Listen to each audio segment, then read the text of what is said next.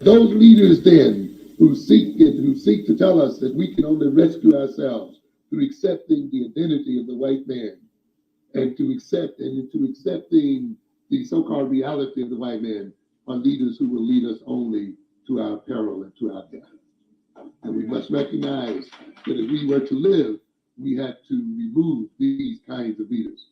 And one of the reasons for the condition that we are in today then is that of a leadership that has not yet decided that it will determine a new reality and develop an Afrocentric reality, one that is suitable to the advancement and development of Black people. We have a leadership that has thrown away and rejected self-knowing to a knowing of the enemy. We have people who have a pride in the fact that they know more about the enemy, about the history of their enemies, than they know about themselves, who have a pride in getting degrees in the history of their enemies and knowing nothing about who and what they are as a people.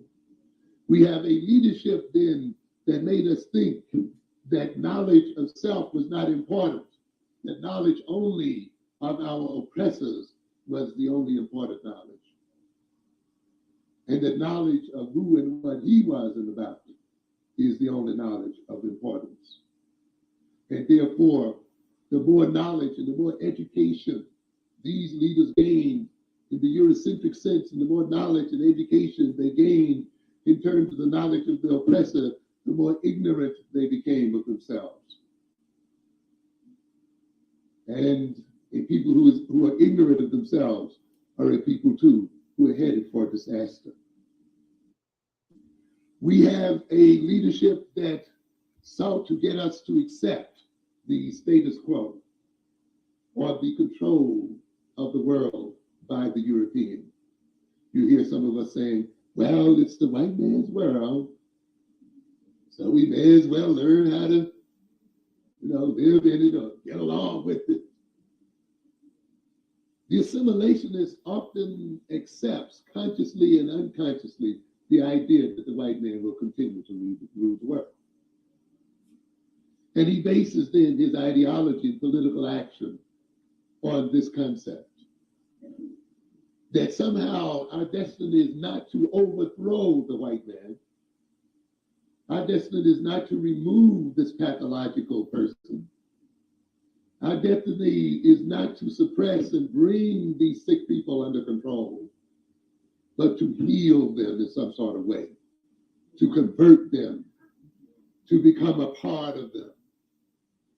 Our destiny is not to see that the very system and the very ideology upon which these oppressors move is one of sickness and insanity, and therefore is in need of replacement by an Afrocentric ideology and a healthy ideology that comes out of our own self-knowing, but a leadership that wants us to accept this sickness as normality and to follow these pathological beings into self-destruction.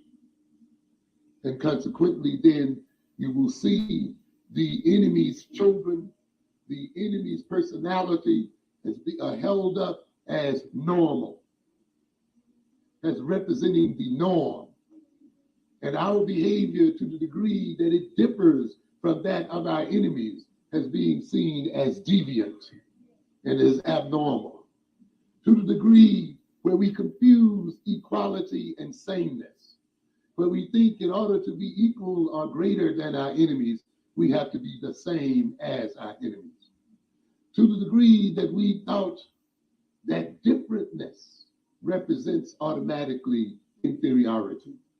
And therefore we become alarmed at anything that says we are somehow different from our enemy. We must recognize, ladies and gentlemen, that racism is a sickness, that the exploitation and the wholesale rape and pillaging of the earth by the European represents a pathology and an illness. And therefore, our destiny is not one of trying to become a member of this gang of thieves, but to end this existence here on this earth, to inhibit its rapacious ways, and to bring this group of people to heal. And yet we've had a leadership that makes us think that our only crime has been that we've been left out on the booty of these thieves. And we get a leadership that cries about how we're only getting a certain percentage of their robbery and a certain percentage of their thievery. You must recognize, ladies and gentlemen, it's not about getting a piece of the stolen gains of these people, but it's to stop their thievery and rape of the world, period, as a whole.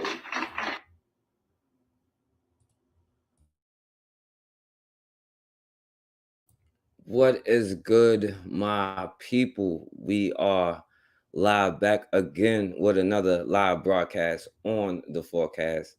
And what's going on? Shouts out to my brother Koku, real black gentleman. Matron is definitely in the building. I already knew Matron was gonna be in the building. My brother Bakari. And I know y'all is probably definitely gonna disagree with me on this one, but maybe it's something, going on with me. So that's why I got an expert like my brother Oni in the building. What's up, my brother?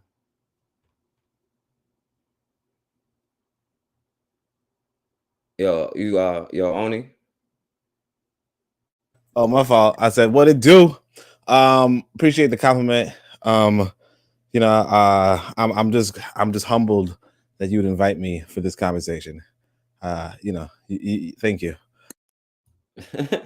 Yo, you don't gotta be like that. I got my channel is blacklisted, so it's only the real ones in the building anyway. But I appreciate you for coming on. And by the way, I'm gonna put your channel in the chat, you know what I'm saying? Everybody know who you are, but introduce yourself while I put your channel in the chat and stuff like that. Oh, peace, fam. I'm a pro-black perspective. I'm actually an author of a couple of books. I think the Pro-Black Compendium, Zubiri, and the Book of Power. But I'm gonna try to publish a children's book, so y'all stay tuned on that. But other than that, as far as the Benevolent Dictator, I think it's coming from this conversation we had on Sunday, where I was studying this sociology paper, and they were like, organization becomes oligarchy, and so it's an interesting idea. So it'd be cool to hear how Forecast fleshes it out. Appreciate it. Okay. Yeah, definitely. Y'all y'all make sure y'all subscribe to Only channel. Like, yo, is definitely great topics. I appreciate all the stuff that you're saying. And I appreciate you for coming on here.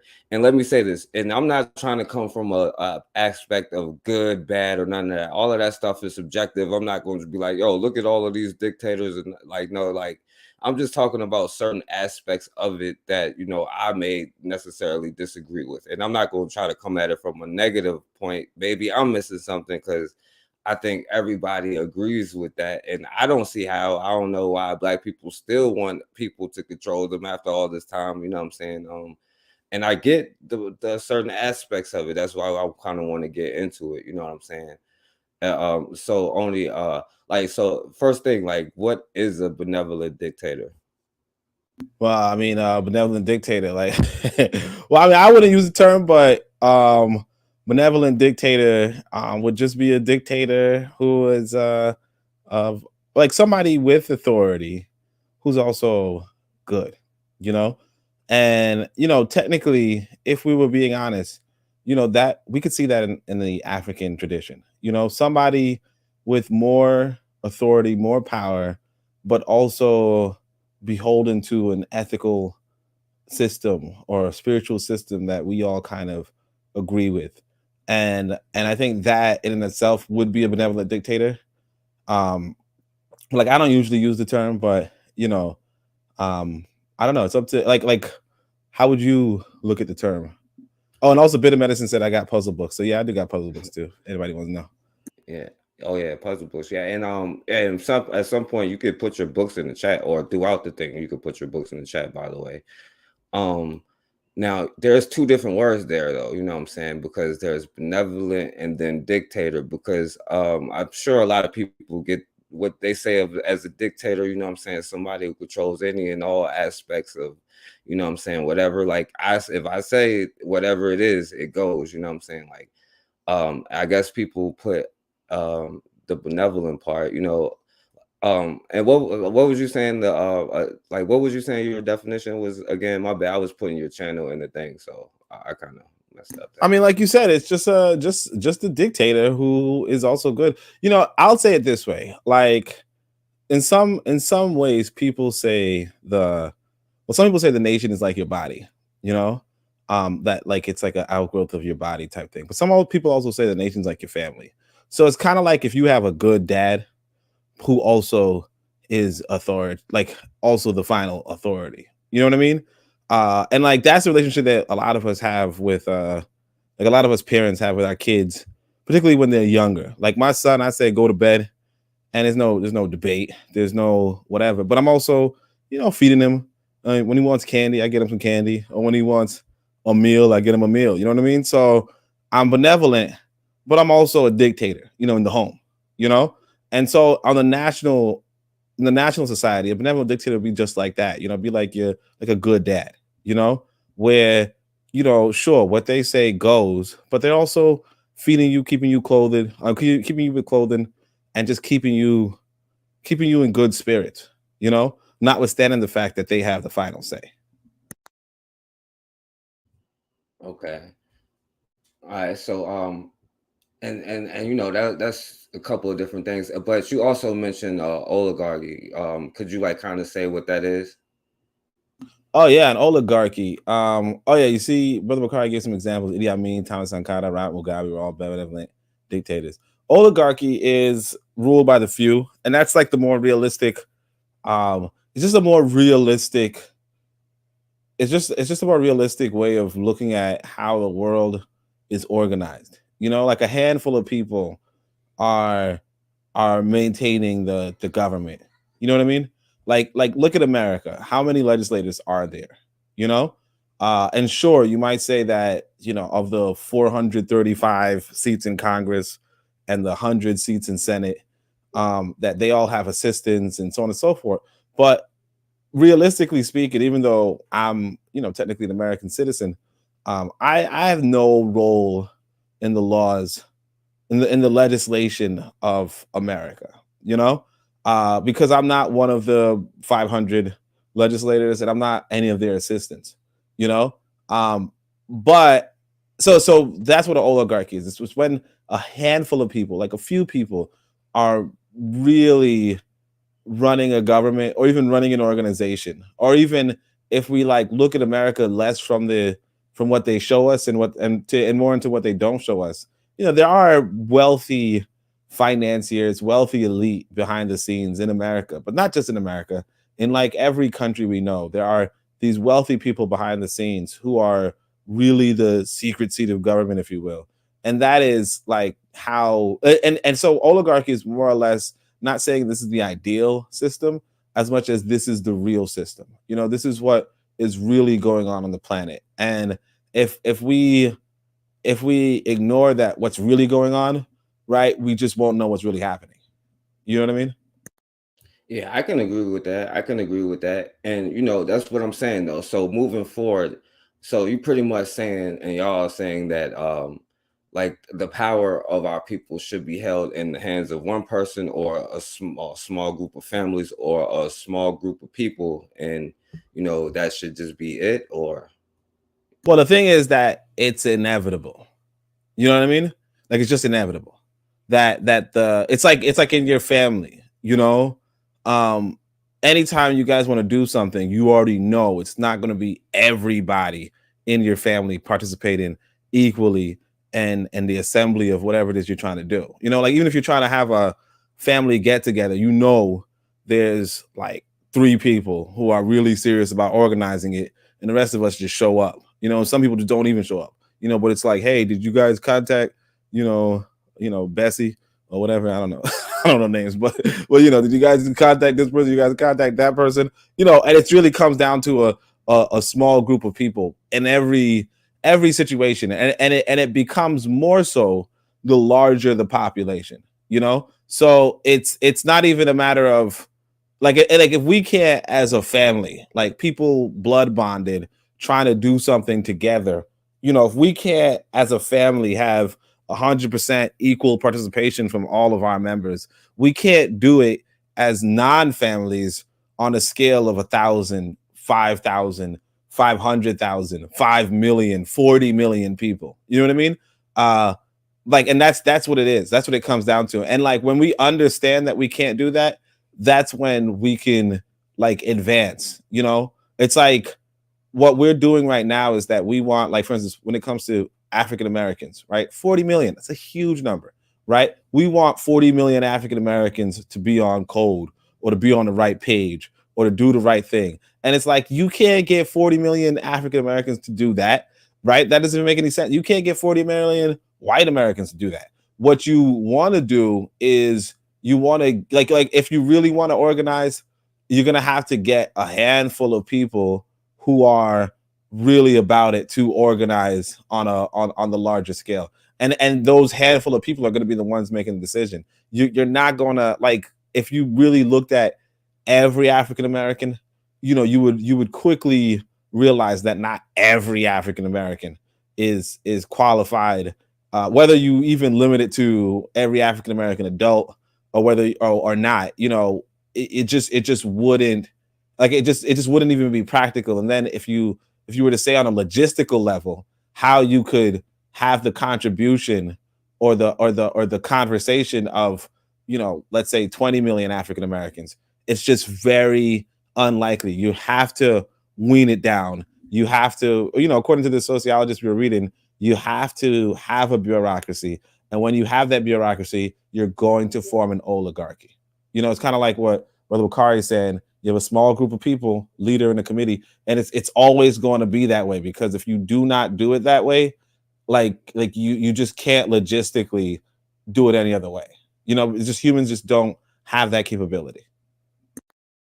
So you pretty much saying, like, no matter what you do, like, you're always just gonna have like the power just in this group of people.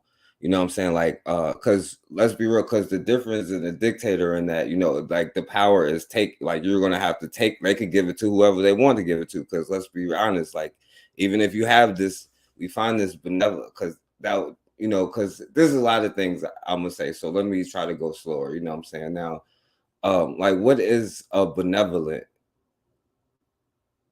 That's what I'm saying. It depends on your ethical system. So, like, I wouldn't use benevolent, but I know that this term is more related to like European history and how they were like they wanted a benevolent dictator. But like for me, I would use like which is like a ancient African spiritual system, but like very few people understand it. But what I could do is that, the concept of the benevolent dictator, if you will, like, the thing about Europeans is that they say that all Europeans philosophy is a footnote to Plato, and so Plato has this idea of a philosopher king. Philosopher king is this idea that you would have a king who is also very wise and very just and very moral. And the understanding that I have is that when you're reading Plato, like, basically, when he's talking about this guy named Socrates, I mean, whether Socrates is real or unreal, who knows? But the real Socrates is executed, right? And he's killed because what he does in Europe or in like Greece is that he's killed for promoting the Egyptian gods. They say his crime is promoting Kind of foreign going gods. against a benevolent dictator, and he got killed for it. No, he went against democracy. He got killed by democracy. Yeah. Okay. So he was promoting benevolent dictator, and then democracy killed him. They voted for his execution. But what happened with him was that he so he was promoting this idea of like the Egyptian way. And so the Egyptians, I believe, they had a system where their leaders went through a rigorous education, a rigorous study of moral philosophy and moral law, and and after their study and after their accomplishments in that, then they were not just the leaders, but like particularly the scribes and so forth, like the leaders' assistants. They went through like 40 years of education, you know, and then afterward they were able to be like that's the kind of like they had that moral code on point. Now in Egypt, ancient Egypt, the people generally speaking had that same moral code, you know, so it's known that every like it's known that Egyptians generally would recite the 42 confessions of Ma'at. um but like yeah, the leadership would go through 40 years of training so that they can be the best and most moral government, you know, on the planet, you know. And it's interesting because generally speaking the literature of the ancient world was such that particularly of this particular African group, I think they were all African people, but generally it's called Ethiopians. They call them the blameless Ethiopians, as to say that like they generally had a world reputation. Like ancient Africans, maybe in this particular region, but ancient Africans generally had a reputation for being just very moral, very good. So I think I don't know where the Europeans got this benevolent dictator idea, but it seems like it might be derivative of older African conversations. And so yeah, benevolent, it depends on your ethical system, but you know, I also agree with what Brother Kari is saying about, you know, just caring about the people, you know, just being a good person, and making good decisions on the benefit of more than like outwardly good for the nation and for the people in general.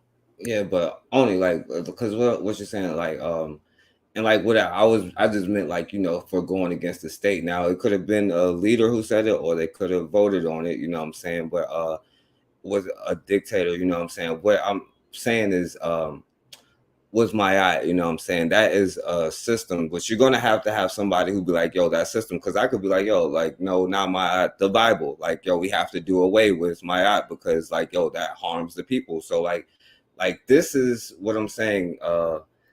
I care about the people, and I know that what have Abrahamic religions, I could say this, you know, what Abrahamic religions have done, and you know what I'm saying, I outlaw the Bible or reverse, you know what I'm saying, you know, that is whatever. So I outlaw, you know, my eye, and you know, we talking about the Bible, you know what I'm saying? So you know, what do you think about that? About whether somebody was like, let's build the Bible. Well, that's what I'm saying. So that's why I mean, like, if we're being realistic, right? That's what I'm saying. It goes down to what's ideal and what's real. You know what I mean? And what's ideal versus what's real is this. You know, you have a revolution, right? After the revolution, I mean, yeah, after the revolution. So a revolution is this, right? You're in a country, and then somebody else takes over the government, right? Now, if somebody else takes over the government, who's going to run the government? You know, it's whoever you know who's going to decide who runs the government after a revolution. You know, and the person who decides who runs the government after a revolution is the revolutionaries. You get what I'm saying? So if the Christians take over a government, right?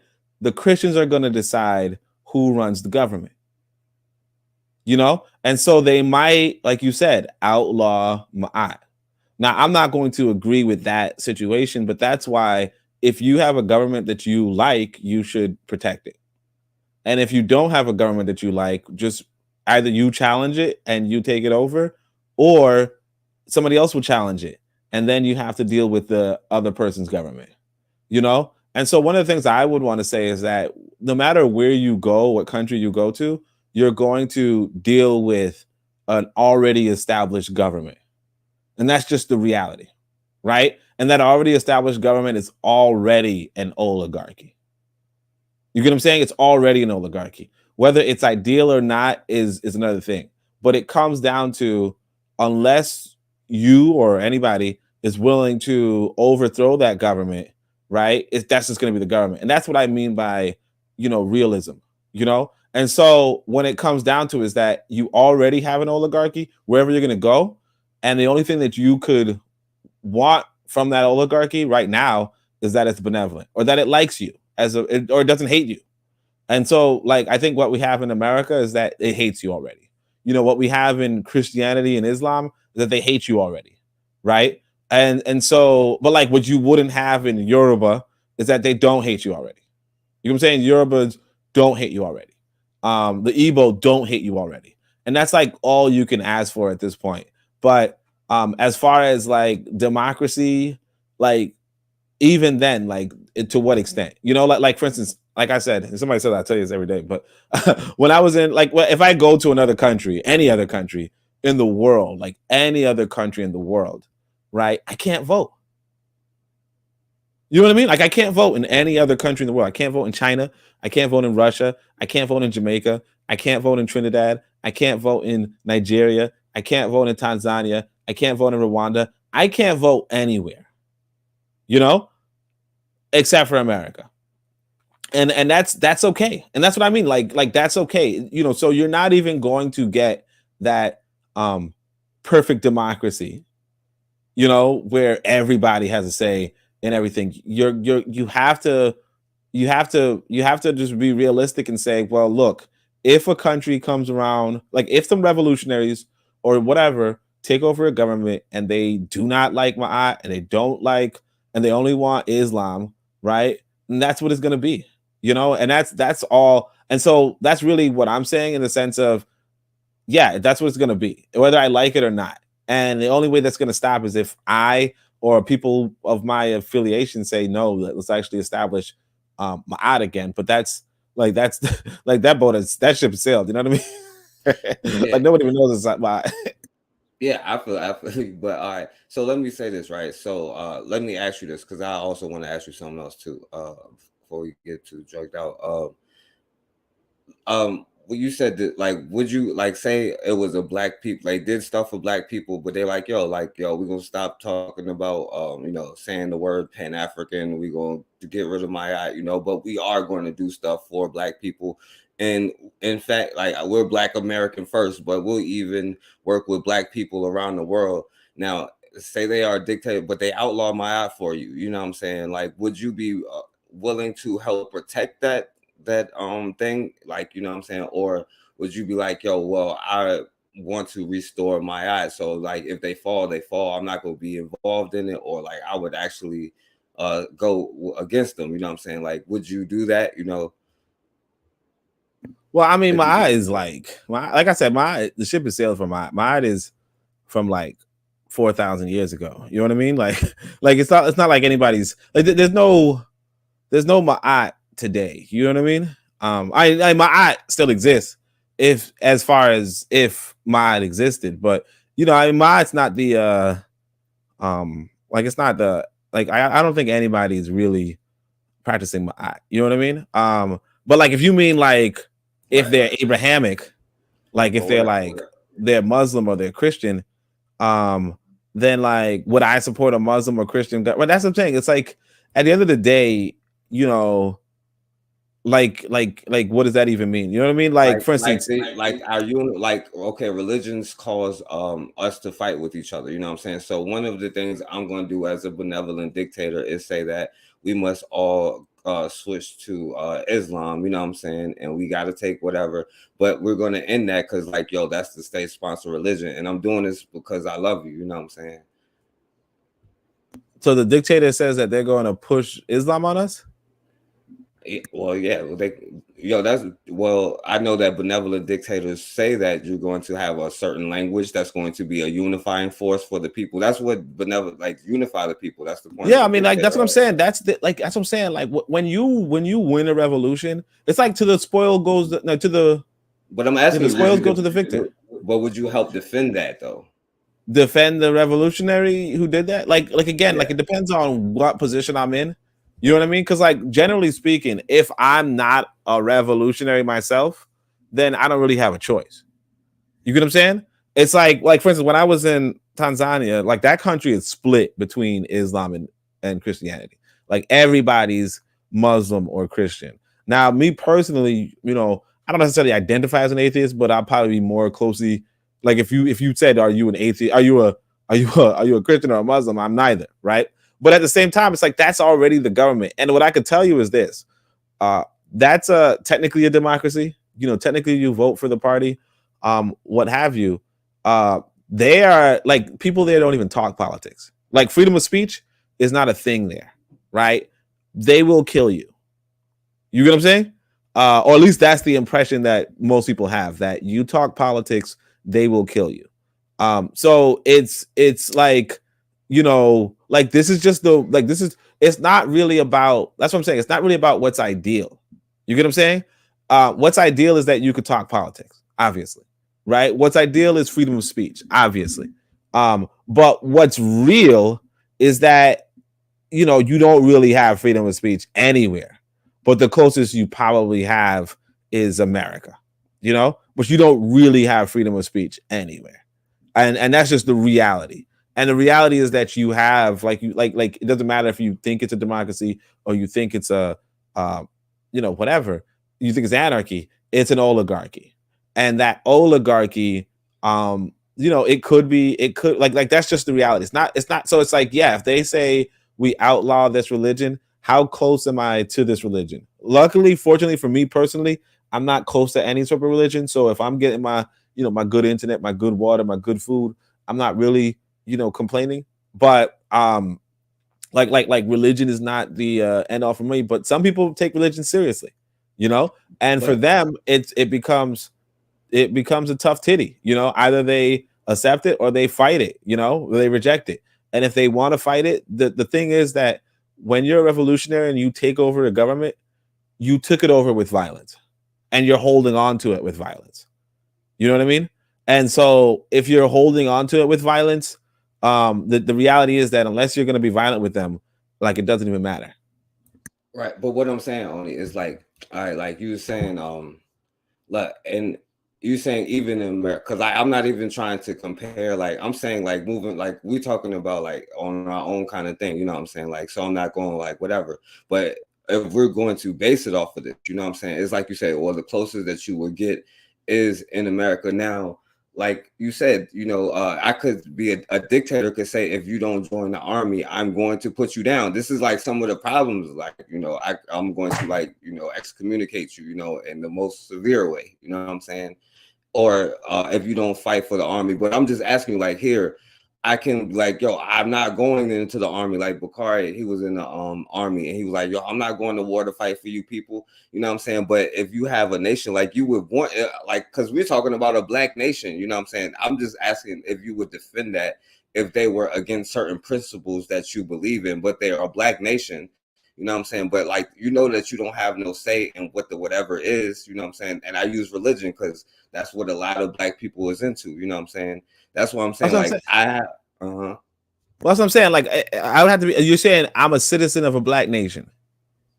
no, I'm saying, right, say the NOI took over America, right? And they're saying like, yo, for the unity of black people, we're going to do away with everything but the NOI, you know what I'm saying? Now you're like, if you don't agree with that, you can take it over and all of that kind of stuff. Like, and I agree with you there, you know what I'm saying?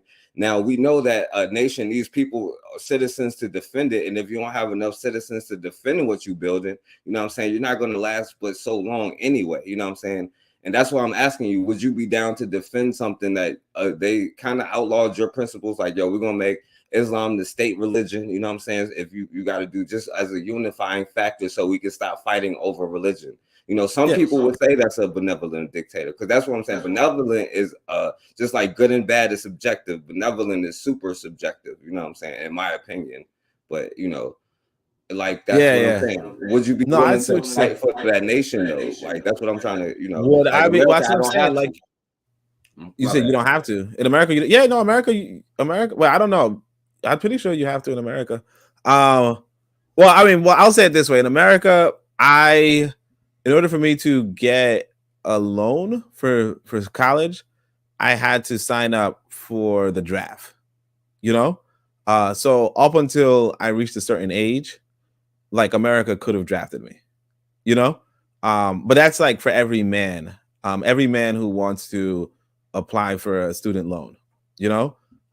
Like that's just what it is. And I think America has a right to draft you, but I don't think after a certain age, like maybe after you reach 30, is no longer going to draft you.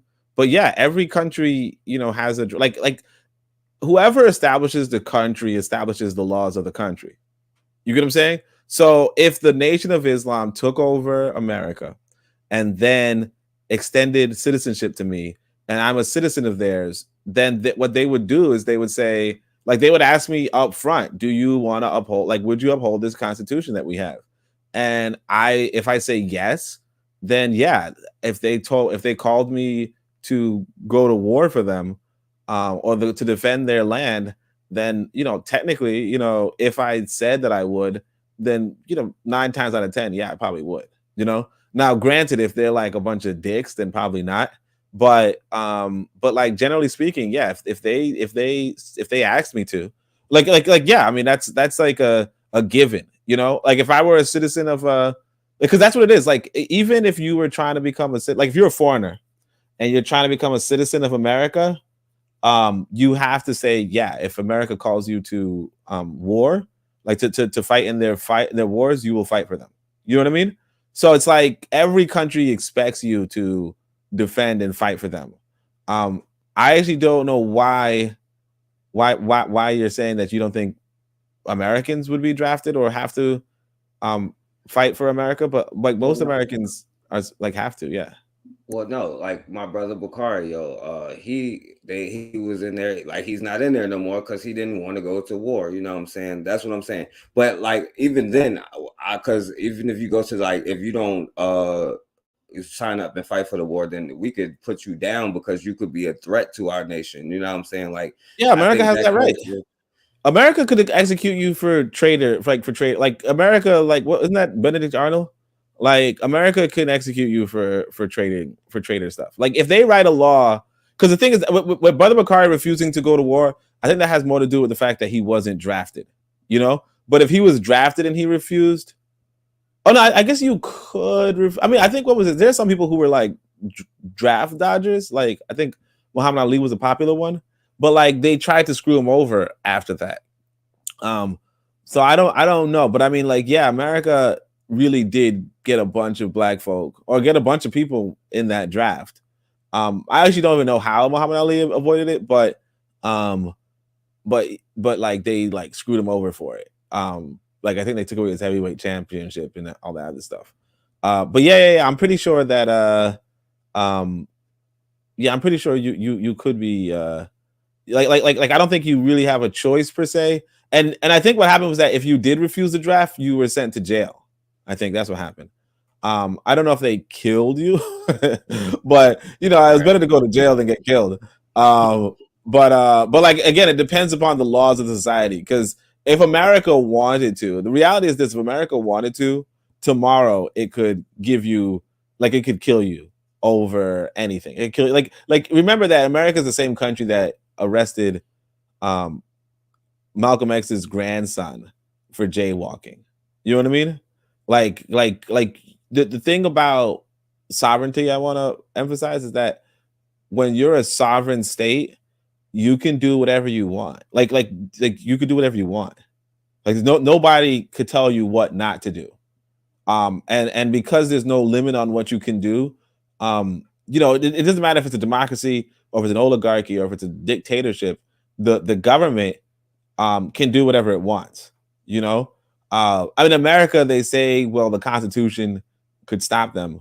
But like, yeah, that's about it, though. You know what I mean? All right, so yeah, like, and look, I wasn't trying to use like America as like a reference for like what we're talking about, but my point is like even you saying like all of these things is because of this place is being an oligarchy. You know what I'm saying? Because the power is contained in the few. They get the whatever to fight for them, and you see what they do to you in the meantime. And if you don't whatever sign up for whatever, and that's in the most what you would call like, well, I wouldn't call it like, because I don't even want to use their terms, you know what I'm saying? But I guess you got to use it for people to understand what you're saying, but like and let me ask you this, right?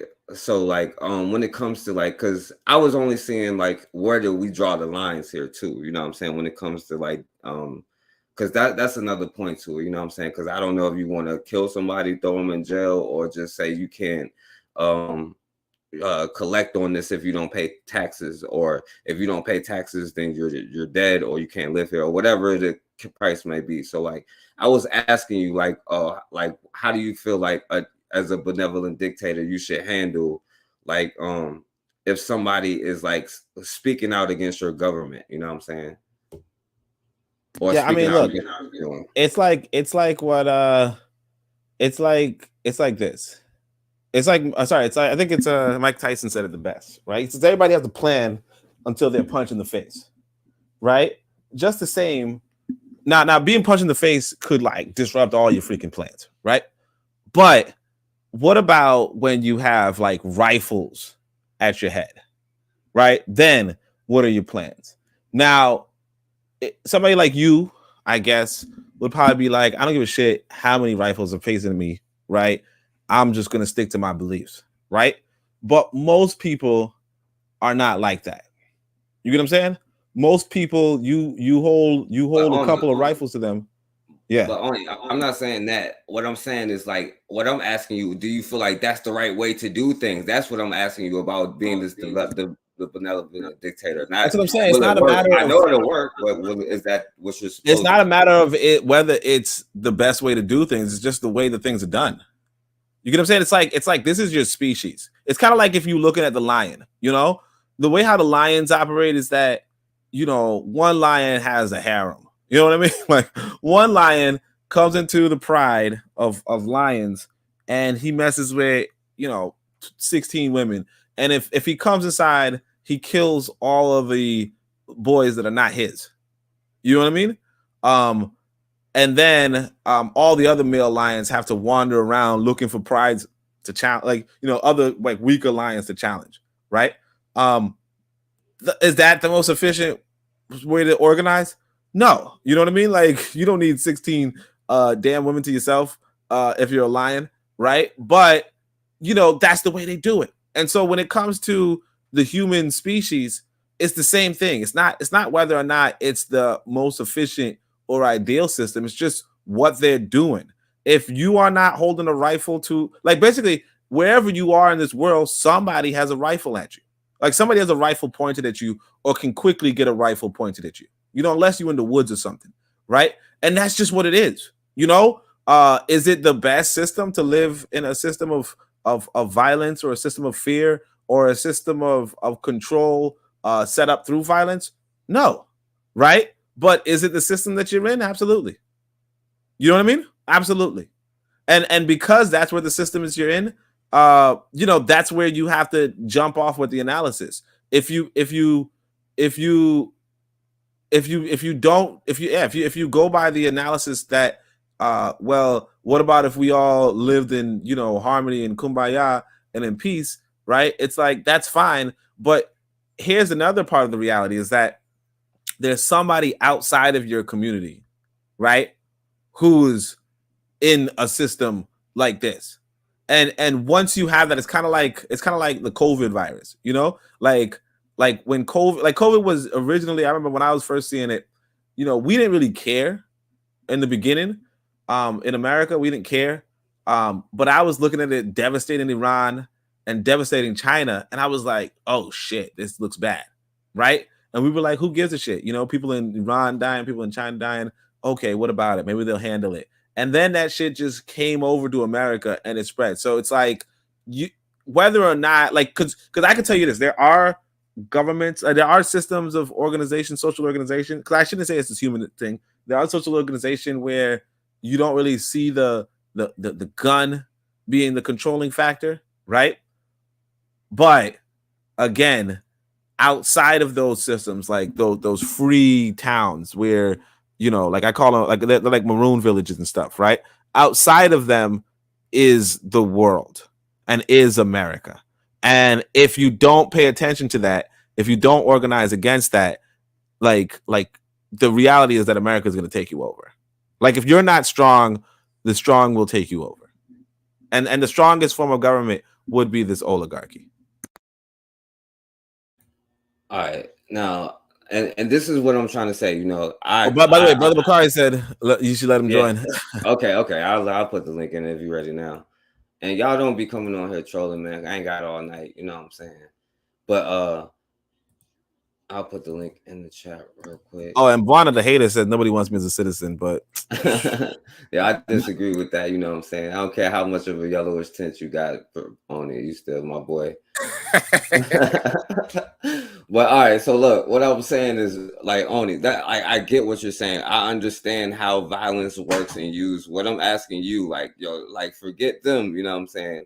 I'm asking you, as you are being the benevolent dictator, or whoever you nominate to be that, you know what I'm saying, one of the characteristics, like where do we draw the line? You know what I'm saying? Like that's why I want to ask you this question. Like while I'm asking you about say I'd be like, yo, yeah, I disagree that Oni's vaccine to get rid of the coon virus that we got in our community, you know what I'm saying? While it's untested, you don't know if it's gonna make you like an Asian you know what I'm saying, coon or whatever, you know what I'm saying? He didn't do his thorough whatever, and he shouldn't force it on people until, you know what I'm saying, at least you get it right. Now, should you be able to shut me up, like kill me, like, or I should be able to say that, you know what I'm saying? I mean, look, I mean, that's what I'm saying. Like, I mean, I like the challenge to the mandate. I'm not really against it. That's what I'm saying. It really comes down to who's in charge. Like, the reality of the world is that it always comes down to who's in charge and their personality. And you might be like, you might not agree with it, but people have to protect themselves too. You get what I'm saying? Like if you are a threat to somebody, right? They're probably going to kill you. Or even like they're probably going to kill you. If you're a real threat to somebody, they're probably going to kill you. It's kind of like if you're on Twitter and you start talking shit to somebody who's famous. Like if I go to Keke Palmer's profile and start saying Keke Palmer, blah blah blah blah blah. You're this, that, so on and forth, right? And then she blocks me. I can't just go around and be like, why she blocked me? That's not the best solution to that kind of thing. It's like if that's what she wants to do, that's what she wants to do. Now, when it comes to like remember these revolutionaries, right? They are killers. Okay? So when you go to a killer and you just start making trouble for them and they decide to kill you, it's kind of like, well, what do you think they were going to do? You know what I mean? Like they're either going to put you in prison or they're going to kill you or they're going to try to ignore you. But if you make it so that they cannot ignore you, right? What do you want them to do? Or they bring you to the table and you have a conversation and they try to explain everything nicely and softly, and you're like, well, fuck you. I'm still gonna piss. Still gonna do this. I'm gonna start fires. I'm gonna burn the warehouse. I'm gonna do this shit until you listen to what I'm saying, right? Until you change your course of action. Then yeah, I mean, if you force somebody else's hand, what do you want them to do? It's kind of like this. I'll give you an example, right? I'll tell you on my Discord. This brother, I don't know what's wrong with this guy, right? Guy comes out of nowhere. So I have this Discord, by the way, fam. And so this guy comes out of nowhere and he's like, and I'm ashamed to even say that he did this, but he's like, he's like, man, I know how, the South Africans were developing something to genocide black folk. I would do that, And I'm just like, what the fuck is wrong with this guy? Like, why would a person say that, right? A black person. And he starts saying, well, he's bipolar and therefore that's why he said it. And he was just joking. And we're all just kind of like, don't joke like that. And like me, first thing I want to do realistically, I didn't say this, but like I just want to just kick him out of the fucking group. Just kick him out of the fucking group, right? But I don't because, whatever. But it's like, that's what it is. Like, because I'm telling this guy, I'm kind of low-key pleading with this guy. Because it actually happened with me before. This other guy was in my group, and he was just saying a bunch of fuck shit. And then I had to block him. I had to kick him out. And it's like, when you force somebody's hand with being a nuisance, with being annoying, they have to exercise what powers they have. And it's like if somebody asks you to stop doing your fuck shit, right? And you say, I'm going to do whatever I want. What are you going to do to me? Like, yeah, they're probably going to kill you. You know what I mean? If I go to a gangbangers area and I'm just like, man, you guys need to stop selling drugs. You're bad and blah, blah, blah. You need to stop selling drugs and all that stuff. Now, the right thing for him to do is to stop selling drugs. Sure. But chances are he's just going to fucking pop me. And it's like, do I think it's a good thing if this guy pops me for saying the right thing? No, I don't. But, I don't personally think that. But at the same time, I recognize that if you that for anybody, if you are annoying, they're going to do what they can to stop you from being annoying. And if they are a killer or if they're above the law, then for sure, they're probably going to kill you. And it's like, is it a good thing? Is it a bad thing? And the reality is this, like you said, if I were in a situation where I was a killer and there was somebody who's just causing trouble to the point where it can threaten like the whole nation, right? You can't just put one person's life above the whole nation. You know what I mean?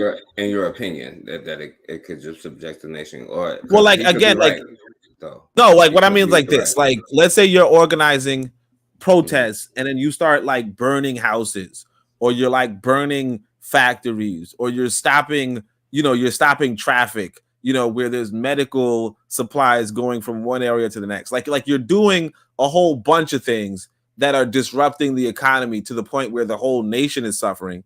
Because like if you're doing a protest, you're really trying to disrupt the economy, right? So if you're disrupting the economy in such a large degree that it's really going to impact people's lives, right? Then yeah, somebody has to like pull the trigger. I don't mean on you, because I wouldn't do that on you, right? Forecast. But what I mean is that just generally, you can't do that. You can't be biased if you're a dictator. You got to be on me too. So. Well, I'm just saying that for the record. I don't want you to get me first. You know what I'm saying? He's like, this motherfucker said he's gonna kill me. I'm gonna turn around and no. But you get what I'm saying? Like, and then, I mean, by the way, a dictator can be biased, by the way. But anyway, but what I mean is this: that that's one of the many problems. I know that. Yeah, well, I mean, I don't know if it's a problem. Look, being biased is good, man. But anyway, but like what I'm saying is this: bias against you. You know what I'm saying? Imagine that the brother last time had his joint, and then what he said about people with Jamaican descent. That motherfucker. Well, that's what I'm saying though. Like he exactly. Well, that's what I'm saying. If he runs a revolution, like for instance, you said Nation of Islam. If he's a high official in the Nation of Islam, and they get around to gunning down Jamaicans, like that's their right.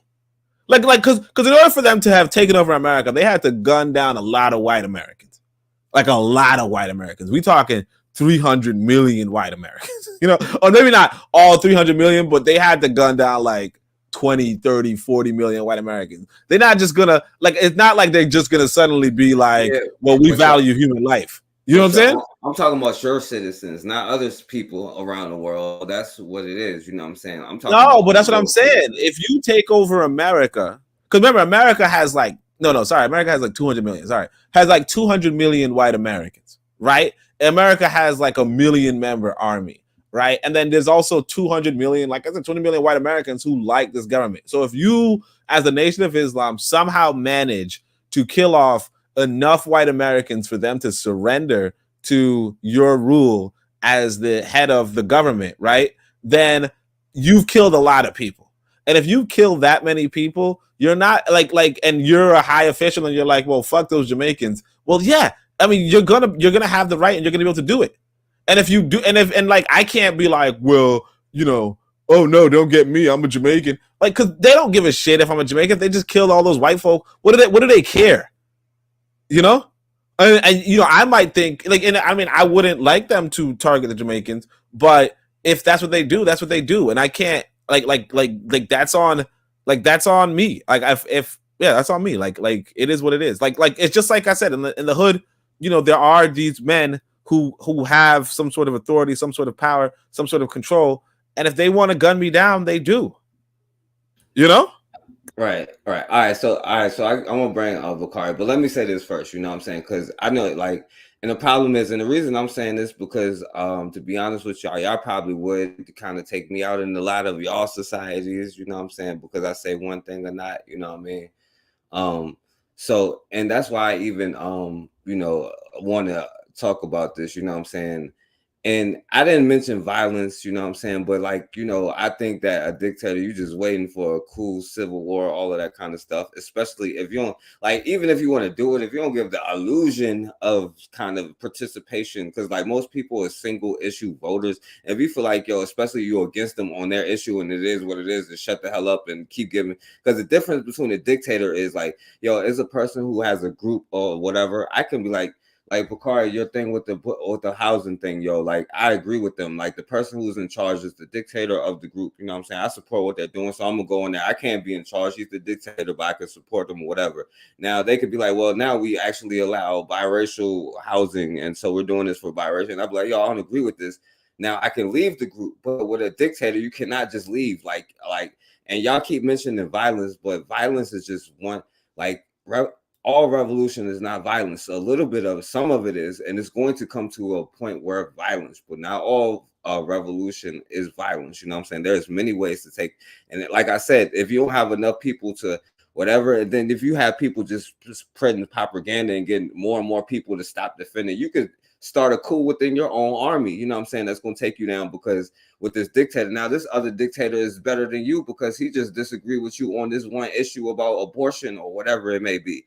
You know what I'm saying? Like it leads to, like, especially if people feel like their voice is not getting heard and you taking my tax money, because like you said, they don't care about most issues, but most people is a single issue voter. And if you don't feel like they hearing your word or what they saying about that issue, or if you ain't whatever, and it is what it is, like it's gonna be hard to get people to willingly defend you, not betray you, not get the traitors, and lead the coups and stuff. And I think that a lot of African nations, probably like 40 something right now, need coups, except for a few. You know what I'm saying? In America, our leadership need coups right now. You know what I'm saying? Because, and this is a different kind of thing, but and it goes with like a whole thing about socialism and that's the whole economic thing, because it's how the people control how every aspect of life. You know what I'm saying? Like, but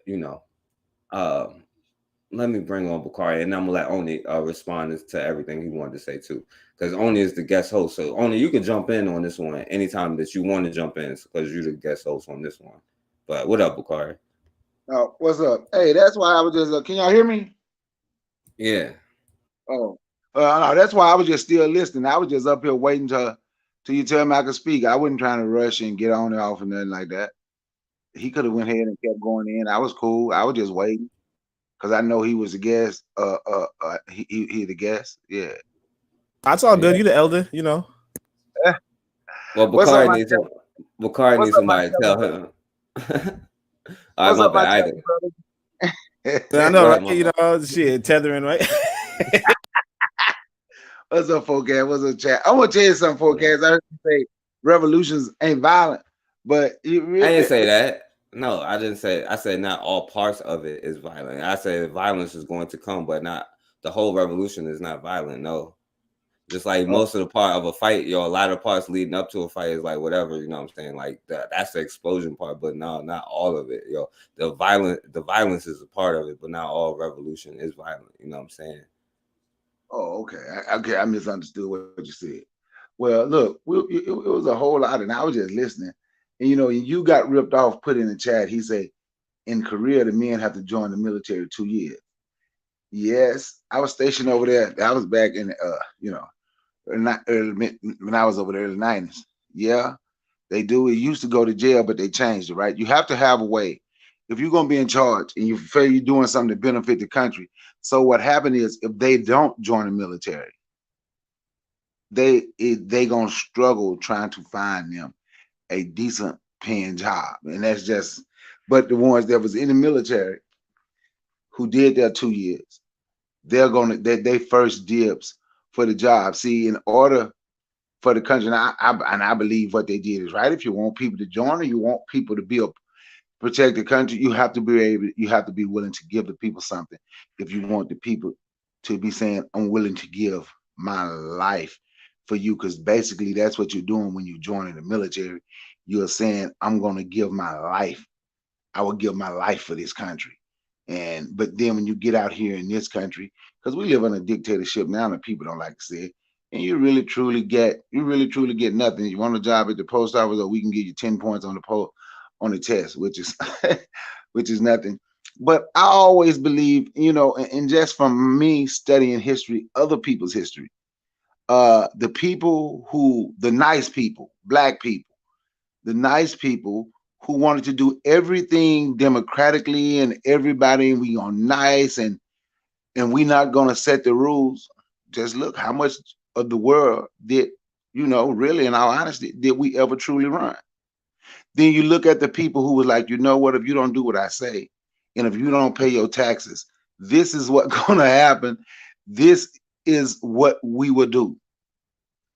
And the people who had violence and wasn't afraid to enact violence, right? They were able to control and able to do more. You only have to do it to a few people.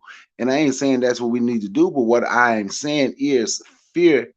Fear is fear is fear is something awful, man. Why do you think black people stay still? Why do you think black people scared to move? Like if you mention armed revolution in this country, watch how many black people is just get in the room. Watch how many of our people is going to go against armed revolution. Just right off the bat, we going to get slaughtered. This going to happen because we remember what happened. Even when we talk about the things that black people did in this country, even whenever they mention Black Wall Street and the greatness of Black Wall Street, and when you hear people talk about it, they always say, yeah, when we built it.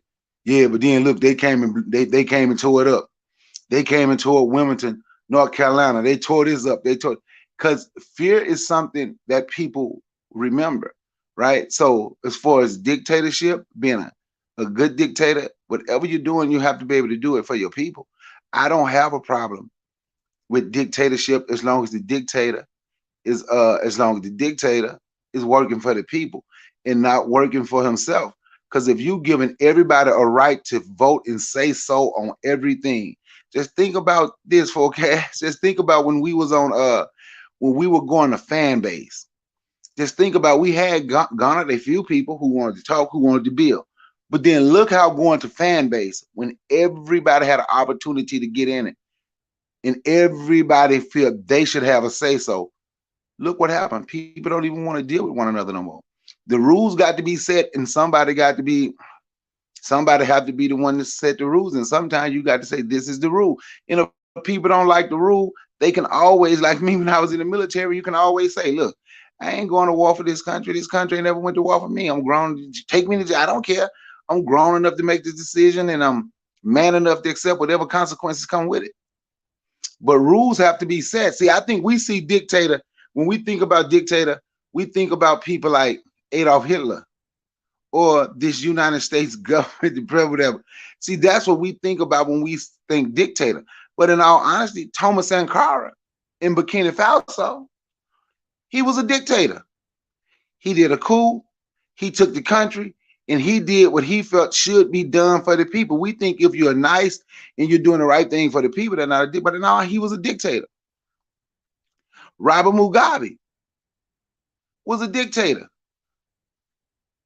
Idi Amin, he was a dictator. And I know people really don't like Idi because, but I respect Idi. Not saying he was perfect, but what I'm saying is those people were dictators.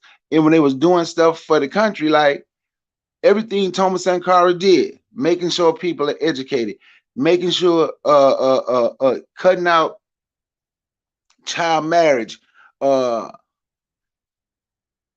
medical, everything that he did for the country, and he took it with a coup. He went in and he fought and took it. He made a mistake by not surrounding himself, so it won't be taken from him. Robert Mugabe, yeah, when he started, he did some bad things. But when you look at what he did at one time with him being his dictator, Zimbabwe had the 10th fastest growing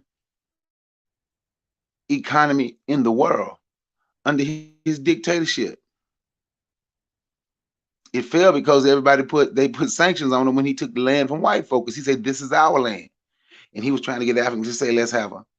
And when Idi Amin took all this stuff from them foreigners and kicked them out the country and started giving it to the black people of the country, even black people from other places, even brought Khalid Muhammad to Uganda and taught him about guerrilla warfare. And that's who was helping arm him, was Idi Amin. So sometimes a dictatorship, we see the bad side, but if you look at the whole thing of what dictators do, being a dictator is not necessarily bad. That's just my take on it. Dictatorship. Dictatorship don't truly bother me if the dictator is doing the right thing for his people. Ain't no such thing as F. Bakari or the dictator. But anyway, like we're gonna be enslaved for 1,000,000 years, y'all. But I'll let Goni go before I say what I want to say. I'm just messing with you, Bakari. Oh wait, no, I mean, yeah, I agree with what Bakari was saying in the sense that we have this negative connotation about dictatorship, but dictatorship just means that you're going to have a ruler, and that ruler is going to have going to have that authority. But the thing is that, like I said, you already live in these sort of societies, and there's no logistical way for you not to live in these societies. They're the smallest nations in the world. I mean, you don't live in them. Like you just don't live in them. So like for instance, I guess the three of us here live in America, which is like 250 million or 300 million people. You know what I mean? 50 million of them are Latinos, 40 million of them are African, 200 million of them are white. I don't know how many millions, 3 million, 10 million are Asian, whatever, right? That's the country that you live in. How you could possibly have that many human beings and not be in a dictatorship, it doesn't even make sense. Most of us do not, like, we've been here for all of us, whatever, however, how many years, how many decades, well, except for maybe Bakari, but most of us haven't had a role in the government, especially not the federal government, maybe the local government, maybe the state government. But so far, we've only voted in so many elections, if we voted at all. And but this country's been governing before us and will continue to govern after us, assuming it's not overtaken. But that said, that's the reality. So you already exist in a society that doesn't involve you in the day-to-day governmental processes.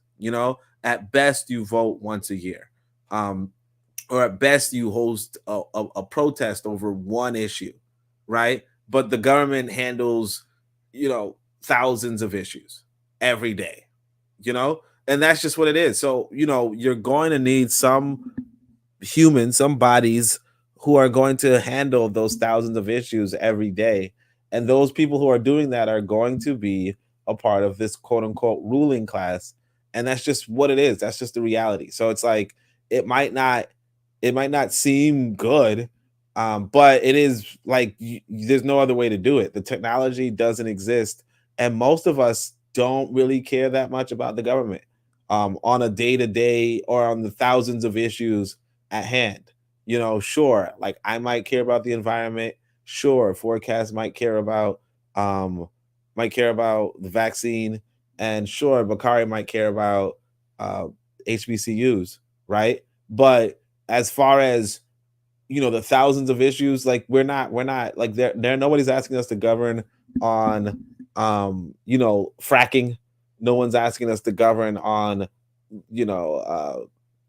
I don't know, animal rights. You know what I mean? Like, how many pets a person can have. Nobody's asking us to govern on these stuff. Cybersecurity, all that stuff. But somebody has to. And so when somebody is and has to, and it's coordinated and it's centralized and it's bureaucratized and all that kind of stuff, you automatically form this oligarchy. You automatically form this quote unquote dictatorship. And when you do that, like it's just, you just can't do it otherwise. It's just impractical to think that we could do it otherwise. All right, so look, I'm trying to okay, this whole conversation, right? I was like, I'm not gonna even bring up bad. I'm only talking about benevolent dictators. You know what I'm saying? And I know, and I'm only talking about with us. You know what I'm saying? Governing ourselves. And y'all keep bringing up America and then the violence and stuff that's associated with it, number one, and how much that is, they keep getting it from violent. Like, how do you think it's going to whatever? And by the way, I didn't even ask how long that they last and the functions. Like, that's why I just try to ask y'all simple stuff, like where y'all trying to draw the line, and y'all going kind of all around the question, you know what I'm saying? And the difference is between that, you know what I'm saying? And a dictator, you're not picking who is representing, because there are people who have issues about, because there are some people who have that as jobs, you know what I'm saying?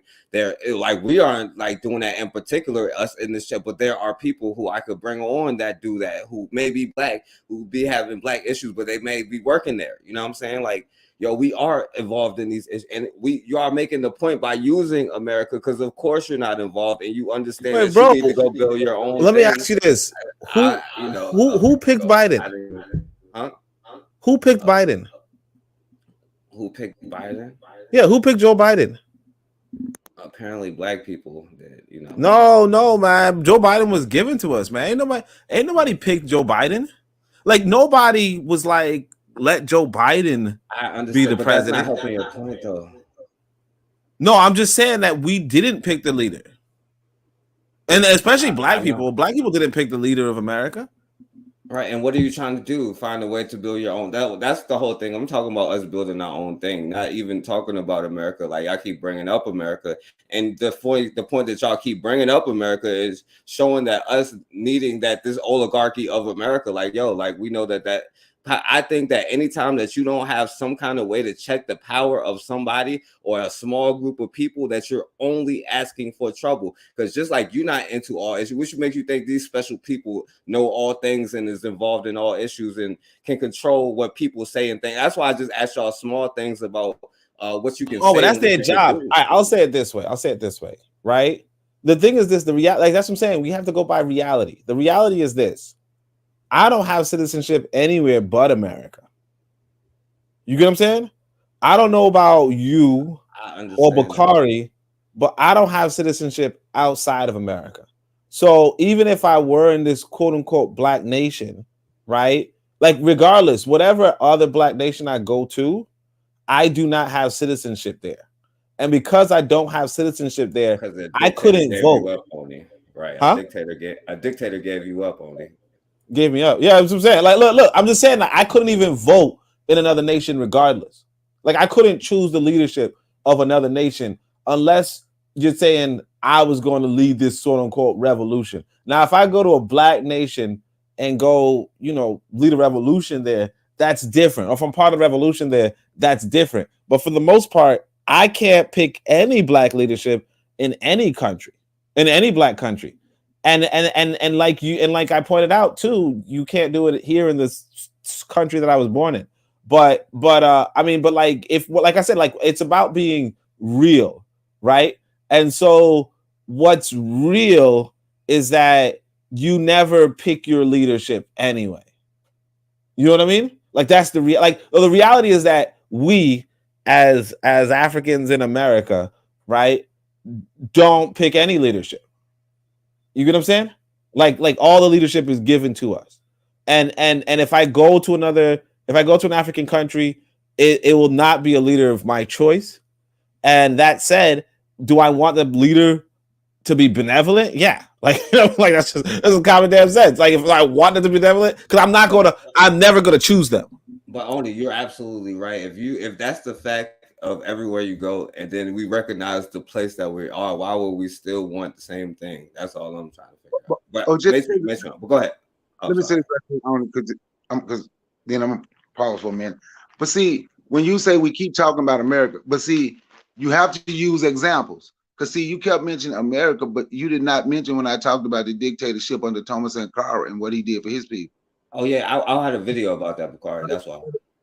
Or the dictatorship of Robert Mugabe, what he was doing for his people.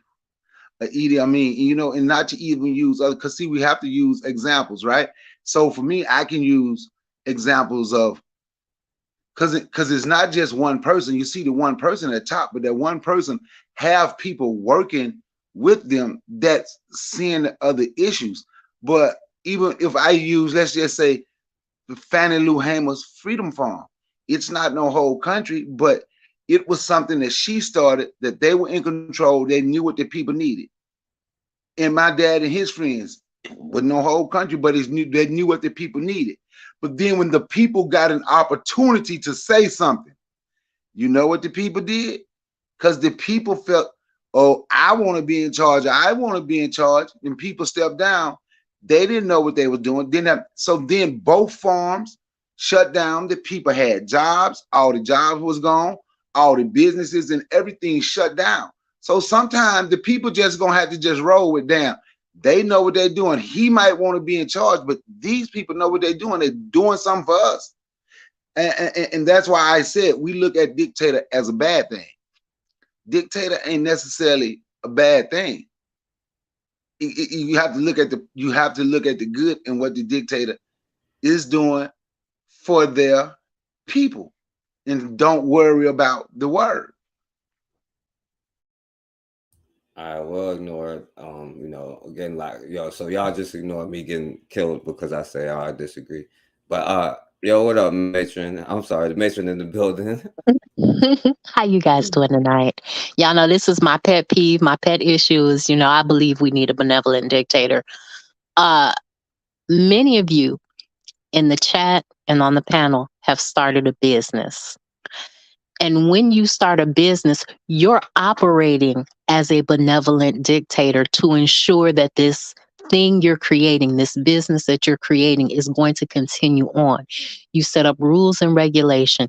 You bring in board members, you bring in committees, you decide and dictate the terms. You say what's going to be the best overall operating procedures, the mission, the vision, the purpose, all of that. And when even though, as Brother Bakari said, this is, the Freedom Farms were not a nation. And even though your business is not a nation, you set it up and you go through all the same steps on a microscopic level. And so if you think about it that way, then you can wrap your mind around the fact that a benevolent dictator is the person with the plan. And you can write and bake into your plan checks on power, but you also have to put people in a place, in a position where they are educated enough to take over the reins of power and control. And as a benevolent dictator, you have the ability to set the curriculum so that they do that. You have the ability to organize committees and groups and commissions and boards so that these things are done. It's not about you having ultimate power vested in a person. It's not about having all this trust vested necessarily in a person, but it's like, this is how it should go. And it should be a benevolent situation. And I 100% agree with Oni. There is nowhere on this planet right now where you are not living in a dictatorship. You have the illusion of freedom, like you have the illusion of inclusion. That's all I have to say. I wanted to make that point and tell you to think about it like a business plan instead of like just a flat out dictatorship. Because if you think about it like organizing a business or starting something from nothing, where you have a blank sheet of paper and you can write in all the rules and regulations, then you can have a better framework for what it is I think we're talking about. No, yeah, yo, and respect to the matron. Shouts out to the matron is in the building. But this is what I'm saying. I don't get how y'all don't get what I'm saying. Like, you're all right. There is the illusion of like whatever. And then I look around and I see where we are in that situation, talking about how we need to build things in our own. That's the only reason I brought up the America thing, talking about your own frame of reference like last time. You know what I'm saying? I'm just saying, I'm just trying to get a feel for like where we going to draw the line here. Because like y'all talk about business, right? And the difference between businesses, right? I mentioned the thing earlier, you know what I'm saying, with business. I can quit the job, you know what I'm saying? Oh, I could come to a organization where they're building houses for Black people and stuff like this, you know what I'm saying? Or they're doing something for Black people. And then I'm like, yo, I come into this thing, I support this. I don't have no say. I'm just a supporter. That they have a complete dictatorship. Now they start saying like, well, we also going to include, you know what I'm saying, mixed couples and biracial, whatever. And I don't support that. So now I can leave. They can still do that. That's fine. I can still leave that. But the difference with a dictator is like, you're still taking my damn tax money. Now I'm going to have a problem with that. And I know y'all keep saying like, they're violent, this, violent, that. Well, guess what? There's a reason why all of these things end in, violence. And I didn't try to, and I'm talking about the good cases. I'm trying to focus on the good cases. I want to talk about Tom. Go ahead, Mason. Go ahead. I just want to say, you talk about they still taking your money. They take your money in America each and every day, and you don't have no say so over where those funds are going. Are you on board with all this money going over to these Ukrainians? Are you on board with all of this LGBTQ plus stuff being funded? Are you on board with any of the initiatives and programs that this government supports? But they literally take your taxes to do that. I agree. And don't we want the destruction and the end of that? So why would you want the destruction and the end of your own doing the same thing? That's my point. I think that the difference is that in this construct, in the American construct, because I have not lived long term any other place but America. In the American construct, you have the opportunity to build something like a freedom farm and to gather support in your local community. In the American construct, you have the ability to start a business and dictate the terms and your operating conditions. In the American construct, you have the ability to say, you know what, I'm going to set my business up in such a way that it's a not for profit, that it's going to feed back into this community, that everything's going to be a line item. And they talk about other people groups doing this all the time, but we need to start accessing and utilizing some of those tools. And it takes time and thought and consideration. And I don't think any one person can think it through and do it all by themselves. But you work a job until you can pay somebody that knows enough so that you can move on to the next step and have these benefits, because that's the construct that I'm working with right now. Because if I go somewhere else, I might be able to start up a business, but I don't have any protection and I'm not able to vote in those systems. So I have to hold on to this thing called my American citizenship until I'm in a place where I have socially and sexually integrated into the power structure of a Black nation. Yeah, and let me say this, because I agree with y'all on that. You know what I'm saying? We talk, and you know, that's what I'm saying. I agree with y'all about all of that, you know what I'm saying, and how it takes place. That's why I said, like, yo, even here, not all revolution, because if like we follow some of Bakari's plans or Matron's plans, which aren't violent, they don't talk about violence, but they have revolutionary plans. Now all of it is violence and revolutionary. And that's what I'm trying to say about this dictator. Because even America, even though it's an illusion and it's an oligarchy, and that we still know that comes to corruption, we got to come to an end. But they still have to, they realize that they even have to give the illusion of this, like, quote unquote democracy, which we know that is not true. We know that, you know what I'm saying? We all know that, but they have to even give their own people this illusion, because of not, they're going to rise up, you know what I'm saying, against the thing, because that's just what people, because like it's easy to get to the people with one issue votes, which was the 85%ers, and to rise up just using simple propaganda. And that's what I'm saying, like are we going to be like not give them the ability to be able to say something against your whatever? Because if this business starts doing something I don't agree with, I cannot support it no longer. I don't have the right to be like, I'm gonna change. I can with violence, but why would I do that? You know what I'm saying? But I'm just not going to support them. But once they start making me do that, now I'm going to rebel against that and say, yo, I'm gonna find a way to not do that. Even if they got me right now, later I'm gonna set them up, but find a way to get around that. You know what I'm saying? Even if it take me 1,000 years, you know what I'm saying? But that's all I'm saying. You know what I mean? Right? Let me, like, I think the issue with Ukraine is like really important. It's like, what are you gonna do about Ukraine? Like, what do you do about America taking your tax money, right, and sending it over to another country, giving them healthcare, giving them free transportation, giving them education, giving them scholarships, giving them on your dime, right? Giving them, cheaper gas, cheaper this, so on and so forth. What are you going to do about that, right? And if you recognize that you don't do anything about that, then what's the issue if you're in another government, if you're in a Black government, and that Black government's like, hey, we're going to send money to Nigeria, right? What's the issue? I mean, the reality is that you, like I said, like you're already in systems, like you're going to be in a system where you don't have, well, I mean, it's not necessarily the case that you won't have a say in the government of a Black nation, but you're already in a government where you don't have a say, or you're already in a country where you don't have a say in the government, right? And you're already paying taxes, and you're already so on and so forth. So, like, what exactly is the issue, You know, if you have a problem with no taxation without representation, if you will, but you're not necessarily, but you haven't overthrown the American government, you know, after how many decades, right? Then like what is the issue?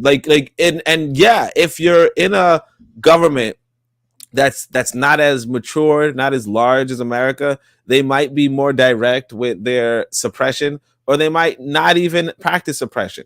You know, they might allow you to protest freely. Who knows? But the reality is that, you know, at the end of the day, you're still in a predicament where who decided to send so many billions of dollars to Ukraine? Who decided that? You know, like I said, like Matron pointed out, the rich put in Biden. Nobody really selected Biden, right? And on top of nobody really selecting Biden, who in the world selected him supporting Ukraine in this war? Who? But only that's the thing, and even their citizens rebel against their government more than black people do, and y'all still sitting here telling me that y'all still want dictatorship even after all of this, and we know all of this, and y'all still saying even y'all vote for it, even though we try to find ways every day to fight it in our own ways. You know what I'm saying? We tried at least to do something, and like we're still saying that once we do that, we still want we'll still let somebody else come in, or as long as they'll have the threat. Like, I mean, who are you talking about rebelled against the government? Who rebelled against the government? What are you talking about? Okay. You talking about the trumpets? Huh? You talking about the people who wanted Trump back in office? Yeah. A lot of them do stuff against the government. Yeah, like, but they wanted to install Trump as a dictator. Right. For them, he was gonna be good. So before Cash, check this out, right? Forecast, you who they wanted to be the dictator. So Focus, I would call you right now, Forecast. You would be part of the YouTube dictatorship, right? Let me tell you what I mean. So let me show you how dictatorship will work. I hear a lot of folks on YouTube, black people shouldn't play in the NFL or NBA. Black people shouldn't watch TV. Black people shouldn't do this. We shouldn't. That's like dictatorship, and you want to take, and that would be taking people freedom and fun away. So it's like, so then it would be, so I'm going to rebel because he dictated telling me I can't do a job that I want to do that can help me and my family. And if I'm raised right, my people get out of a bad situation. Or we shouldn't do this because whenever it comes to dictatorship, right, it's always when I hear people talking, it's like we always look like, I'm gonna say it again. We always look at the bad. So I'm gonna use somebody else. Like Castro was a dictator, and I don't give a damn if I didn't give a damn about Castro, but Cuba had the highest literacy rate in the world. Cuba had the highest literacy rate in the world. But now, if you look at the flip side, just from what I know of Kim Jong-un, I probably said his name wrong, the dictator of North Korea. Shit, they was on a campaign so they could get enough food so they could have 2 meals a day. It's just according to which dictator it is. Now, me, let's say I'm the dictator. Shit, you can play football, you can play basketball, you can watch TV. Don't bother me, because it's up for us to we need to be teaching our children anyway. But you got to read, and there's other things that have to be done. But there's a lot of black folks, especially from what I hear on social media. I don't know. Should we don't need to play football. We don't need, every black person should be doing the same thing. I even heard some people say black people, oh, we don't need college, so forget that. Everybody just take a trade. So it's according to what people, it's according to what people want. And that's why it's not one person. The person at the top, then that person have people working with them, and that way they can work with the people and do for the people for what the people need, because that's the purpose of any leadership. The leadership is supposed to be for the people. The people is above the leader. The leader is not truly above the people. They work together. That's why they have a committee. Go ahead, Matron. I was just going to say, I agree. I think that, again, we need to better understand the function of a business plan. It's not something that I even came into the full knowledge of being college educated until I was in my 30s. But a business plan is what gives you that ability to set up structures and organize people in a way that is healthy. And religion or some culture group or some social group is the best way to test it out and to practice organizing people in a way that is most beneficial, because maybe we should say the founder has to initially set up the rules and the structures, and then the people integrate into those systems and structures. Maybe that's a better word for you. But a because the 85%, and really we can go as high as 95% of people, really don't care. They just want to live in comfort. They don't want to be hungry. They want to live in a house. They want to be able to maybe go on vacation if they have some type of aspirations. But there are a lot of people that I grew up with that never left the block. And if they had someone that ensured that they were educated and employed, crime would go down in the community I grew up in. So I think that, we're all saying a similar thing. I think we don't necessarily like the Eurasian constructs that we have, because we all have a different set of experiences with it. But if we look at it with African eyes, then I think that would be a better perspective to look at these different situations with. All right, so let me say this, and I would disagree that I'm a dictator, because if it was up to me, what I'm saying, a lot of stuff would be different. But anyway, even with the sports, I don't say you shouldn't go with Kyrie Irving. I supported Kyrie Irving. I told you I watched basketball until then, you know what I'm saying? But I'm glad that happened, so I didn't. But now I cannot support Kyrie Irving because, he didn't support a black business, and, what I'm saying, and he go out there on some people of all color, even though I supported him. You know what I'm saying? And so I would encourage other people not to do the same. But I will say, why would you talk about Jerry Jones being racist while watching the Cowboys? Because you're kind of hypocritical. You might as well shut up and be integrated. That's the only thing I would say about it, because you do have a choice. Now, if I was a dictator, I'd be like, yo, if you say anything about Jerry Jones, you're not allowed to watch NFL for 2 months, you know what I'm saying, as dictator. But now I'm not a dictator, you know what I'm saying? But let me ask you this, you know what I'm saying? Let me ask all of y'all this. Well, you mind if I say something quickly? Yeah, go ahead. Go ahead. All right, what I want to say is this: the thing is this. It's like you're in this human society, and because I think the big question you have is, what about suppression of what about not voter suppression, but what about suppression of people and their opinions, and it's like one of those necessary evils if you're trying to protect yourself as the leader of a government. So an example of, because Brother Bakari was, giving good examples of dictators, including the Cuban Castro. But here's a not a good dictator, but he wasn't a good guy. But the president of Haiti, who was recently killed, right? He wasn't a good guy. He was a dictator, right? And then eventually, somehow, assassins come in, and gun him and also hurt his wife, right? And then Haiti descends into madness and anarchy and destruction.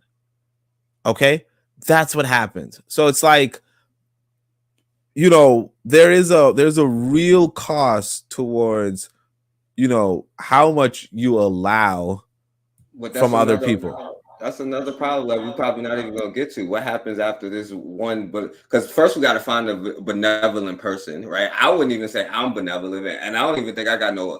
I think I got least biases except for everybody except for Matron on here. You know what I'm saying? I think I got the least amount of biases. I wouldn't even say I'm benevolent. So after we find this one, after he died, so then what are you gonna do? But that's a whole nother thing. You know what I'm saying? From what I wanted to ask you, But, well, I would say this, just since we're not gonna ask it. I would say that, ancient, if you study African governments, they had those sort of systems in place. You know what I mean? They have, like I said, if it's an oligarchy, if you will, they have systems in places, they have checks and balances in places, for a good government, a good country. Like what we have to recognize, like what we kind of just don't really like, we kind of understate, is that, like, for instance, if you look at ancient Egypt, which is one of the biggest examples, right? And the reason why people like ancient Egypt is because it has so much literature on it, right? But if you look at this government that they had, like, it lasted at least 3,000 years, but it could have been 8,000 years. Okay. Can you just imagine a government lasting for 8,000 years? I mean, that includes the intermediate periods, which were also long, but just imagine a government lasting for 8,000 years, you know, of mostly peace and prosperity, right? That's what the benevolent dictatorship looks like. You know, it looks like, oh, people are flourishing, people are like arts are flourishing, commerce is flourishing, you know, wealth is generally had, and social welfare is generally done. That's what, you know, to the point where you could build monuments over the course of hundreds of years. You know what I mean? This is not something that you see today. This sort of peacefulness, this sort of you know, just appreciation for life, this longevity of life. This is not something that you see even today. You know, that said, that's achieved through the sort of benevolent dictatorship model. So in those sort of circumstances where the leader is taken out, there are there's something in order for the next leader. And in fact, like, if you, like I said, use the ancient Egyptian example, you know, if the pharaoh died, right, there was a succession plan. There was another pharaoh crowned pretty quickly, and he or she had you know, administrators and assistants already ready for them, you know, regents and so on and so forth, already ready for them. What was the, like, how did they pick them? Well, usually it would be the maternal son, right, or something like that. But again, they also had a regent. You know what I mean? So they had like a second in command. I mean, I don't remember the name of the thing, or viceroy, if you will. But who put that person in charge on it? The viceroy? Uh-huh. I don't, you know, I'll be honest, I haven't really yeah. I don't really know. But what I'm saying, it's probably let Matron answer real quick. Oh yeah. No, I just had a quick question. My question is forecast. Are you concerned with how people pick their leaders, or are you concerned with the people not having enough power, or is it that you don't think the benevolent dictator will meet the needs of the people? Because the mass of people, like, we're having this discussion, but the mass of people just want to eat and be fed and be housed and clothed. They want to be able to get their jollies off every once in a while. Like, there's not a lot that the mass of people really want. So what is there's a bigger overriding concern that you have, because you keep taking it back down to, you know, the people. Like, what if a bad leader gets in place? What if this? What if this? What if that?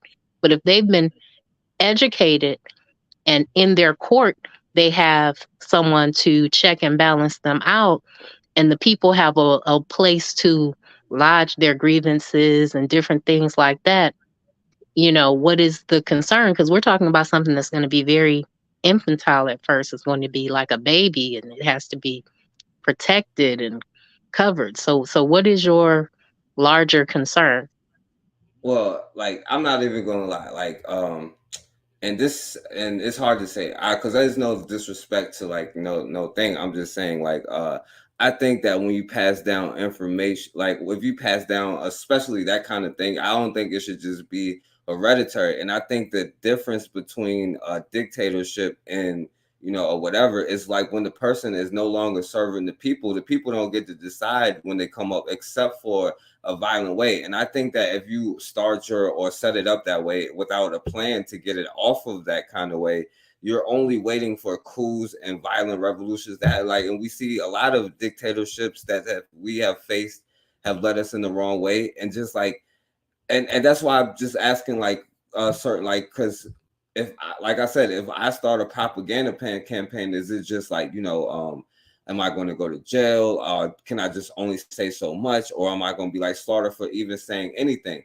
And then like a dictator, they control all aspects of it, from the way you do business to the language you speak to everything. Now, if I disagree with, like, say somebody be like, yo, the trade of business is like is the trade we're gonna do business moving forward around the world is like English, so English is gonna be all of our, you know what I'm saying? Like, it's, I don't know, like, I don't think that a single person or a single group of people, like, I think that you can have people that represent you, but once you no longer have them in place, you know what I'm saying, I think that your society, to avoid certain things that's eventually going to happen, should have ways to replace it once it start, you know what I'm saying, getting into because, like, we can't act like people aren't, because we keep saying reality, like, people aren't humans, like, they don't get power hungry, like, they don't have, or they may be wrong about a decision that they make, you know what I'm saying, that would lead to destruction or something like that, you know what I'm saying.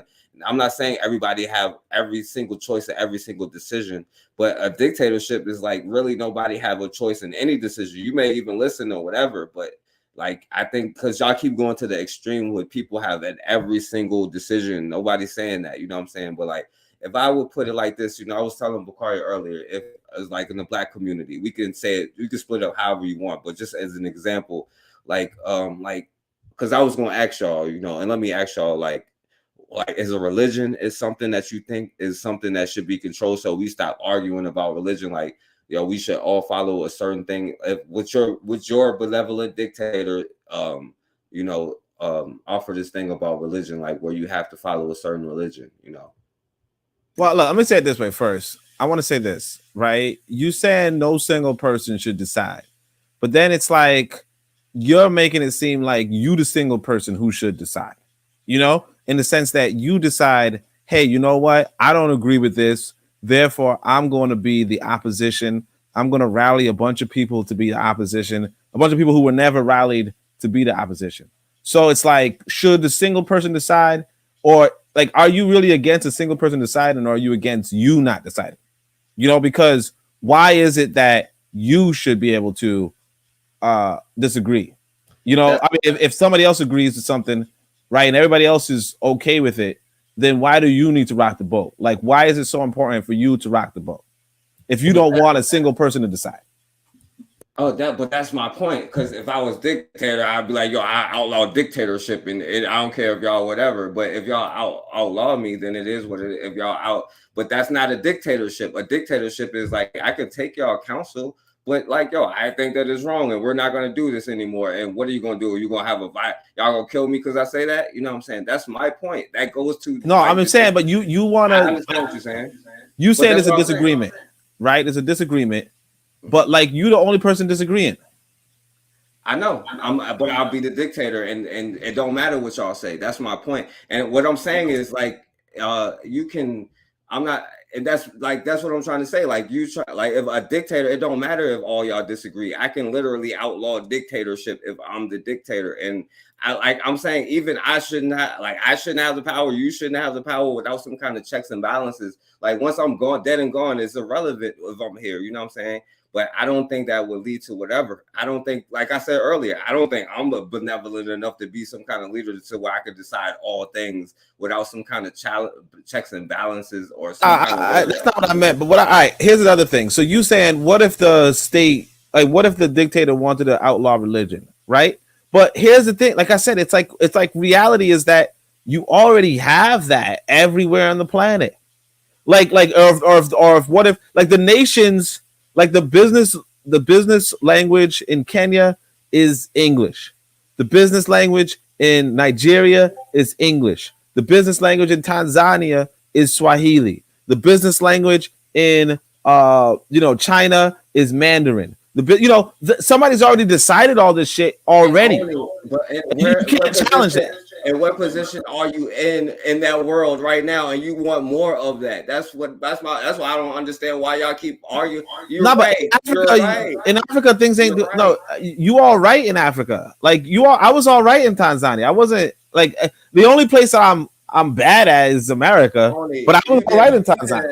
You did 1,000 videos talking about the technology, how we still in the Stone Age and all of this kind of stuff. Only like, in the Stone Age, but shit, I mean, ain't nothing wrong with the Stone Age.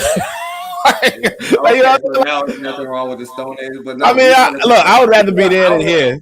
You know what I'm saying? It's cold. But I want to watch Jackson State on TV if I want to while I'm in Tanzania. You know what I'm saying? To do what? And the only way I want to watch Jackson State on my phone or on TVs, and the only way that you could do that is to control, like, baby, get some. You can't do that in the Stone Age. Is what I'm saying. The Jackson State. I'm just saying the football. HBCU Oh, the sports football team. Oh, yeah, but dude, that got nothing to do with the formal government. That just has to do with the technology at hand. I'm just saying for the Stone Age, but never mind. That was another side point, but not because yeah. But the other things that you can't like it was good. It was good. It being in Tanzania, like I said, it was good. Like overall. But as far as like, so it's not necessarily the case that adopting the system that's in Tanzania is bad. It's just that no, they're not gonna have the same technology as America. That wouldn't even make any sense. Like from a realistic standpoint.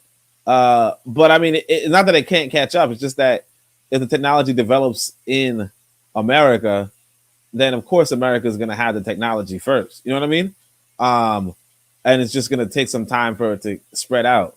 But as far as that, like, here's how in Haiti, this is what I mean by whoever leads the revolution, sets the law.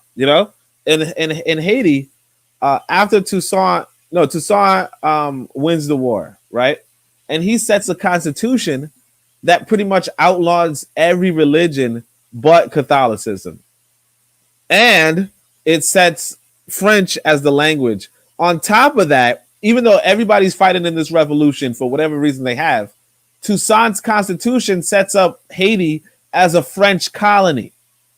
Okay? Now, what happens is that France takes in Toussaint and kills him. So then Dessalines finishes and wins the war, right? And then he sets up a constitution where he's set up as the emperor. He sets up mandatory drafting. He sets up freedom of religion, right? He sets up human freedoms, because that's another thing that Toussaint was doing. Toussaint was like, we're going to continue the slavery shit anyway, right? So the point being that whoever sets up the revolution or whoever wins the revolution is going to set up the system. And if you don't like it, well, then guess what? Yeah, they're probably going to kill you. And guess what? What happens to Dessalines shortly after? Right. The country divides, and then Pétion and Christophe, they have different parts of the island, and they both have different constitutions. And then eventually Pétion sells out Haiti. Because one dictatorship, they were like, oh, we don't agree with this, so we're going to do our own thing, which eventually leads to a civil war or a coup, right? Yeah, but that's just the real world. That's just the real world. I mean, it's like you can't get around the real world. It's like, yeah, sure, you could imagine a system where nothing bad happens, but that's just not the real world. It's like people in Africa were chilling in their huts with, some of them have democratic systems, some of them have age grade systems, some of them have this, or not huts in a bad way, but they're just chilling. And then some people came out of nowhere, started shooting them up and grabbed them and stole them and set them on ships, and only like a third of them survived, and they started working themselves to death. Like you could have the best system on the planet, doesn't mean that you're not existing on this planet. And if you're existing on this planet, somebody's out there trying to kill you. All right, let me because I want you kind of like simplify, like, you know what I'm saying, how everything happened, and the role that certain things played in it. But I'm gonna let Bakari and then Matron get in, because I want to show Thomas and Carr too. I want to show something because he just came up in the news. So I do want to show, a brother, that should be respected. But go ahead, Bakari. Yeah. Now go ahead, man. My son had come up here. I missed half of the conversation. He up here running his mouth. He had to come talk to me about something. So I'm gonna pass it. I'll come next round. Okay. All right, you want to say something, Matron? No, you can go ahead. I think a benevolent dictatorship after a revolution is the initial step. And in the American construct, the way to start any type of revolution is to open a business and set the terms of that business. That's it. Let me just add on that though. I I know you don't like us using the example of America, but some people say America's a business. Some people say America's not a nation but a corporation. And then to a large extent, you know what Matron is saying about just the government being a business, right? Really holds. And like when we understand how businesses run and all that kind of stuff, we understand that they are oligarchical. They are organizations run by a few individuals, and there's just nothing like I said. It just seems like it's more inevitable, and then the question just becomes like, do you want to live by what is inevitable, or do you want to just like not, you know what I mean? Okay, so pretty much just accept, what is, and nothing you could do. Now, I would say this, and Matron is real tricky, and I would never, because she would kill me in this, you know what I'm saying, and she was like, yeah, I would never do that in the initial thing, and the first step of being is starting a business, and business is, as she said, is absolutely right, because I could not deny that based off everything that I have said. But my thing is, right, because when people say all of this stuff, you know what I'm saying? Like y'all keep using business and all of this, but y'all have not really said like, yo, now what is gonna happen? Because business, like I said, I can stop supporting a business. You can't just take my money, but so y'all saying that we should continue to pay taxes, like, and I'm trying to see where we draw the line. Like, that's why I'm asking y'all about religion. Like, y'all won't really answer. I know what Bakari would say, you know what I'm saying, but, and that's why I'm like, oh no, here's a slippery slope, because I really think that this is a slippery slope when we start getting into a dictator, and I can even, because y'all even brought up checks and balances in the system, but like, even when you got to old systems, we can't ignore the fact that we got to where we are because there was some flaws in the system that can and should and need to be updated. And I think that we get so attached to old ways of thinking that we don't update our information in certain areas, you know what I'm saying? And I certainly think that a person or a small group of people can certainly be wrong, because yeah, we keep referencing, America, but we are also trying, I hope that we are, you know what I'm saying, like trying to find ways to like bring it to its end, you know what I'm saying, even if it's just helping each other out. I think, by like Matron said, the first step is doing business with each other, and building ourselves up with business. But like, even if we keep bringing it up, they even use this illusion of inclusion and the illusion of whatever, you know what I'm saying. They don't just use flat out dictatorship, because the dictator you mentioned in the Haitian Revolution got murdered, you know what I'm saying. A lot of them ended up getting murdered by their own people, you know what I'm saying, and it's for a lot of reasons. But ultimately, a lot of dictators kind of go out that way as well. Can I say something right quick? Mm-hmm. But see, when I talk, what people, what you do, like I even gave a couple examples of being involved in something like this here, and what people tend to do. I know they'll say that's anecdotal. Well, if you never lived there and you can just read a book, if you ain't never been a part, right? So when I say what I was a part, and I saw how those people who was absolutely in charge, then when they decided to say, you know what, we gonna let other people say something, even though since they've been in charge, we have these businesses, we are employing ourselves, the money is going back in the community. But as soon as they gave other people, say, you know what y'all want? Well, we want y'all out the way. And within 2 years, it shut down. Within 2 years, everything was gone. I'm talking about everything. But the people who was in charge, if they had just said, you know what, we can't just give them that, because they don't understand that what we're doing it for them. But when soon as they gave them the right to say, you know what y'all want, y'all out the way. So then when you get out the way, now everything's shut down. Because I think the biggest problem is, black people have a problem with black people telling them what to do. That's what I think the biggest problem is. That's what I think if we come to a dictatorship and we in some, even when I talk about those freedom farms, the problem is it's black people. Because if those were white people that had set up those grocery stores and all those farms, and they getting this money back into the community, now you're employing yourself, nothing would have happened. Nothing. Facts. The problem is we have a problem with us telling us what to do. And I noticed, my young brother, like when we talk about that, like you don't mention that part. We skip because see, and that's because about them. Y'all done gave me hell because I only talk about them for so long. Oh, why don't you talk about black? And now all of a sudden I'm talking about that part when I say when we see something that's doing good, then you give the people the opportunity to say, and then we see how the people okay. Then when the people made the decision they made completely messed them up. Even with Sankara, they sold him out. And that's what happened when we said we're gonna give everybody an opportunity to say something about everything, and that becomes the problem because they literally themselves. I want to say that I want to join on that. Make decisions like that. Everybody ain't meant to be a leader and make the rules, and that's just some people. You know what? I'll do it like let's say the military. When I was in, you have your drill sergeant, your head drill, your two drills next to them. Then you have the company leader. This us in basic. Then you have your squad leader. Then you're gonna have each person. You the leader of this squad. You the leader, and everything works in in everything's work like that. You have an order and you have things set up. Like everybody wasn't gonna have a chance to say this what need to be done, because if it do now, everybody it's gonna be 500. If it's 500 people, it could literally be five. It could literally be 500 things different that people want done. But just because they want it done, people gonna want something done that gonna benefit me personally, but it ain't gonna benefit the group.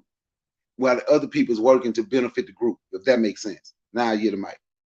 Yeah, I mean, I wanna just piggyback on that.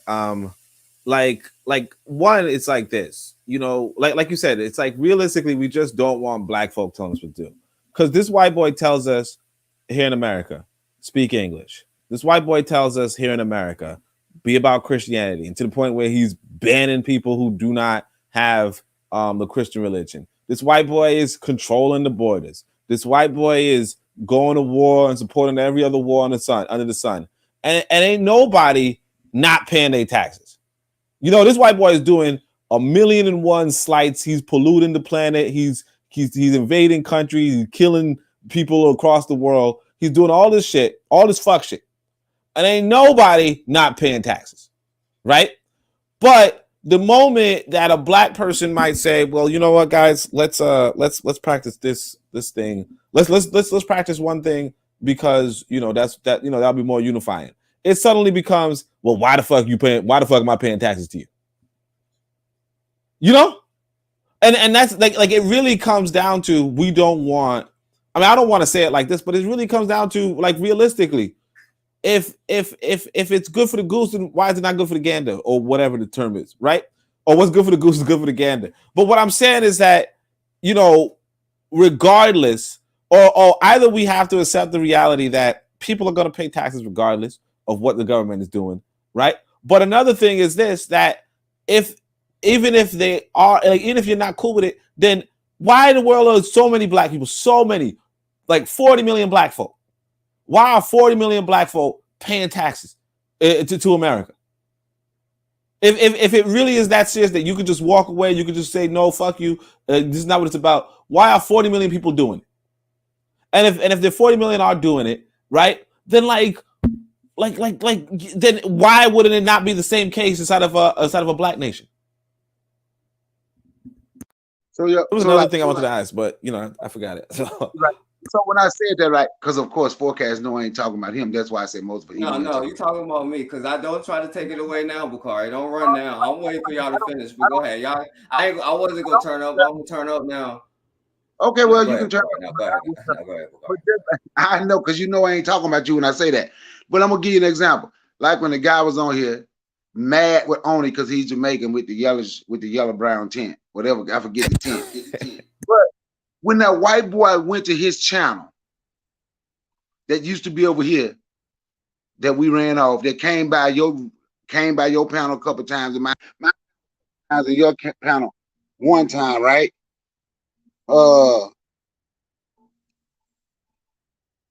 When he went over to his channel and he checked them, especially in the chat, talking negative, they didn't say nothing. even with the leader of FBA, I even did a show, and because you was over, you came on the panel, FBA versus FWA, the Foundation of Black American versus the Foundation of White American. The leader of that cult would insult Black people at all times.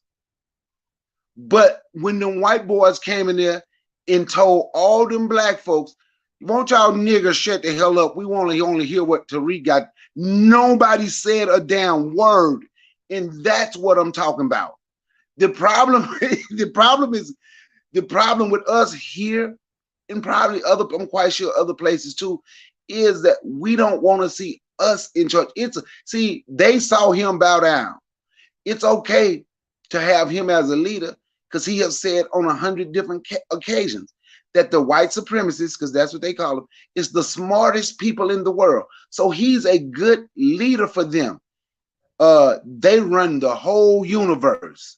I even heard a guy say, you know what? Right now we breathing white people air. They even own the air. And those people like that ain't gonna be a problem.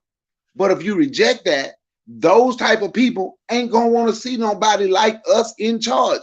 Because ain't nobody on here gonna say the white supremacists is the smartest people in the world. Ain't nobody on here gonna let a white boy come up here and say, won't y'all shut the hell up? I only want to hear forecast talk. Ain't nobody gonna put up with it. You wouldn't put up with it. But Bakari, just real quick, would you say two sides to the same coin, both of them brothers? Oh. Both of them brothers that was on there. I didn't mean to cut you off. Keep going. but that, and that's what I mean. So with people like that, and with people like that, that's what I'm talking about. Those are the ones, those type of people, gonna have the problem is that it's a Black person in charge. And now let me say this, because I'm gonna let make sure, because I want to show Thomas a call. I don't know if y'all saw the news about that he was in the news recently. This is why I wanted to show him, you know what I'm saying? But and Raw, you notice there ain't no big crown people in here, and that's for a reason, because I'm surprised. Like, maybe I'm the only one that is trying not to do that. Yeah, you're doing that under the law, the threat of a gun shooting you in the head. You know what I'm saying? And what I'm trying to figure out is that what you're going to do to your own people? Because if I don't want to be and it's crazy because y'all get on me talking about how Black people need to be called out and Black people don't need to be a part of my society. But now y'all telling me y'all gonna bring those very people under the threat of gun violence and not have them kind of betray you or do whatever to you, you know what I'm saying, in the first place, you know what I'm saying? Because y'all keep saying like, well, yeah, America does. Of course they do. And I thought we were all trying to figure out ways to stop that from happening. But why would you even start your system like creating something that you know that you want, like, are against yourself? You know what I'm saying? Like, they're not here. You know what I'm saying? Y'all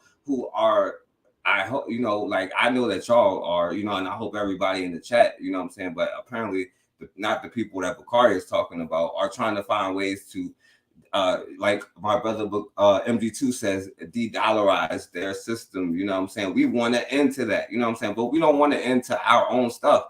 And I'm trying to use us as the frame of reference through this whole thing and not necessarily bring them in, because we know the corruption that their stuff comes with, you know what I'm saying? And like I said, man, if you have a dictator, you know what I'm saying, he's telling you every aspect of life. I could be the dictator over y'all, and this conversation is meaningless if I can be benevolent and we have this conversation, but at the end be like, well, you know what, y'all, I decide that y'all all wrong. Y'all, and I disagree that I should have that power, and y'all telling me that y'all agree that I should have that power, especially after all of the go ahead. Right. Oh yeah, but bro, no, you should not have that power. Not you for. Yeah, everybody knows forecast you shouldn't. But what I'm saying is that if you already had the power, that's fully expected. Like if I go up to Museveni, right, dictator in Uganda right now, right, and I tell him, hey man, what you need to do is blah blah blah blah blah blah, and then he says, I'm not doing that. Like that's what it is. Like, I don't know why you think it should be any other way that if I go up to Museveni, because I'm one person too. Because I'll go up to Museveni and I say, Museveni, you need to follow what I'm saying, and he can't say no. But watch this, Bakari. Yo, do you think that most African nations right now, especially the ones with dictatorship, need to be overthrown because of what they're doing to the countries and the ones that we're talking about right now? Yes, a lot. Yeah, There need to be coups a lot in a lot of Yeah, these I countries. mean, I wouldn't say it to their face, but that's what it is. a lot of them need to be. And Yeah, I know a you lot of wouldn't say it to but their why face. you spoke that? But let me say this right. Yeah, a lot of them need to be overthrown. But let's say you the dictator, right? And the first thing you do, you come in, because like I said, I don't think it's one person. I think they're the dictator, the one everybody see. But then they also have a committee that work. But if you working for the people, and the first thing you do is these people gonna shut down all these foreigners, and the foreigners is everybody that ain't black. They got to shut down all their businesses in the black community. Now I'm going to take them from you. In these businesses, these buildings, and everything that black people have not have been put in a position and couldn't afford. Now y'all get these, y'all have these and y'all start these businesses, and we gonna do this together. Why would somebody be mad with that? So the thing, what I'm saying is, so we have to understand, like, ain't nobody gonna be perfect, and we ain't gonna agree on everything. But if the dictator is working for the people, and he's literally working for the people, because that's supposed to be his job. He's working for the people. We have to look and see if the good outweigh the bad. He 80% good, 20% bad. So we gonna have to take that 80%. And if the 20% ain't too bad, like, oh, we don't agree with that, but we can live with that because we still getting this. And all of this is benefiting us. Long as the dictator ain't coming by every business, okay, your business making $10,000 a week, you got to pay a tribute to me, half of your money every week. No, until he does that. And they know until he does that. But see, you think just because the name dictator that's what they gonna do. They might not necessarily do that. Exactly. They're not necessarily gonna do that. Yeah, I want to right. say this, matter of fact. Like, I want to add Thomas this. Sankara would have ever done that. I don't think Thomas Sankara would have ever done that. I know, but who is going? How is it going to decide who Thomas Sankara pass it down to? This is why men need to be people, I say men in the generic sense, but this is why people need to be educated for leadership and citizenship. That's why you control the curriculum that is taught in your nation, in your country, in your business. McDonald's or Burger, one of them got a burger university. Okay. Every job I've ever had a training that I went through. So if you're talking about a nation and you're talking about or you're talking about a business or a group of people that are organizing themselves to establish a society, a cult, a culture, a religion, an economy, or whatever, then there has to be an educational component that goes with it. There have to be rites of passage that go with it. When you went to the military, didn't they cut your hair? Didn't they treat you like crap? Didn't you have to earn your way through the ranks to get to a certain level? So why would we do it any differently in a government or in an institution that we're organizing?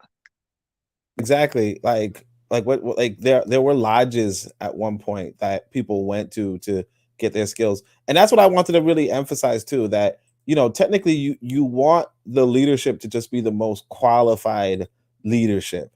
Qualified by whom? By the society, obviously. But it kind of comes back to, like, let's say I got a mathematics degree, right? And we're all supposed to write a math textbook. If you want to write a math textbook for a school, and only a handful of people are mathematically literate, let's say, or even not just a handful, but let's say, like I said, I got the mathematics degree, right? I have the writing skills, and a handful of other people have the mathematics degrees and the writing skills, right? Who should write the textbook? Should it be everybody in the community, assuming that not everybody in the community has equal math skills, or should it be a group of people who are qualified to do that? And when it comes to the leadership of a country, like I said, like in an ideal setting, if that's what we're going to talk about, in an ideal setting, you want the most qualified group to be in that position, right? You want as little, like the minimum number of people required to run that system. However, because the reason why you want the minimum number is because it just follows logistically, right? Logistically, you only have so many people. Like logistically, you're always going to, like, the information that you have has to be centralized in one location, and that one location has to find a consensus, and that's just what it is. Like, that's just the reality. You cannot get around that. Now, I get the idea of, well, who gets to choose this person? But like Matron is saying, in traditional African societies, we have processes for not only vetting our leadership, but also for training our leadership. Like Africa is big on the leadership training. You might not find that in the West, but in Africa we had that. That said, you know, that's what it is. Like, that's like, that would be like the ideal circumstance. Does not mean that you have everybody having all the knowledge and all the information about the government at all times, because in a real system of war, right? Because we exist as an African race in a system of war, you can't have everybody, you know, one drops included, knowing everything about the state. You have to centralize it. You have to minimize the amount of people. Otherwise, you know, you're in trouble. Y'all keep saying, "Oh, you can't have you can't have nobody." If I exaggerate what y'all said, you can't have nobody in there, because I never said have everybody in on every single decision. But like you said, it would help if you have the best people in those positions. You know what I'm saying? But with the dictatorship, that's what I'm saying. The middle ground is. Hold on. Because with dictatorship, because what you're saying, you know, because that's why I asked you how you're going. Because if you don't think that other qualified people should nominate or elect or whatever, and like say in a scientific thing, like you can limit it to like whatever, however you do it. But if you're saying that a dictator determines who's the head of Department of Science instead of the qualified people who can make a better decision than you, you know what I'm saying? Like, hey, y'all, like, that's what I'm saying. Like, it's not but yeah, you definitely going to have to like not have some whatever source of power be the main thing. You know what I'm saying? Like, no, but like I'm saying, like, here's the thing though. Realistically, you have to factor in loyalty too. You have to. You know what I mean? Because like, you could be the most qualified, you know, whatever. Like for instance, the most qualified mathematician, like most qualified physicist in a room could be the motherfucking Chinese guy. You know what I'm saying? Like, could be, but he's going to sell you out to China. Like, he's going to sell you out to China. Period. Right? There's no question of where his loyalties lie. That said, y'all keep conflating two different things. Like, he's in another nation. If he's going to say, like, we're not talking about like a Chinese person being in our nation. We're talking about a dictatorship. Somebody who having it in a small group of people. Well, it could be a coon too, though. What I mean is this: it could be the best qualified person could be a coon, or the best qualified person could be the opposition. You know what I mean? Like for instance, let's pretend, you know, your boy American Rifleman was a good shooter, right? Let's pretend he's a good shooter. He might be the best qualified for training the military. But you know what's going to happen if you put him in charge of the military? He's going to shoot your black ass. Easy. So yeah, you have to factor in, like, the whoever is the leadership has to factor in the human personality. You can't, like, so you're going to look for qualified individuals, of course, but you also have to remember that what makes a person qualified also is their political allegiance, their political alliance, their political cause. Now, when you talk about benevolence, you're talking about having a political mindset towards the people, but not everybody has that political mindset, notwithstanding their skills. You know, so like the little I saw of your boy AFR, you know, this dude was like, man, I'm just laying down with a white woman right now or some shit, some coon shit, right? That's not somebody, regardless of how skilled, talented, whatever. That's not somebody that you would let a quote unquote dictator might put into a power. Now, that might be somebody that a democracy does. That might be somebody that, you know, a foreign power puts into power. But the reality is that if you want somebody, like, you have to take into consideration what their political mindset is when you're talking about whether somebody is qualified or not. And then yeah, you do have to disqualify, and you do have to remove opposition that has no purpose towards your political goals. Because my political goals may be, you know, like my political goals might be Black liberation, right? and another person's political goals may be black subjugation, and how you handle that, right, really becomes the difference between whether your people become subjugated or whether people become liberated, right? Because you can play games and be like, well, that person has a right of their expression. They have a freedom of speech. They have a right to contact the American government. They have a right to hoard weapons. They have a right to, you give them all these rights. You don't draw a line anywhere, and then suddenly they're leading the military coup against you. And what's very important for you if you are in power is that you hold on to power. That's very important. And yes, you do run into the problem of in the real world, some people with power are not good people. But if we're talking about benevolent dictators, we're talking about people with a political allegiance to black liberation.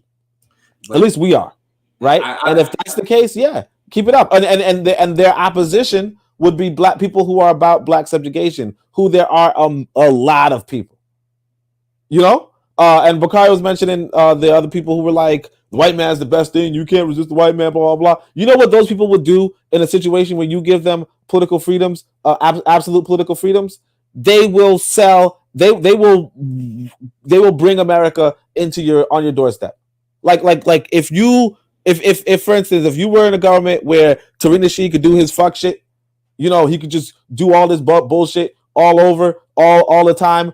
Yes, Tariq Nasheed would assist America in your overthrow. Absolutely. And so the question is, what would you do with a Tariq Nasheed if you were in the government? I mean, you could play around, but he will sell you out.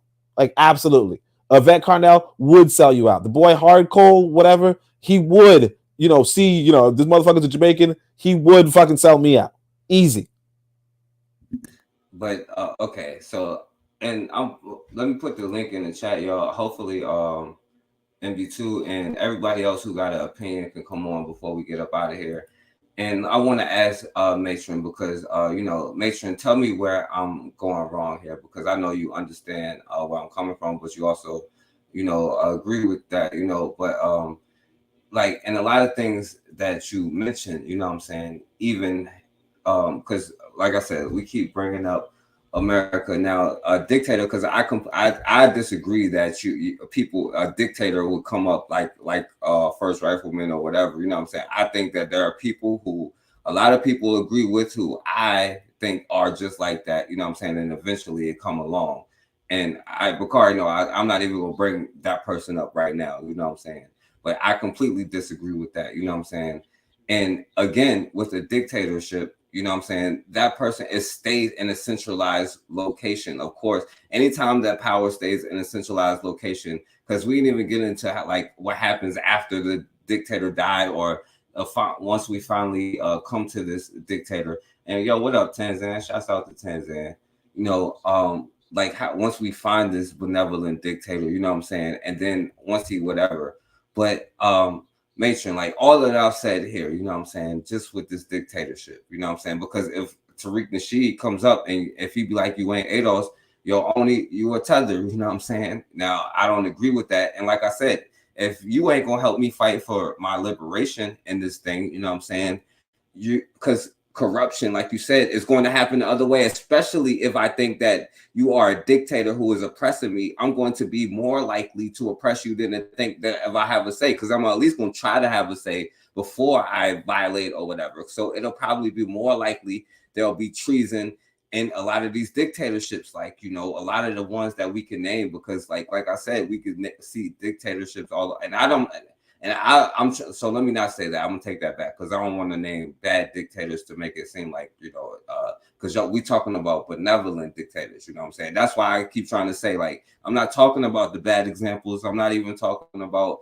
America. But what I'm saying is, like, sustaining on the long term, I really think that you're asking for trouble. You're sitting there waiting for coups, you know what I'm saying? The Haitian Revolution got destroyed because there was a civil war. Most of our stuff got destroyed. The Akwamu tribe of they felt like they was better than other black people, and once they reigned, they'll make other black people slaves, and their revolution got destroyed because other black people didn't want to help them. You know what I'm saying? I'm talking about the government within ourselves and putting the guns to each other's head and saying like what we need to believe in. Because like that's what I'm saying. Where do you draw the line? Like religion and all this stuff. Like I understand what y'all saying about violence, about centralized power, but yo, a dictatorship gets to control how the power is centralized. But if we don't agree with that, like as citizens, then we don't have no say in a centralized dictatorship. I think, So, Matron, like, where you think I'm going wrong here?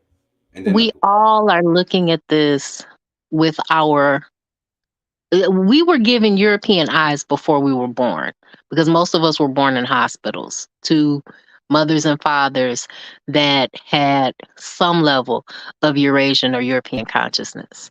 And we have all gone along our journeys to arrive at different places, and we're communicating in a language that is foreign to our African self, but is native to our tongue.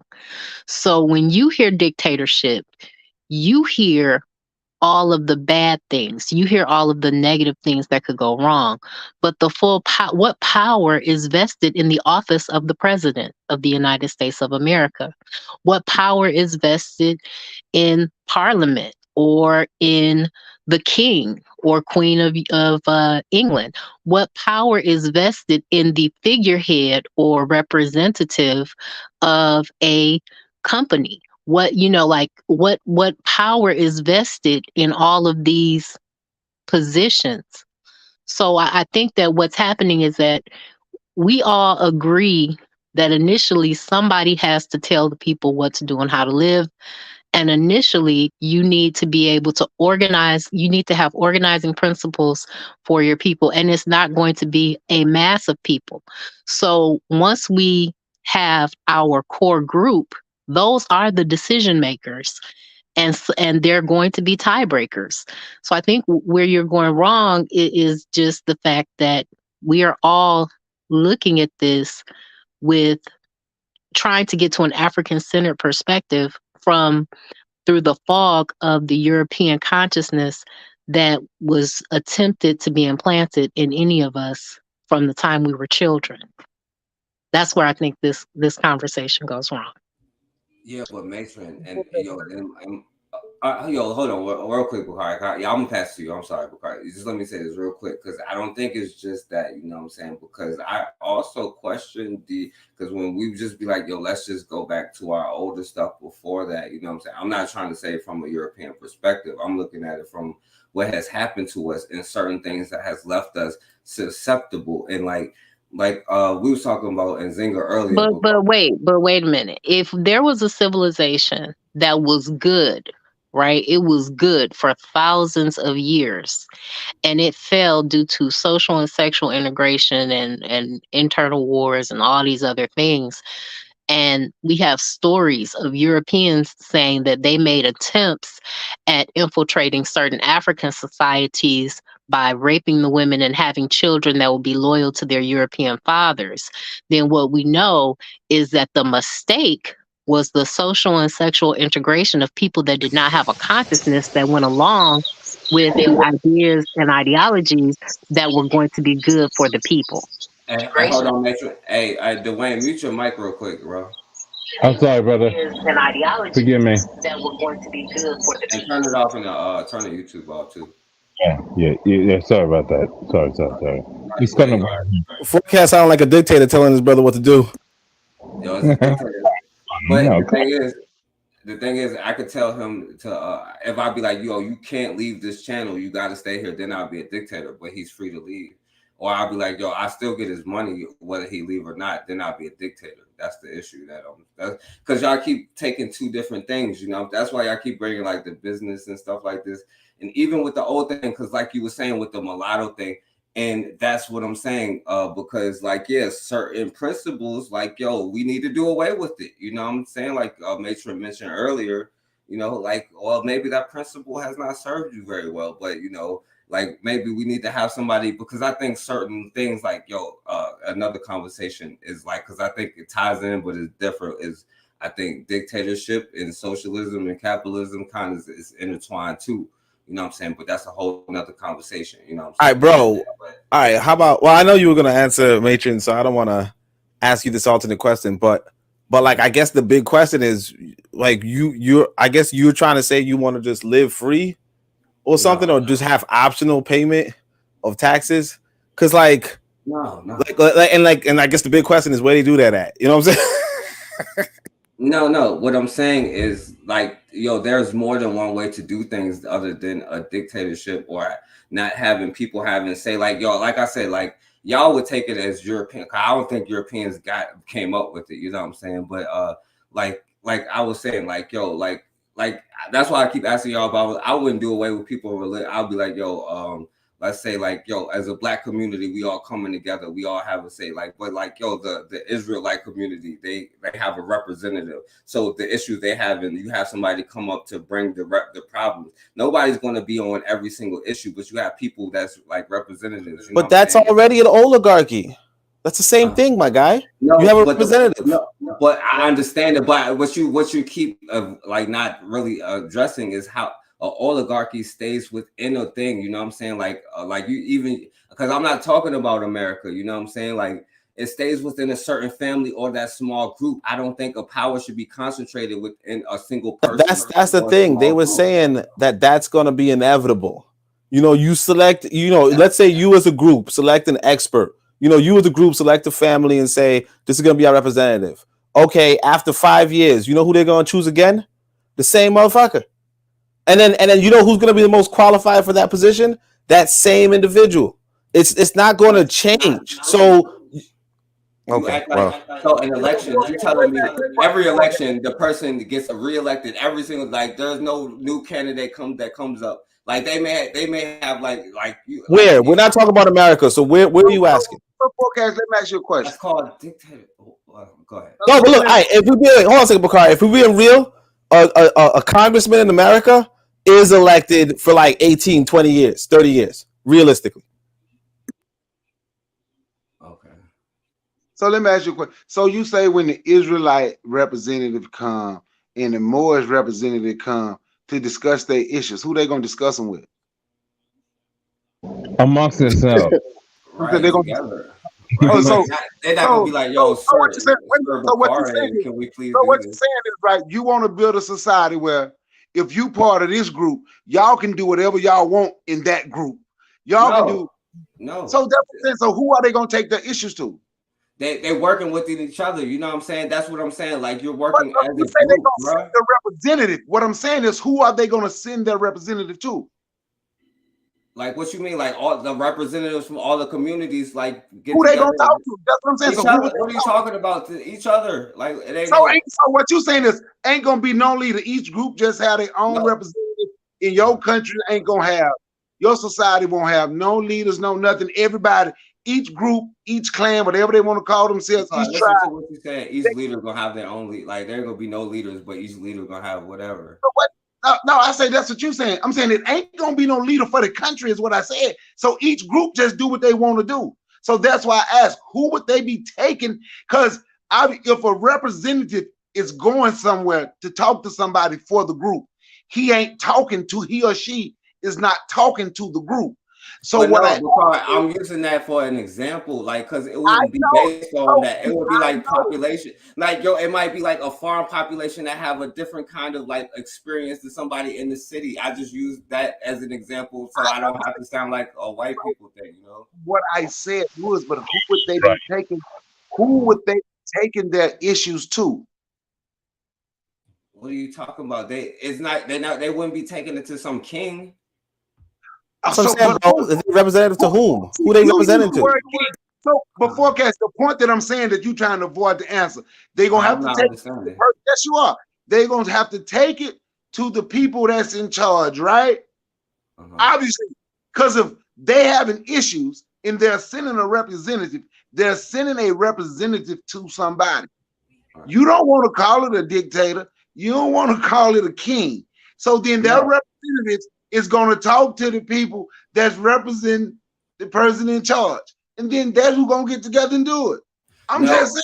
But yeah, that's what I'm saying. Y'all keep conflating two different things. A dictator is a person who tells you who is in charge, like without you getting to pick who represents you. They tell you who is going to No, a represent dictator you. They can be do like, do you that. choose your representative. But But that's that's the not all American way. dictators What? work. That's Come the on. American way. That's the American way. If I can interject for a minute, that's the American way. Study history about that. You know what I'm saying? Because Nazi Germany learned from America how to get rid Hold of. on. Wayne, that's kind of rude, my man. I was gonna let you go. I was finna I'm stop. sorry. Sorry, I didn't mean to interrupt. I'm sorry. I'm gonna let you I speak. got a bad I was connection. finna stop. Got a bad connection. But No, it's cool. You go, boy. It's all Yeah, good. What about let Bakari let Bakari it's finish. Go all ahead, right. Bakari. The only thing I want to say is, only thing I was trying to say was, and we started talking over each other, and I ain't on the screen was, forecast that you see the word dictator and you think of Adolf Hitler, you think of Mm-mm, Mussolini. mm-mm. That's what you're thinking I of. literally didn't bring them up on purpose, Bakari. I'm sorry. Go ahead, finish, No, Bakari. I'm I'm sorry. done. I'm done. I had hit the mic. I'm done. I'm done. I'm done. All I'm right, finna back to Dwayne. I'm done. all right. I I'm intentionally about to didn't. get up at 4 in the morning, so I'm gonna be getting off That's in a like second. All a right, we minute, about past to. a minute. All right, all If right. you Yeah, don't we about mind. to. Go ahead, Dwayne. Listen, I'm sorry. I don't mean to interject, and I want to say this to you guys. You know, coming from quote unquote a mulatto perspective, if you will, you know, we see what the damage has been done to us as black people, white people. It doesn't matter where you come from, right? It really doesn't matter. That's the only thing I was trying to express the last time I jumped on your live stream. It doesn't matter. They're gonna do it to us all at this point. So what is the solution? I hope we have solutions because time and time again it's been done to us as people. So what do we do about it? I yield. All right. All right, so yeah, all right, so let's do this so we don't be on here all night because I appreciate y'all, definitely for the conversation, you know what I'm saying? And hey, y'all, none of y'all ran and took what I said personal and tried to do a video on me. So I appreciate y'all. Oh, no, I'm doing a video. I gotta see what you say before I respond on it. So all right, so let me do this with Thomas and Cara because Bakari brought him up earliest before Bakari get up out of here. I know y'all seen that about them reburying his body. I'm gonna be lost here for a second. Uh, so check this out.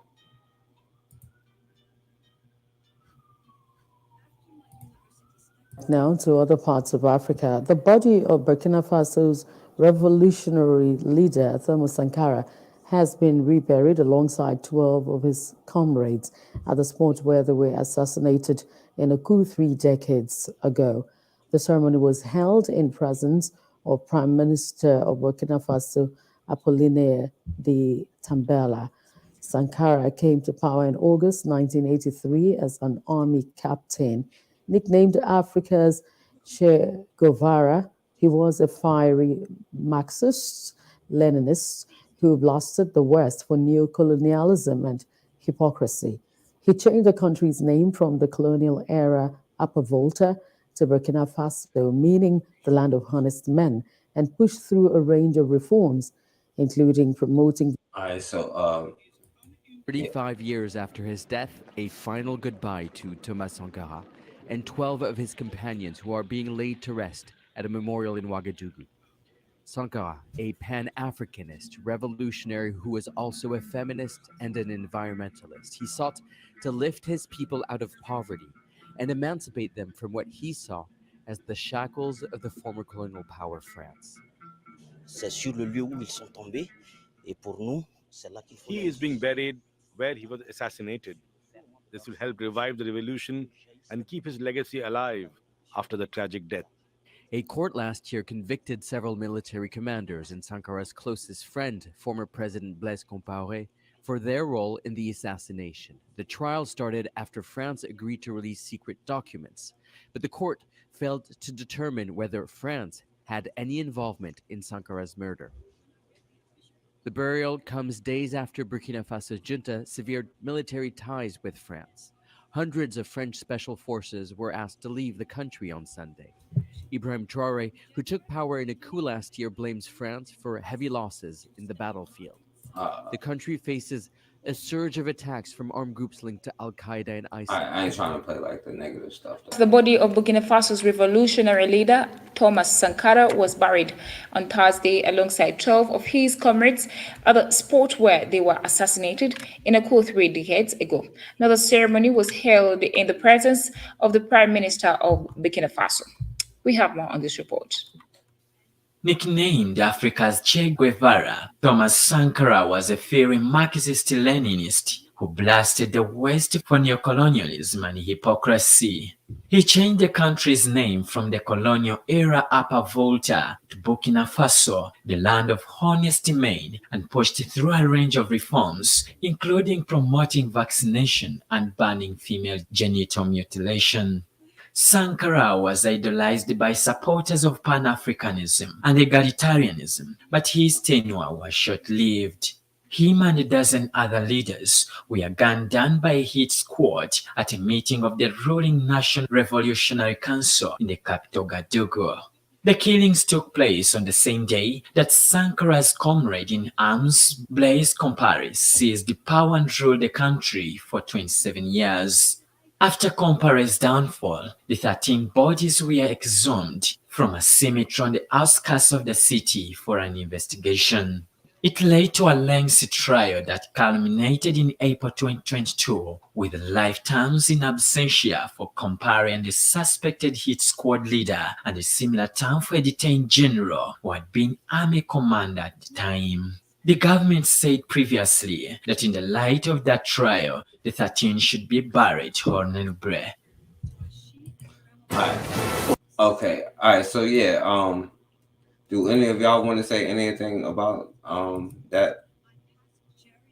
And by the way, MD2, hopefully MD2 could come on before we get off here, because we're gonna get off here after that. But yeah, because I know MD2 understand what I'm saying. I know you could break it down, but yeah, y'all have anything to say about that though?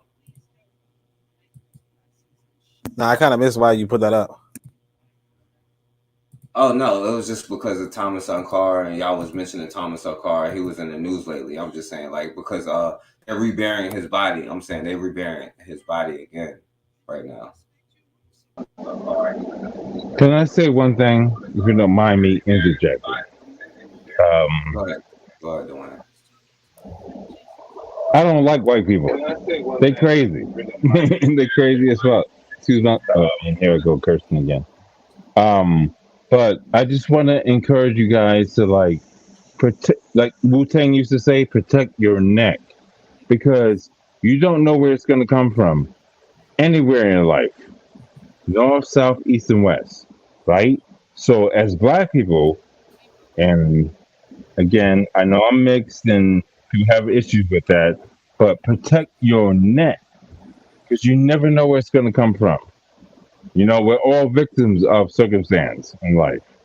But I appreciate your podcast. I appreciate what you do.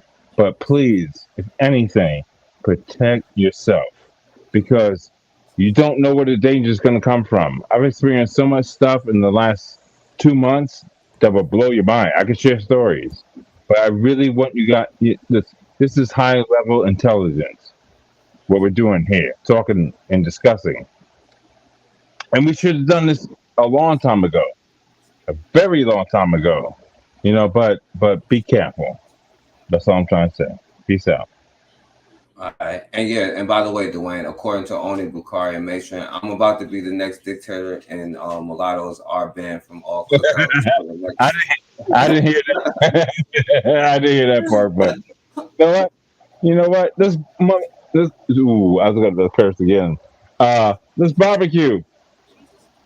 Y'all need to like get up out of the mainland and come here to Hawaii. Hawaiians know, you know, they mix black people. That's a fact, you know, but the safest place on earth, and it's kind of dangerous in a sense because they're ramping up, you know, towards World War III and stuff. If you believe it, you know, if you don't believe it, then that's fine. But they're doing some strange stuff on this planet right now. So I just want you guys to be safe and make sure you protect your neck. That's it. That's it, kid. You know what I'm saying? Because they're trying to eliminate us from the planet. Period. Because you know why? Because we're super intelligent people. We built industries beyond. I mean, we can talk about like the airplane pilots back in World War III. Sorry, Yeah, World War II. My grandfather was one. yeah. Hold on. Um, Yeah. Dwayne, I don't want to get too far because we all, we about to yeah. end up before I get too long. So, Okay. you know, I'm sorry. I, Jeff. Sorry, you all Jeff. right. Yeah, you all right. And let me say this, and I agree with Mitch 100% about everything that she was saying. But I was just saying, I was just playing that video because if y'all had anything to say about Thomas Sankara, like in the reburied. Hey, can you mute Dwayne? Yes, sir. I'm here. I'm here. Yeah. Yo, mute your mic. It's like static coming through. Yeah, I'm sorry. I'm going to bounce off because we've had major problems with connections and Wi-Fi and stuff because they're ramping up. That's all I'm going to say. I digress, and I'm listening, bro. I'm consistently listening to what's happening. All right, what they call it? Ear to the ground. That's an old Native American thing. Ear to the ground.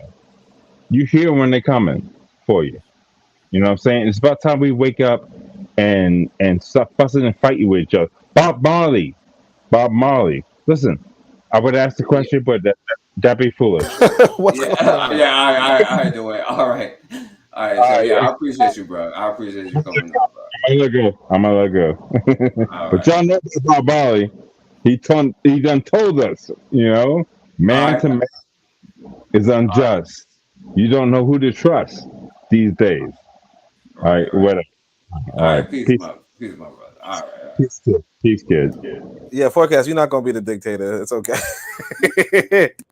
He ain't no dictator. I'm the dictator here today, and mulattoes have been banned for the cookout for the X amount of reasons, and I don't got to tell y'all No, the no, no. reasons We can't because ban the mulattoes. We just can't let them cook nothing or bring their kinfolk.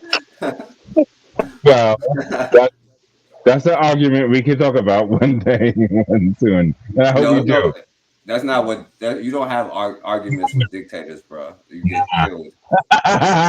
You get shut the fuck out. Oh shit! I said All my right, bad. all right, Dwayne, because I'm gonna let them comment so we can get up out of here. All right, peace, kid. Peace, kid. Peace, All kid. right. All right. So, any of y'all had anything to say about Thomas and Carr, and they just and I brought him up because I know y'all was going to bring him up today, and I intentionally not did that, and y'all avoided a lot of questions that I had for y'all, but that's all I'll right. answer the religious question. You certainly did, Matron. You did. You certainly did. But Bukhari only went on long speeches. I'm sure not what they would do when it comes down to that. So.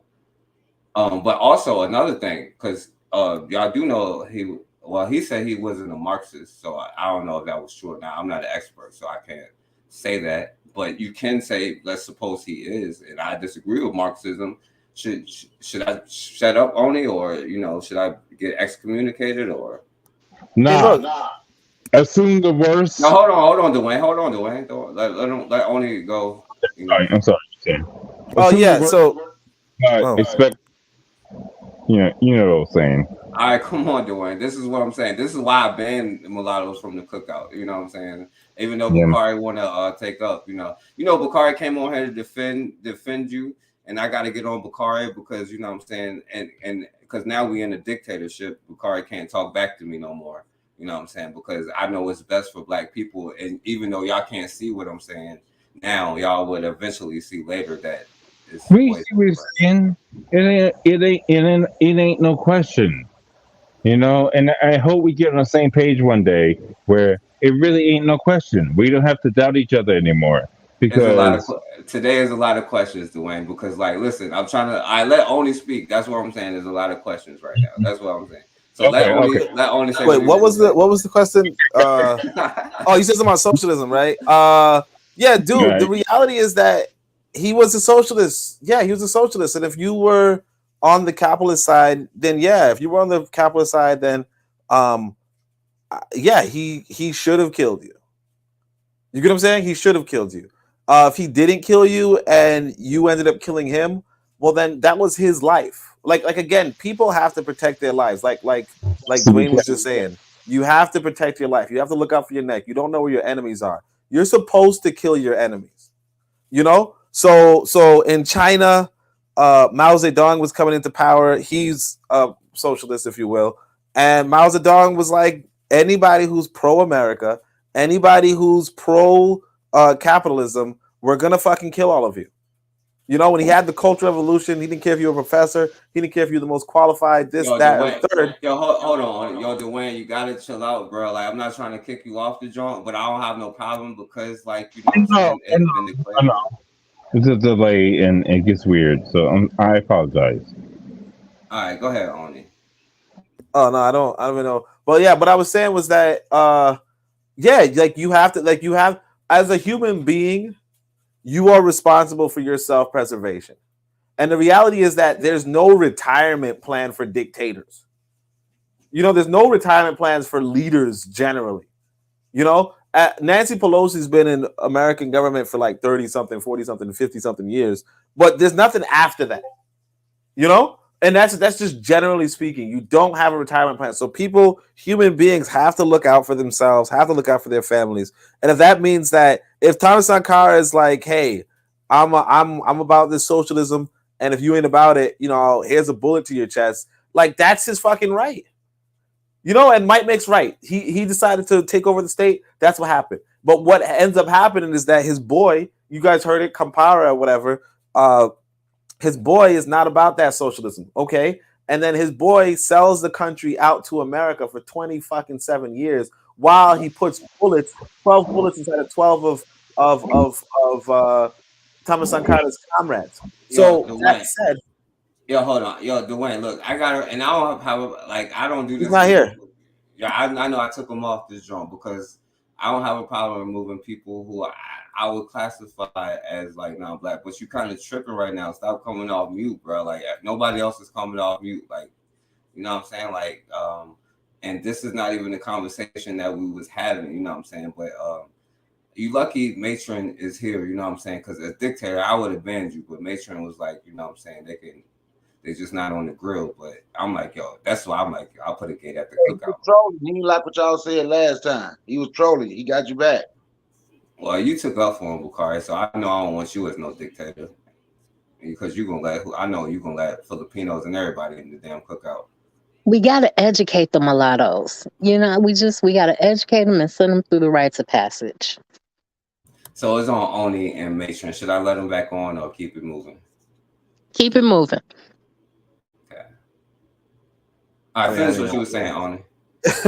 All right, so what were we saying? What was I saying? Oh yeah. So like I said, like if you were like let's say like this, for instance, if you were the dictator, like let's say if you were the dictator, and yeah, you had a problem, like you just told the mulattoes, hey man, you guys get to step back. If you don't deal with mulattoes, realistically speaking, if they come back and shoot your ass and then put themselves into power, that's on you.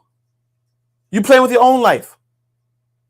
You understand? You play with your own life. So is it a question? It's not a question of what's the best thing, what's the worst thing. It's about you making human calculations in the moment and really deciding, well, is this person worth letting loose?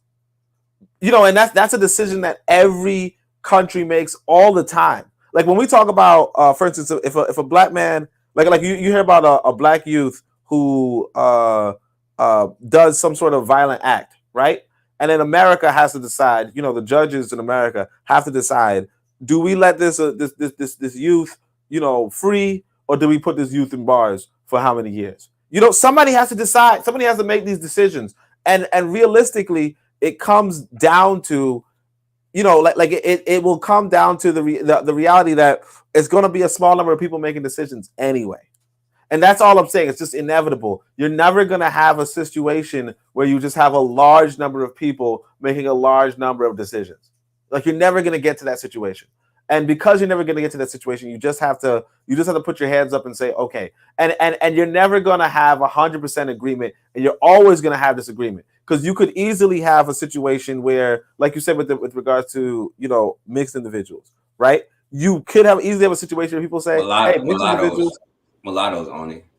Okay, mulattoes. You could easily have a situation where people are like, "Hey, mulattoes are this or that," or even put the white people here, or put the Chinese people. You could have a pro-Chinese faction, you have a pro-American faction, you could have a pro-Asian faction among African people, right? You can easily have that, but do you give them an equal say? No. And so if you're not giving them an equal say, as soon as you start discriminating between who has a say versus who doesn't have a say, you're already making the pool smaller. And then you're just going to make it more small if you begin to factor in the qualifications of human beings being, as others would say, inherently unequal, in different ways, including, like, for instance, if we were to say, hey, who's going to play basketball, and you look at my body, you look at LeBron James' body, and you just say, yeah, put LeBron James in the court. Period. Like, you're just going to get into that situation where not just physically, but even mentally, you're going to have somebody you're going to have a lot of people who are mentally weak. You're going to have a lot of people who are drug addicts. You're going to have a lot of people who are whatever. And you're going to come across people who are very sober. You're going to come across people who are very responsible. You're going to come across people who have good manners in business, who have good manners in among good social skills and all that kind of stuff. And you're just going to say, you know what? Let this person handle the affairs. And I know you're saying, well, we don't get to choose. The reality is this: if you're talking about dictators that come into power through violence, the revolution, you're not choosing who the fuck is the victor. Nobody who chose Toussaint, who chose Dessalines. Nobody. Toussaint chose himself. Dessalines chose himself, and they were going to become the president or the emperor. Period. So it's never the case that you're really choosing the leader who didn't choose himself, and in the rare cases where you can choose the individual, guess what? That individual now has near perfect say. And if you have the checks and balances, then the people who are responsible with the checks and balances have the near perfect say. But it's never a majority. Now, only that's the thing. They chose themselves, but they wouldn't have got nowhere had the people not chosen them to be a leader. They chose them people to be because they stood on the platform and went for him. The people chose to follow him, bro. Like there was no Toussaint. They chose to follow him because they believed in his revolutionary ideas. He didn't, and they ultimately ended up becoming to a war. But that was something else I wanted to ask you, but I kind of got distracted from that. But even then, I wasn't a dictator. And that's the thing, because you keep saying the things outside of your nation. I'm not saying outside of your nation, and that's what I said. Even then, we get to decide. Me, you, Bakari, Matron get to decide, because I wasn't even a dictator on here. Because if y'all had said bring him back on, then bring him back on. You know what I'm saying? But you would have still had the final say. You were the final decision. No, but again, it's not about. But look, again, it's not about small groups. If we had 5,000 people here, right, then it becomes different. If we had 10,000 people here and 10,000 issues, it becomes different. If you're talking about 4 people deciding on one issue, that's you don't have to have a dictatorship in that circumstance. But we're talking about what do you do when you have 40 million people? Right. You're the only one with the power to enact the decision or choice that you were asking us to decide over.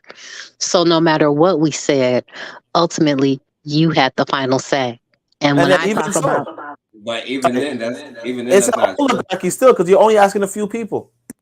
But even then, I won't have no power had nobody been here in the first place. You know what I'm saying? Because it's still y'all taking the power outside of y'all sit that's what I'm saying.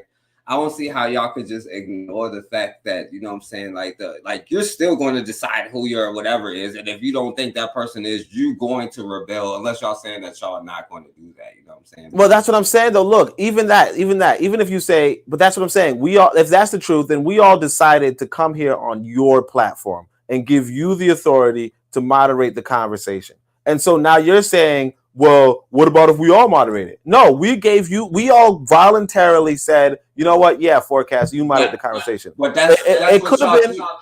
Like here's the thing. It could have been on my platform. It could have been on Matron's platform. It could have been on Bakari's platform. But we all said, let it be on your platform. And just the same, we could even go on this other way. If we said, let it be on Matron's platform, if we said, let it be on Bakari's platform, then we would have all consented already for their leadership. So even if you say, hey, we all give you that power, we all voluntarily did the follower. Yeah, we all voluntarily became followers on your behalf. Right. And you have to respect that. Right, but that point is, I would be a dictator if you're not a follower, and I make you a follower. Now I'm a dictator. But if you don't want to be a follower no more, now you can leave. You know what I'm saying? But most people. The thing is this though: if there's a revolution going on, right, you could leave. It's really a question of if I go into another person's country, right? Then I'm going to I do go under their laws. But nobody's telling me I have to go to I don't have to go to Burkina Faso. But if I do go to Burkina Faso, yes, I'm going to adhere to their laws. Right. And all right. So, all right, Bakari, you wanted to say something? I'm saying it right. You can look. Okay, I'm gonna use Mount Bayou, Mississippi, and I'm gonna use Isaiah T. Montgomery and Booker T. Washington. Everybody know Booker T. Washington. Most don't know Isaiah T. Montgomery. But anyway, right? When they came out of slavery and he built Mount Bayou, Mississippi, and by the way, still the last all-black community in the country. But anyway, everybody, first of all, everybody didn't have what he had, which was he had some type of education. He could read and write. I think he had went to school somehow, but and he had a limit, and he knew how to work certain deals. Everybody couldn't do what he did, right? When he went, him and his cousin, and they went because it wasn't just him who started it. And of course, they all worked the land, but everybody couldn't go dictate and do what he did to buy their community of swampland that white people said can't be farmed. So somebody had to be in charge. But Bakari, not to cut you off, because y'all keep saying this now, all right, Bakari, now you think that's a good idea, and you think you would support it if it's a good idea, right, Bakari? Do I think what's a good idea? No, I'm saying like what you're saying right now, the brother who was doing building and stuff like that, and you saying you like you would support it or whatever, you know what I'm saying, right? But okay, so now he'd start doing something that you won't agree with. Would you continue to support it? Like if he'd be like, well, we're gonna start welcoming mulattoes into this community, would you support it? Almost say this how I'm gonna say it, right? It's gonna be, would I support that decision? No. But would I support what he's doing? Because if we looking for perfection, we might as well stop looking. Because it don't make a difference who it is. Everybody gonna say something that you don't agree with. So you will continue. Oh, I'm sorry. Go ahead. And it's gonna do something that you gonna agree with. So what they decided to do was look at the bigger picture. Even when Frederick Douglass went down talking about it and said he was a traitor to America for trying to separate black people from white people, as if we were ever together. But even when he went in what he built, so when I saw the businesses that he built, and he built a community and everything, built the whole town, and still to this day, nobody ever owned a business in that town but a black person. So would I get mad and walk away because he made one or two decisions that I don't agree with? No, I wouldn't. Because I see the bigger picture that him and his cousins, what they did. All right, so Bakari, that's what I'm saying. Okay, so you build a black community, but then they be like, well, we're going to start saying mulattoes in this case. Would you continue to support it financially? I'm going to say it again. I would agree with the decision, but I see the bigger picture, and I see what he did. So, yes. And I see what he did. So would I walk away from what he did and what he was doing? No. Now, okay, so now what if they start saying, well, since we did that, we're going to make it a people of color community? Would you continue to support? The more I say that one decision or two decisions ain't going to trump Well, you act like we all agree on every decision in the world. So no, I didn't say I agree with everything. I say ain't nothing. If you looking for perfection, black people might as well stop looking. If we are looking for somebody to be perfect and say this, so he gonna why would we rely on one person to be perfect or one group of people? That's what you're looking for, perfection. Because that's why when I said 1 or 2 decisions ain't gonna change the ultimate goal, and I see what the ultimate goal was, and I see what the ultimate goal was, and I see what it is, and I got still more than 100 years later, still ain't nobody owned a business in that town but black people. So why would I walk away from that because they made 2 decisions that I don't agree with? I'm fighting so me and my people can be good. I'm fighting this system. I want to load up and fight other folks. I don't want to turn around and fight myself. I'm fighting myself if I walk away from somebody who made 2 or 3 bad decisions compared to 20 good decisions. I would be fighting myself. Now, Bakari, I'm sorry to be cutting you off too, because and I know I only be messing with you because everybody else catch feelings, Bakari, when they'll be messing with them, which I be, what I'm saying, you don't take it serious, so I appreciate you. But MG2 came on, and I meant that as only something too, but so because he was like, yeah, because you could be for black whatever, but you could be eliminate capitalists. Now Marcus Garvey was a capitalist, but he was for black people. So like, what if would you be like? Because in that society, Marcus Garvey would have got eliminated if you think about it. You know what I'm saying? If you just go by something. In what society? Never mind, because it'll be too far from it. And MG2 came on. Y'all, what you say on it? All right, yeah. I mean, like you're saying, what about in the case where there's a good, the reality is this: if you were in China and you were like, yeah, man, I'm all about America, it don't matter. If you were Marcus Garvey, it doesn't matter. Mao would have fucking killed you, and that's just what he was supposed to do. Because if he did not kill you, right, you would have killed Mao, and you would have sent China back. You get what I'm saying? So it's not a question of you can't make it personal. You can't make it so on and so forth. If you lead a revolution, right, that means you're going up against counter-revolutionaries, right? And if you let the counter-revolutionaries continue to mobilize and continue to devastate and continue to terrorize and continue to just rule or whatever, continue to have say-so, right? You are signing your own will. And so you have it's a really serious thing. If you really want to step up and if you really if you really want to step up and challenge America, you can do that. But if you don't kill, if you let America, if you let the counter-revolutionaries through, they will kill you and throw everything you've done down the drain. And so it's really serious. You get what I'm saying? It's not a joke where you're like, well, that person could potentially be Malcolm X, or that person could potentially be Marcus Garvey. It doesn't fucking matter. You have to look out for the wider cause. You have to look out for the bigger people. It doesn't matter. If you are going to pick up guns and be serious about the government of your people, then you have to be serious, and you have to fucking kill people, even if you think they're innocent. Hey, let me finish. You have to.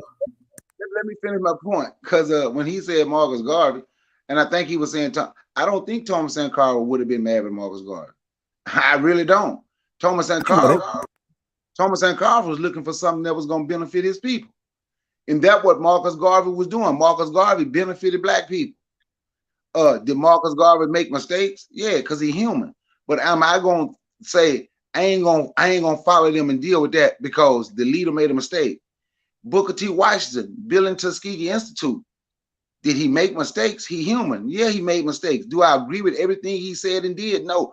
But am I going to throw away the mission because he said or did 3 things that I disagree with, but I see the full mission? No. And we can't, you can't expect perfection because ain't nobody perfect. Nobody. So why would you want they're the best qualified. You don't have to be the wait a minute.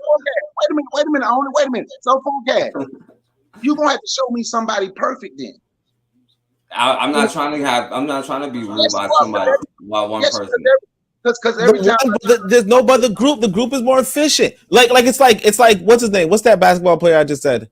I don't remember his name, but not Greg Oden, but the guy who's the big one. LeBron James. Yeah, LeBron James. LeBron James is not the perfect basketball player, but you put him on the fucking team. You know, it's not like you put him on a team to be the you know to raise your country, your city or whatever to the championship. That's it. It's like you have a group of people that you put on a team so that they can raise your people to the championship. It's not about whether they're perfect or not. It's just understanding that you need a team that can bring your people to the championship. Yeah, I don't think you're going to get that out of one small group or just one person. That's all I'm saying. I think you're going to get out of a bigger group. You're better. You're more likely to get out of a small group than a big group. That's what it is. Okay. MD2, my good brother, what is up, my brother? I'm loving the conversation. You know, peace to everybody here. I'm just sitting here digging the conversation, and it brings me up some of the stuff that I listened to. The same conversations back like in the 70s, early 80s, even late 60s. And it got me thinking. And it was something that Learning Curve said, our matron said. And, you know, that we're seeing things through the eyes of Eurasian construct. Basically, everything that's been said has been through the eyes of an Asian construct, not only the physical language itself, but even the ideology. If you're looking at the term benevolent dictator, and I've mentioned that in the chat, and it's quite remarkable because sometimes I say, yes, there is a need, and sometimes but I have to actually check myself and say, get real. That's the biggest oxymoron on the planet. Benevolent, do no harm, well-meaning. Dictator, autocratic, no regard for anyone but themselves. And this is out of European construct, out of European definitions of those words. So it's like jumbo shrimp and military intelligence. You know, there's a dichotomy with both terms. There is a such term that isn't as a contradiction as benevolent dictator. There's a term called benevolent leader. There's, you know, I mean, that right in and of itself, as Dr. John Henry Clark said, the leader's closest to the enemy in pursuit. Now, when I think about the term dictator, which is definitely conflicting, if you look by even European standards, it is an oxymoron. It's very conflicting. But when I think of the term, what does a dictator do? They dictate. That's the root word of the word dictator is clearly you have to dictate something, whether it's society, whether it's how you're going to brush your teeth, whatever it is, you're dictating. Then I say, what does a dictator do? And has quote unquote dictation worked for the African people, the black race, and where our standing is presently today? Has that worked? And if so, how? And if it hasn't worked, why? And if it hasn't worked, how? And should we make it work? I mean, I just have to ask a lot of questions. And then I have to ask myself, what does a leader do? Well, if I say a benevolent leader, somebody that would lead, again, closest to the enemy in pursuit, that individual, whatever they dictate, they would die to see it go through. That's what, clearly, because, hey, they're dictating, hey, I got to chase my enemy because I have to win for my collective, my tribe, look at lions. You know, the lion puts his life on line and he's dictating the terms in order to go ahead and save the pride. So he attacks hyenas. That's clearly in terms of, but that lion, you would not call him a dictator, you would call him a leader because he's leading the pride, clearly. Maybe he's dictating the things to the pride, who knows? Maybe he's telling the female lions how to hunt, dictating how to raise the young. Who knows? I'm not one of those cats. But I got to thinking to myself, this term benevolent dictator, and said, you know, maybe as many contradictions as many as pluses. Who knows what they are? What are? I mean, I have not seen the result yet, and I'm still looking for it. And I'm pretty sure it's out there, maybe.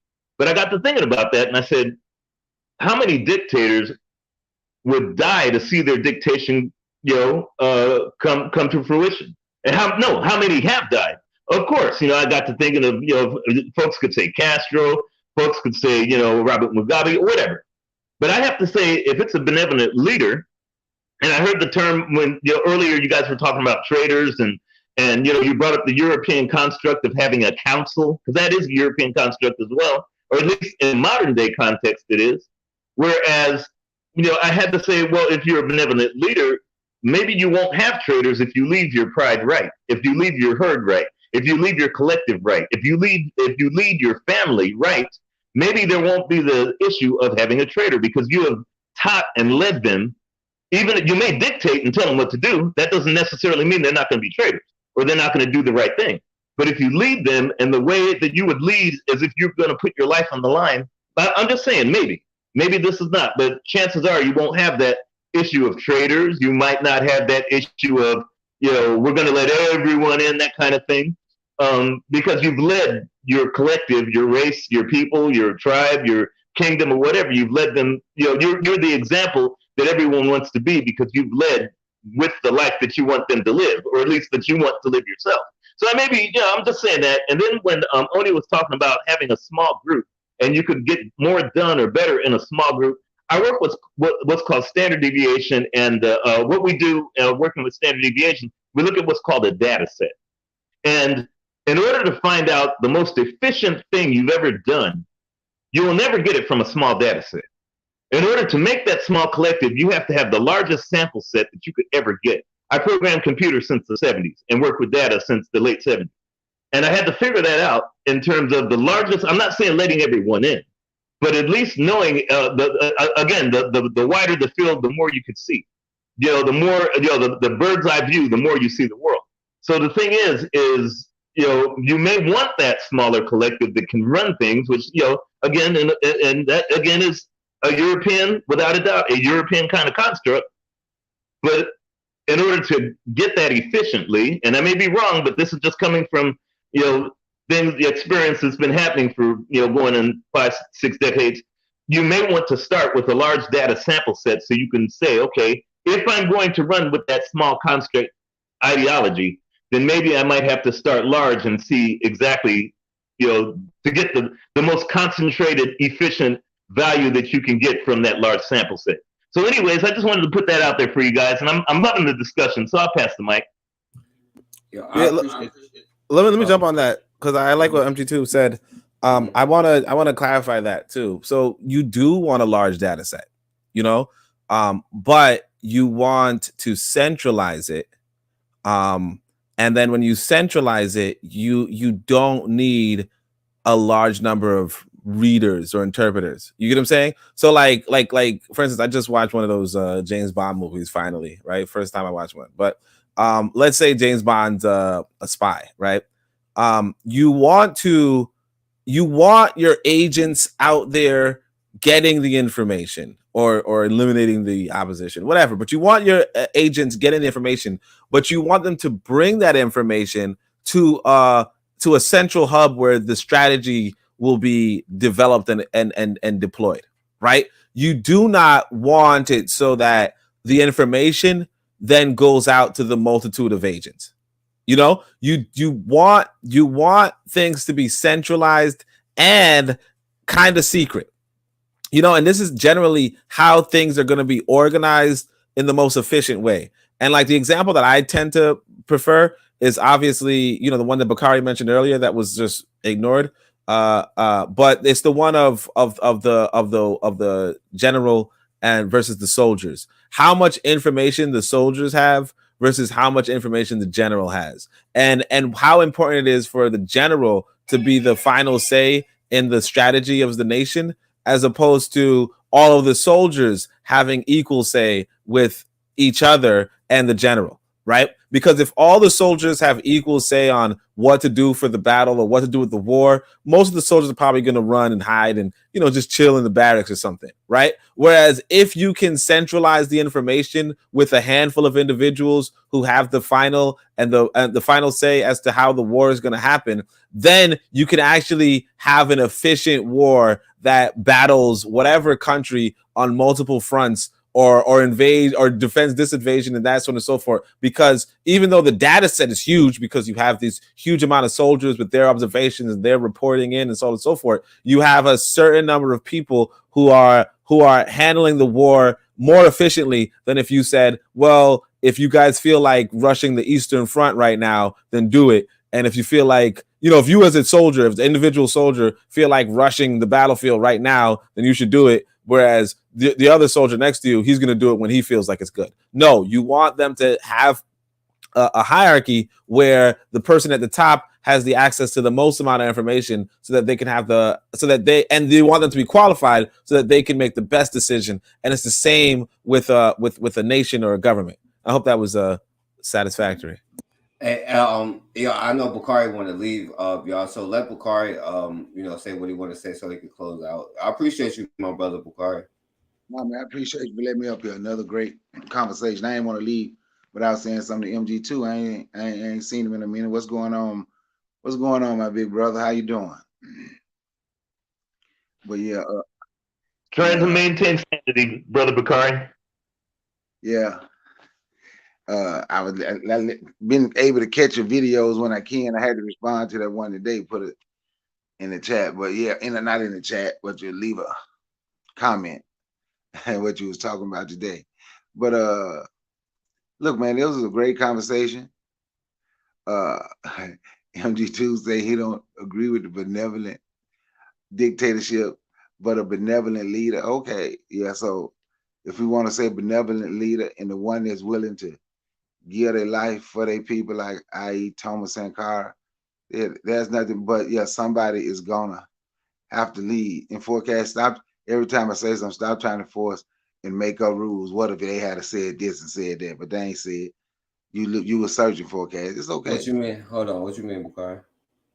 Like when I mentioned Isaiah T. Montgomery, Booker T. Wise, and you like, what if?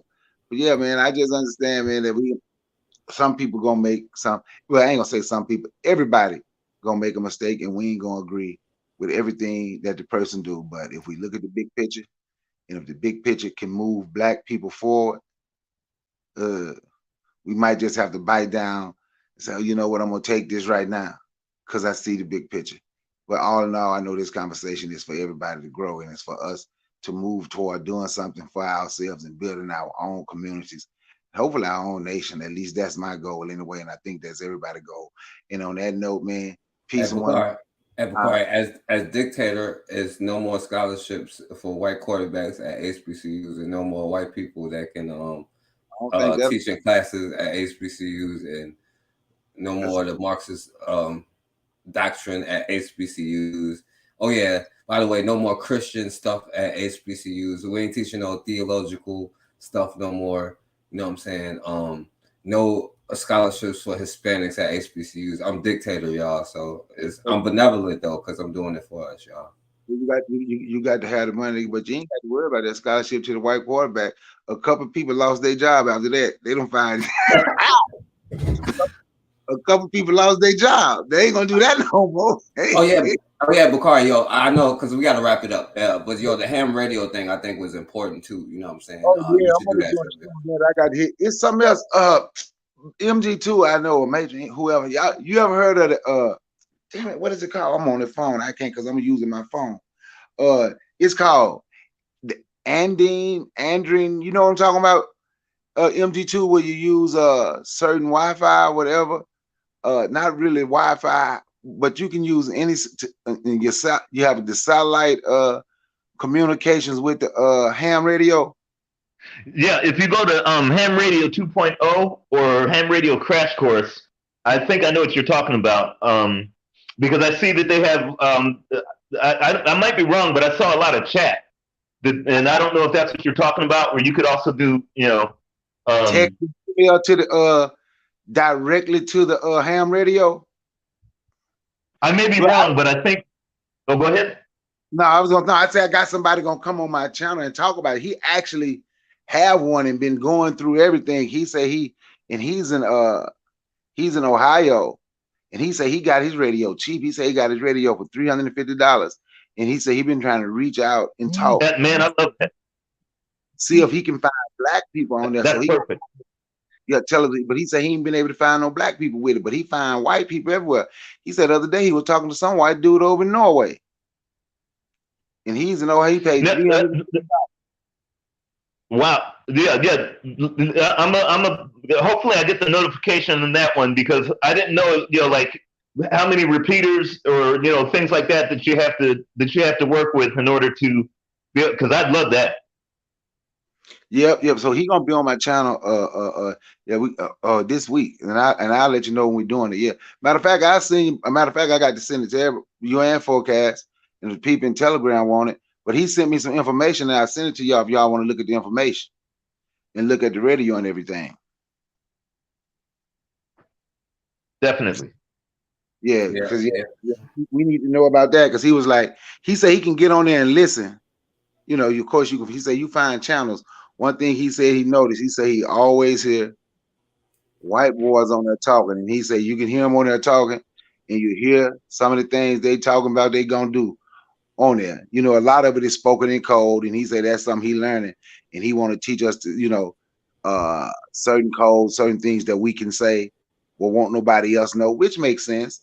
And he said he been going through that, but studying the people who's on there, studying some of the things that they saying, and it's hard. He said some things is hard to figure out, but but he said, but you can hear them. They let you know how they feel about us and all that. But yeah, so I'm gonna be doing a show about that ham radio. And on that note, man, thank y'all for listening. Thank you for letting me come on here and speak. Yeah, Bakari, It ain't gonna be Friday, but it ain't gonna be Friday. Hey, look, Bakari, I only come for black people. I will be giving you the scriptures on how to wipe your butt. You know what I'm saying? So don't worry, you're gonna be all right. I will be your dictator. I'm gonna give you the scriptures. Forecast, you only talk about erratic and crazy dictators. You know that, right? You just be the randomest. That's what y'all say. That's what y'all say. But y'all ain't ask none of the questions. Who? What leader you know telling you how to wipe your ass? Anyway. I'll be back. I'll leave the scriptures to let y'all know how to wipe your butt. You know what I'm saying, Bakari? So it's okay. Just hold on. The scriptures is coming. I got you. I got you. You know, as long as you write some scriptures down. All right, Matron. Glad being up with you again too, mate. I can't wait till you start reading again. Yeah, We Will Shoot Back will probably be my first book. So, because you like that We one. Will Shoot Back. You already know. Yeah. Is it okay by you, Dictator Forecast? Huh? Is it okay if she reads We Will Shoot Back? Is that okay, Dictator? It depends. It depends. As long as I'm cool with that. I'm cool with that. That's fine. Are you sure you want us to read about shooting back? That's fine. That's fine. Now, Matron. All right. So, Matron, I know you're gonna get on me, Matron, because I've been wilding out all day. I know I've been tripping, and Matron, you are truth. And I'm sorry I kept you. You've been quiet for so long. I meant to come to you earlier, but all right, Matron, I'm ready for where I've been going wrong. Now, I don't think that you necessarily have been going wrong. Again, it is really hard to reclaim your African mind, your African eyes, because Chancellor Williams talks about the very thing that you're doing, which is you are arguing a point just to argue the point. You're talking about you don't like quote unquote dictatorship, which is the Eurasian construct. Just because you are worried about some of the things that Europeans have done with it, when that is really, I think, a lot of how we lived. We had people listening, we had judges, we had viceroys and chancellors, we had people that were the ultimate decision maker when it came to different things and disputes that people had. But ultimately, their way of life was dictated because someone made provisions for them. They had educational systems, initiation systems. We had all this stuff. So, and maybe it's my own limitation. MG2 says a benevolent leader. Benevolent leaders get killed. So do benevolent dictators. So do people that speak out against the state. So you have to insulate yourself. And so one of the reasons that I go with benevolent dictators, because hopefully that will allow people to develop and cultivate a layer of insulation around them, so that even when the man does get buried, the plan can continue on, because they've had an opportunity to define and shift the consciousness of the people that are left. So, I don't necessarily think that you're going wrong. I think that we're just talking about these things within a construct that's not innate to us because we were given European tongues to speak with. Now, Matron, I disagree with you because now one time, like y'all have been the ones bringing up European. I'm asking. I started this whole conversation, and I try to avoid even bringing up European constructs and all of this stuff. What I'm talking about is a nation in our own, and how we're going to treat our own citizens, and like whether we're going to have one person in power or whatever, or if we're not going to listen to people. It's not even about like because MD2 makes a great point about capitalism. I try not to even say that. I'm just saying like how we run our, like, do we want to have like a central government that controls how we, like, how it the business, or do we want to and control it as individuals, or does the person who come up with the business, like, instead of saying capitalism and all of this stuff. I'm not and I'm not disagreeing just to disagree. I really think that dictatorship, like, because like I asked y'all, like, how do you go to the next leaders, like, because we still haven't figured out this benevolent, because we will first have to agree on and now we just saying benevolent, but a dictator that we would all agree on, and then we would have to find that person, and then once that person died, are we going to still be subject to it, or do we got to wait to find another one? How is he going to pass that down? Is that person still going to have the same things? I think that there's a lot of issues within this. I just think that the dictator thing, like, I understand that we're using European words because we have to, because we got colonized. But I also think that, because I tried to mention Queen Nzinga earlier and how she welcomed Christianity, it was to do for trade, you know what I'm saying? But like, who would have knew 1,000 years later, you know what I'm saying, we would be confused by it instead of using it to empower ourselves. But it wasn't like she was just giving it up, you know what I'm saying? I just think one person having decision, or one group of people having decisions, leads to communities like we're doing. And then I was trying to figure out where we drawing the line.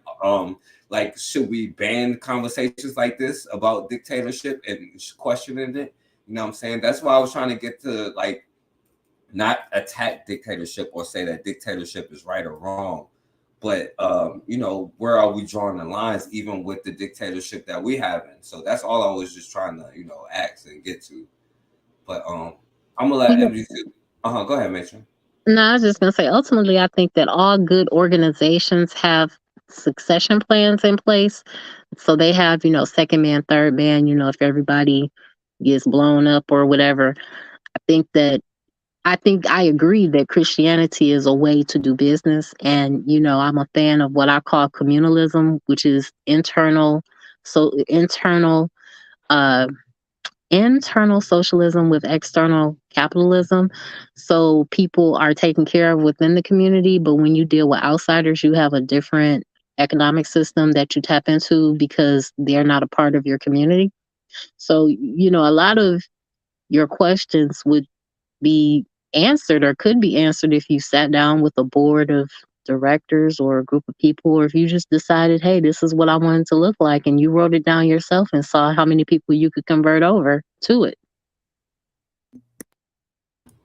Yeah, I agree with that. MG2, you want to say something? Sure. As I'm loving the conversation. Something got me thinking there, Brother Forecast. And I'm very, like, the older I get, the more to the point that I want to get. I guess I don't speak that way, but it's just the way I think. I don't care whether it's dictator, leader, autocratic, democratic, whatever cratic. I don't care what it is, as long as it works in terms of us controlling our outcome for ourselves. And in the meantime, hampering our enemies from being able to do the same for themselves. I don't care what it is. As long as we control, and we're in control of our destiny, and we're protected. In other words, we win as Black folks. We win the game. I don't care how it's done. Get it done. And the reason I say that is, one thing that a lot of folks say, well, what would you do if you were a dictator? See, the thing is most leaders don't even know they're leaders. But it's the folks that they've protected, nurtured. It's the folks that they've educated, the folks that they literally did everything for, not doing it for themselves. They're doing it for the society because they see themselves within that society. They see, hey, that's the folks I grew up with. Those are the folks that taught me when I was 6. Those are the folks that took care of me. So that leader doesn't even want to call themselves a leader. It just knows whatever it does, it's got to be, it does it for the best interest of those that it came from. Just common sense. So I got to thinking about that in terms of dictator or whatever it is. Um, if it is a really good benevolent dictator or whatever euphemism we want to use, that's someone who would either kill or die, and they'd be the first to kill or die to make sure whatever they dictated to the group is in the best interest of the group. They don't care whatever happens to them because they know, hey, I'm willing to go ahead. I mean, they're the first to say, hey, I'm doing this. In other words, you're living your word. In other words, when I say you're living your word, you're going to die in your word. You're going to kill for that word because that word is in the best interest of the group. And so, therefore, you're creating new leaders out of doing that. You're basically you're cloning yourself, and you're doing. It reminds me of what my dad did years and years ago.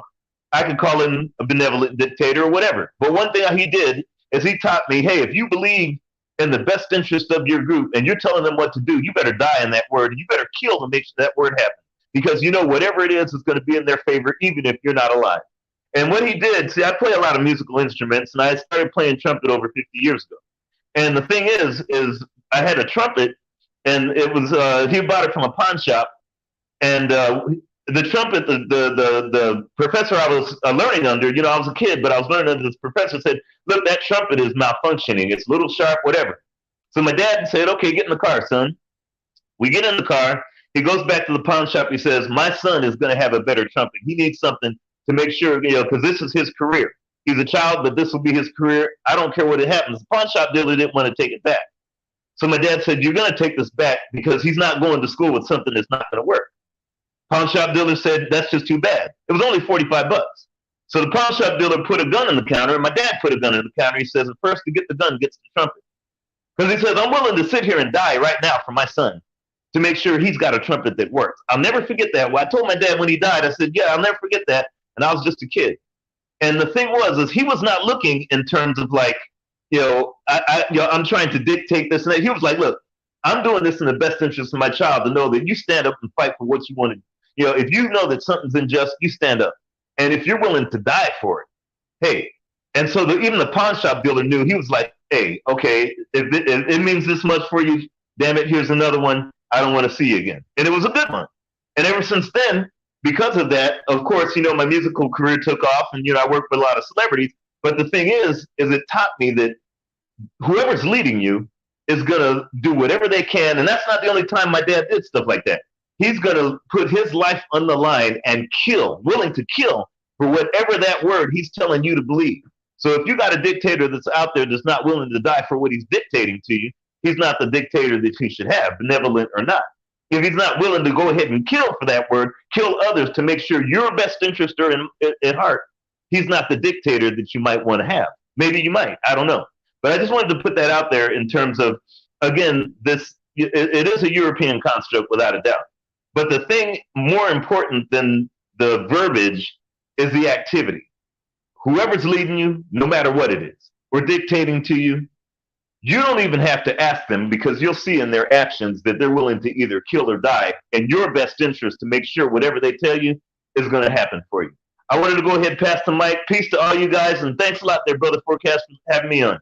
Y'all take care. Yo, thank you, MV2, and I appreciate you. I appreciate Matron.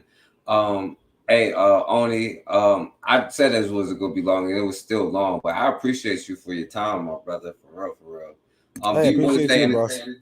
Yeah, you want to say anything before we go around doing the closings? I mean, no, I think one of the central things we just have to come to terms with is, can a small group better govern than a large group? And is it like, because we all know personalities clash generally, but can't like is it for efficiency sake, is it better to have a small group than a large group? And like, time and time again, we've seen that the most efficient unit has been the small group. And I think Brother Bakari's emphasis on his observations with regard to a business that or everybody has these observations in regards to businesses where if they have it in a small tight group of the main workers, it gets done. And if they don't, if they expand it, if they say, hey, let's have it in a large group, then the business fails. And it's the same with governments. It's the same with, just most human groups generally. Even if you're like writing a school assignment, if you have, like it always comes down to a handful of people who are doing most of the work, and that's just generally how the world is, or just that's how the human species is. And then we just have to come to terms with that. And when we come to terms with that, we have to say, well, how do we make that system the best? And how you make that system the best is that you have like hopefully those individuals, those few individuals who are in charge, are really qualified and have some sort of political alliance or political allegiance to the Pan-African or the Black nationalist cause. Hopefully they're not crazy like the people you keep saying that we want us to have, like the one who's like, make sure you guys swipe your ass, up to down or whatever, right? Hopefully they're more, sane. Hopefully they're more not liberal, but they're more, lax. They allow some sort of political freedoms and all that kind of stuff. But at the end of the day, wherever you go, whatever you do, you're under an oligarchy. And when you're under this oligarchy, you have to come to terms with like just the reality that, like I said, when I was in Tanzania, they had some stupid law I didn't agree with, but they were gonna arrest my ass. You know what I'm saying? If I didn't pay them, but they were gonna arrest my ass for it. So it just goes to show that, yeah, that's the way of the world. Even if you don't agree with the law, they can still like you're gonna come face to face with the law wherever you go on the planet, unless you go in the bushes. But who wants to live there? You can't watch Jackson State from the bushes. All right, so I'm glad I got y'all a stamp of approval as the next dictator. I am definitely benevolent. You know what I'm saying? So, nah, you want to tell me how to wipe my ass? I'm sorry, you just lost it, man. No, well, I'm not. I don't want to tell you this, but apparently, Black people need people to tell them what to do. Like, yo, we've been, I guess for the next 1,000 years, it'll take us. You know what I'm saying, for the next, whatever, while we'll be enslaved for another 1,000 years, I guess, But, I appreciate it. When this benevolent dictator let us know what we can and cannot do. I'm just joking, y'all. I'm just joking. But I still do disagree with it. You know what I'm saying? Oh, yeah. So do I get taken out because I disagree with it, y'all? You mean in a real dictator situation? If you had a real dictator and you just disagree with him on principle, it depends on what you're doing. But like, if you just quietly disagree, nobody cares. But if you are like what? If you're trying to like kill them or some shit, like again, like I'm not clear as to what your disagreement manifested. But yeah, if you're trying to kill somebody, they'll probably kill you first. No, I disagree. Okay, I'll break it down for you. I disagree, so we can make this clear. Okay, so only got his vaccine for the coon chip, you know what I'm saying? Now, I'm not sure if this coon chip is going to work, you know what I'm saying? Could make you coon for the Asians, you know what I'm saying? So I'm against it, But he's like, yo, this is mandatory. We got too many coons out here. The brother came on here last time talking about Jamaicans have yellow tints and big lips. So it's mandatory. We got the brother Dwayne been in the back this whole time, and there's still people arguing, they are Black. And I agree with Matron. You know what I'm saying? But so I disagree with this. You know what I'm saying? Now, are you going to silence me? Are you going to shut me up? Are you going to kill me? Or what are you going to do? Because so I'm saying, what's your position? Like what is your social status in the country? Like, are you the minister of education? Are you the minister of are you a minister or are you just a private citizen? And are you organizing? Yeah, exactly. Because if you just one person just disagree, why would you be like, for instance, like let's be realistic. Kagame is a dictator in Rwanda, right? If I say I don't like Kagame being the dictator of Rwanda and I'm not in Rwanda, not much really happens. Now, if I'm in Rwanda and I just say it to my buddy at the bar, unless there's a spy there, right? Not much happens. If I'm like in the bedroom with my wife and I'm like, I don't really like Kagame and she's not a snitch, then that ain't nothing. I mean, she don't exist either, but still, like, that ain't nothing. But if you talking about going on a megaphone and being like, fuck Kagame out in the open, yeah, Kagame's gonna probably do some shit to you. Like, obviously. Well, I want to be like the Hebrew Israelites, stand on the corner and be like, yo, if he tells you not to do that, if he tells you not to do that and you keep doing that, yeah, he'll probably kill you. Abrahamic religions are death cults. They are suicide based. Their savior died and was a political quote unquote revolutionary, depending on your line of thought. And the state killed him. Okay. So if you do what their savior did, you're going to face that same fate. Yeah, but wasn't he was a benevolent dictator because he was, He the was most. not. No, he asked He was people the to follow savior. him. He said he came to come get the lost sheep, the children of Israel. No, Right.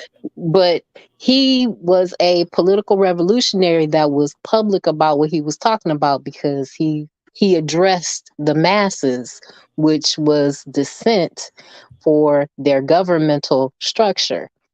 That So was he, not okay. Yeah, so bro. It's like he was regardless a of where you dictator. go. Yeah, bro. Regardless of where you go, if you're a public nuisance, they're either going to arrest you or kill you. Like that's it. Jesus was a public nuisance. And they arrested and killed him. Right, but he was a savior though. To whom? I mean, not for me. I don't know this motherfucker, but The lost, I don't know this motherfucker from the John. lost, But the lost like, sheep of Israel, bro. The lost but sheep of like, what I'm Israel. saying is that but no, I'm just saying generally speaking, like whether a We dictator are or we the democracy, lost. We the lost sheep. regardless, yeah, man. But regardless, whatever you are, if you are a public nuisance, somebody's probably going to like either arrest you or kill you or hurt you or anything. Like there's actually this motherfucker right now, black man who's like going around, I think harassing Asians and like he's everywhere in New York apparently. He's just like fucking intense. A lot of people are like, yeah, they want to hurt him. The police saw him. He's not doing any crime, I guess, here in America. I guess I don't know, but they were just like, lady, the Asian lady, just keep walking or whatever. But it's like, yeah, if you are menacing or you threatening, if you're doing any type of shit like that, like generally speaking, you don't know what other people are going to do to you. But like, I could say this: there was this lady in Kagame's Rwanda who, yeah, she was online writing some dumb shit like, oh, Kagame's working, just some more bullshit. And Kagame's asking her to stop, or he's like summoning her to bring her to court, and he's like, in the court, they're like, could you stop, inciting revolution? And she's like, no, I'm gonna keep doing this because this is my blah blah blah blah. And like, yeah, I think he's gonna put her in prison or some shit, or he wants to put her in prison. But it's like that's just the real world. If you're in America and you incite violence, even if you like shout fire in a crowded theater, like any kind of thing that's just like gonna harm people, yeah, you're gonna face a punishment. Like that's just the real world. Yeah, you go ahead, Metro. No, I was gonna say, but you also, I think, are asking how is dissent punished? Like people that don't agree or want something different. And I think that it ultimately comes down to how are you organizing around that idea? Are you trying to have meetings and rile up the people so that they can overthrow the government? Because then you become a threat of the state. Okay. Versus I'm just unhappy, but I'm still going to work. I'm paying my taxes. I'm not, I might even talk shit. Excuse me. I might even say something to somebody a couple of times, but I'm not doing anything with all this excess energy. I'm just talking. And I don't necessarily think that unless you talk directly to those people, that dissent would be punished, even in a benevolent dictatorship or even in, a benevolent one. Now, other dictatorships where they just like, no, do what I say, don't talk to me, don't say nothing, that's a different thing. But I think that you're asking, how do you manage dissent? Right, but that's what I'm saying. Like, wouldn't the dictator be the one who decides where the line is drawn at about what you can and cannot question? Because you could say that something, because like even in other, that's why I didn't want to use other things, and I never brought up no other examples. But like you could use like where people got arrested and they was like, yo, they was only speaking about certain things, but they felt like they was bringing. He was like, yo, I didn't even think it was corruption. I just think he thought I was going to bring it. I was against their government, which I was not. Just I was against this. But bro, the question is, how does but it's like this. It's like the question becomes this: like I said, like you go to Rwanda, it's, I don't know, 30 million, 40 million, 50 million people, right? How is it that you, one person, somehow get the ear of Kagame? That's the big question. Because you're asking, how does the dictator respond to you? How in the world are you speaking directly to the, like, how in the world do you get the attention of the dictator?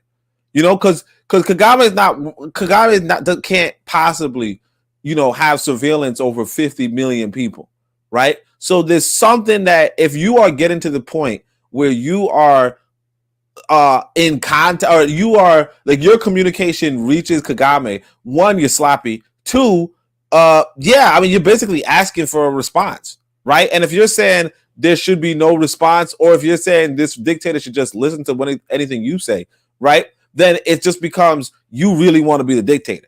No, You see, saying? I don't. That's what I'm saying. Because number one, like, that's another problem. Because if you, like, you're right, you're not going to, and that's what I'm keep trying to tell you. You're not going to be hearing like, how can one person be able to control every single thing? Like, you're going to have people that you delegate. But I think once you start, as you go, you delegate. That's the oligarchy. Hold on, let me finish. But that's what I'm saying. I think once you start picking the people, you're going to put people with, like, and that's what I'm saying, because even the cases that I'm talking about, it was people in their old thing, like, they was not against their government, they was in their politics, but it was something that they felt like, because certain people be like, well, you know, they go certain things where they start going into, like, you know, what's the word when you try to control the population, you know, eugenics or whatever, and their own people was like, yeah, I don't know about this, but they even silenced their own people who was put in position by them, you know what I'm saying?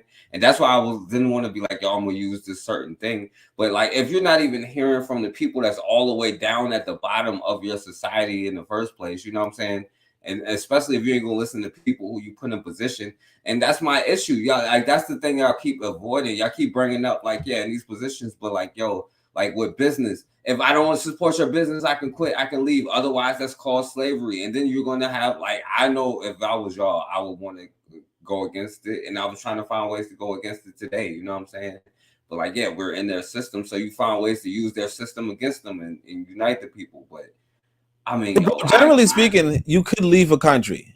You know, there's the only country you can't leave right now is probably like North Korea, you know? But like, beyond that, like, you could generally leave a country. You mean a place with a dictatorship? Yeah, more or less. Like, you could leave. I'm saying, you said except for North Korea, a place with a dictatorship. Well, I mean, like, your whole thing is benevolent dictatorship. So I don't know if I would call North Korea a benevolent dictatorship. I don't even know if North Koreans would, though. Yeah, so I don't even know if you can't leave North Korea. That's just the propaganda that America uses about North Korea. Because the thing is that a lot of people actually do know North Koreans. You know what I mean? Or like, you could find North Koreans walking around in America. So it's not like you can't, but that's what America tells us. So I don't like, it's not really too clear. But either way, what I'm saying is that like for instance, you could leave Rwanda. You get what I'm saying? Like, you can, even though it's a dictatorship, right? Like, you can leave Rwanda. You could be critical in your own circles, but like, as far as, you know, just being critical, or like, for instance, one of the things that is outlawed in Rwanda is talking about the genocide in such a way that you're trying to incite it again. Like, you're trying to like, oh, I fucking hate Hutu, or man, I don't like Tutsi. Like, doing that kind of language would get you like in trouble or like in prison. Like, generally, I mean, people exaggerate the whole Kagame is killing folks, so really he's just kind of imprisoning people, or like, you know, whatever. But like, yeah, like, if like, you gotta also realize that if you're the leader of a country, like what Bakari was saying, was if you're the leader of a country, you probably have an overarching underlying philosophy, you know, a method to your madness. Not everybody understands the method to your madness. Like your example of, I want to install coon chips into people, right? Now you might be like, hey, I don't agree with the science and all that kind of shit. No, okay, anti-coon chips. Anti-coon chips. Anti-coon chips, right? Now you might be like, I don't agree with the science, and therefore I want to see it more, blah, blah. But it's like, you're not getting the method to my madness. The method to my madness is that I'm trying to get rid of coons in a healthy, in a way that's healthy, in a way that's saves lives, because I'm not killing them, I'm not jailing them, I'm not wasting the human potential. I'm saying, hey, you get a shock every time you think something stupid. You know what I'm saying? Like every time you think about a white woman, you get electrical shock. You know what I'm saying? The problem with that is if I start talking about Japanese women is different though, you know what I'm saying? And you get electrical shock. No, that's a side effect of thinking a white woman, because now, like, that's what I'm saying. You haven't tested it before you put it on the market. No, you getting a shock. You getting a damn shock. You thinking about the Japanese lady? You thinking, Hirakuni is a cutie? You getting a shock. I got tested examples where people got this coon jip and then they married some Japanese chick talking about, or Filipinos talking about they welcome to the cookout. That's what I'm saying. Like, I can. This is the anti-coon chip. You can't be doing that shit. No. So then what happens if we just update the model? No. What I'm saying is that you hating on it, you hating on the science, but you're not getting the method to the madness. Now, if you doing that shit in broad daylight, now that's what I'm saying. Like, again, like, I don't know why you are like I don't know why you're like, let's say, like, it seems like you have an official position, right? And so the question becomes, do you hold that official position if you're using it to contradict the government? No, you get what I'm saying? That's my point, though. Only that's why. No, but nobody's gonna do that though. It's like nobody's gonna allow you. Like you can't be in McDonald's. You can't work in McDonald's and be like, the burgers ain't as good as in Burger King. You can't do that. Like, you can't be the leader of McDonald's. Sorry, sorry. You can't be like a spokesman for McDonald's and be like, yo, y'all better shop at Burger King. There's a difference from you telling me you can't quit and you can't say that. I can say that and you get fired. I can say it though, but there's a difference from telling. I'm saying you get fired. Right, bro, I'm saying you get fired if you was doing that. Right. But you can't. But you still telling me, yo, even if, like, no, you as a dictator, you're telling me that, yo, you say that, then you're not going to get paid. You're still going to do the work, but you're not going to get paid, because if I say something, I can quit, I can get fired. But no, you as a dictator, I'm still a part of your government unless I do a violent revolution. You know what I'm saying? No, what I'm saying is that if you was saying, no, fuck the coon chip, I don't agree with this sort of decision, yeah, you get fired, obviously. But that's why I brought it up, only because I'm like, yo, like when I was saying all that stuff about the Asians, it may not be true, but would you kill me for saying that? Or would you say, well, you have the right to say that, but no? Or would it depends, dude. Like, again, it depends. Like, what are you so guilty of? If you're talking about the anti-coup chip, that's different. But if you're talking about you was planning a coup, and then obviously the people kill the people planning the coup. But I'm talking about the coon chip. I'm not talking about the coup part. Because if you just don't agree with the coon chip, you like as you probably quit yourself. You know what I mean? Like you probably step down from government yourself. Real talk. But other than that, like, yeah, I'll be like, yo, I don't know if we could work together. Like, realistically, you have like your whole thing your whole thing is that there should be no consequences for going against the government. No, there should be no consequences for the government official telling the government, I don't want to do what the government is deciding. And it's like you have to have a consequence. Yeah. No, I'm saying that the government shouldn't tell me. I shouldn't have without representation. You know what I'm saying? Like, if I want representation, I should have the right before them to tell me what to do.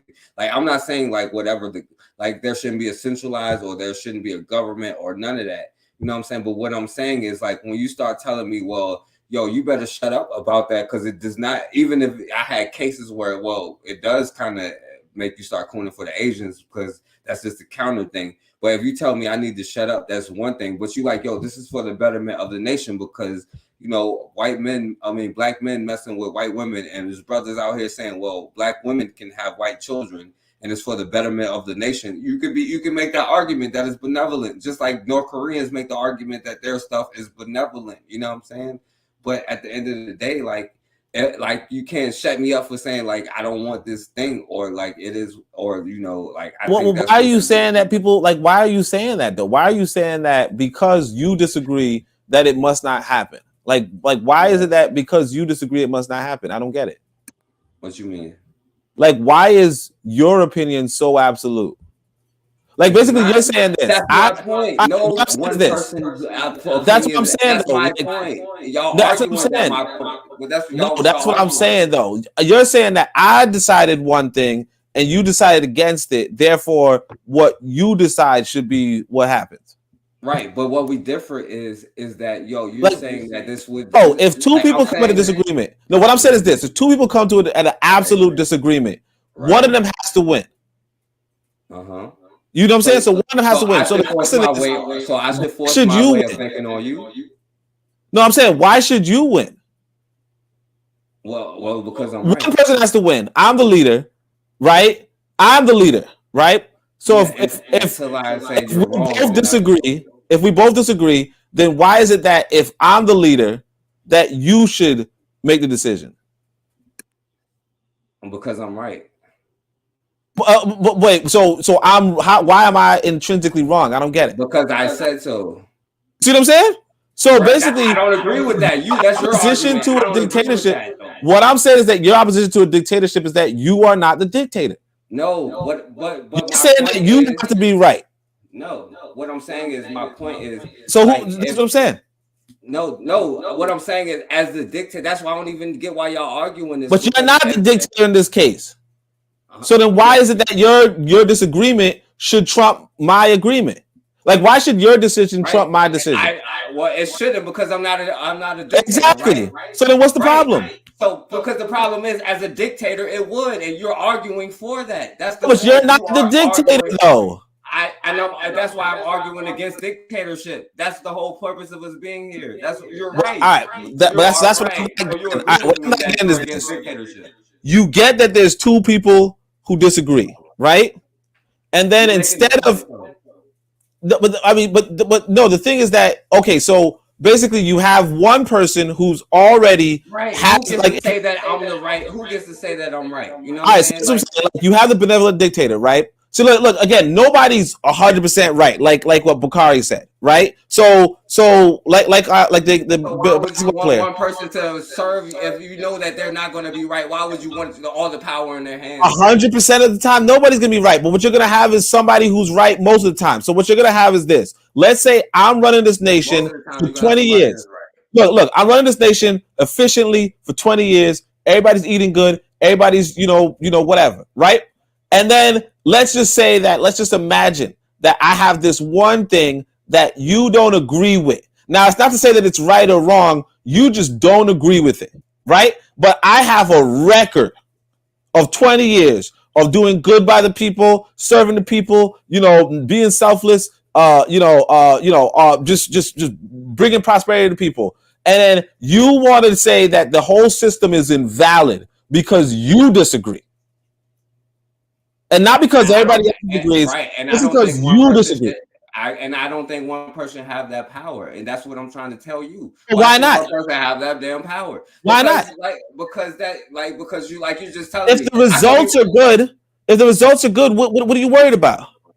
Because I'm telling you right now, the results for dictatorship have not been good. And I'm saying dictatorship, after my dictatorship is over, now we're not doing dictatorship no more. And that's my rule as dictator.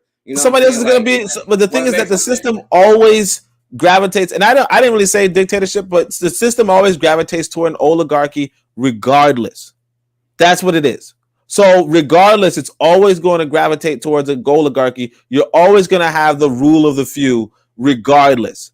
And so the question, because you saying it doesn't work doesn't mean that it doesn't work. It has worked. We had the longest civilizations on the planet were ancient Egypt, obviously ancient China, and obviously ancient India. They were all monarchies. They were all dictatorships.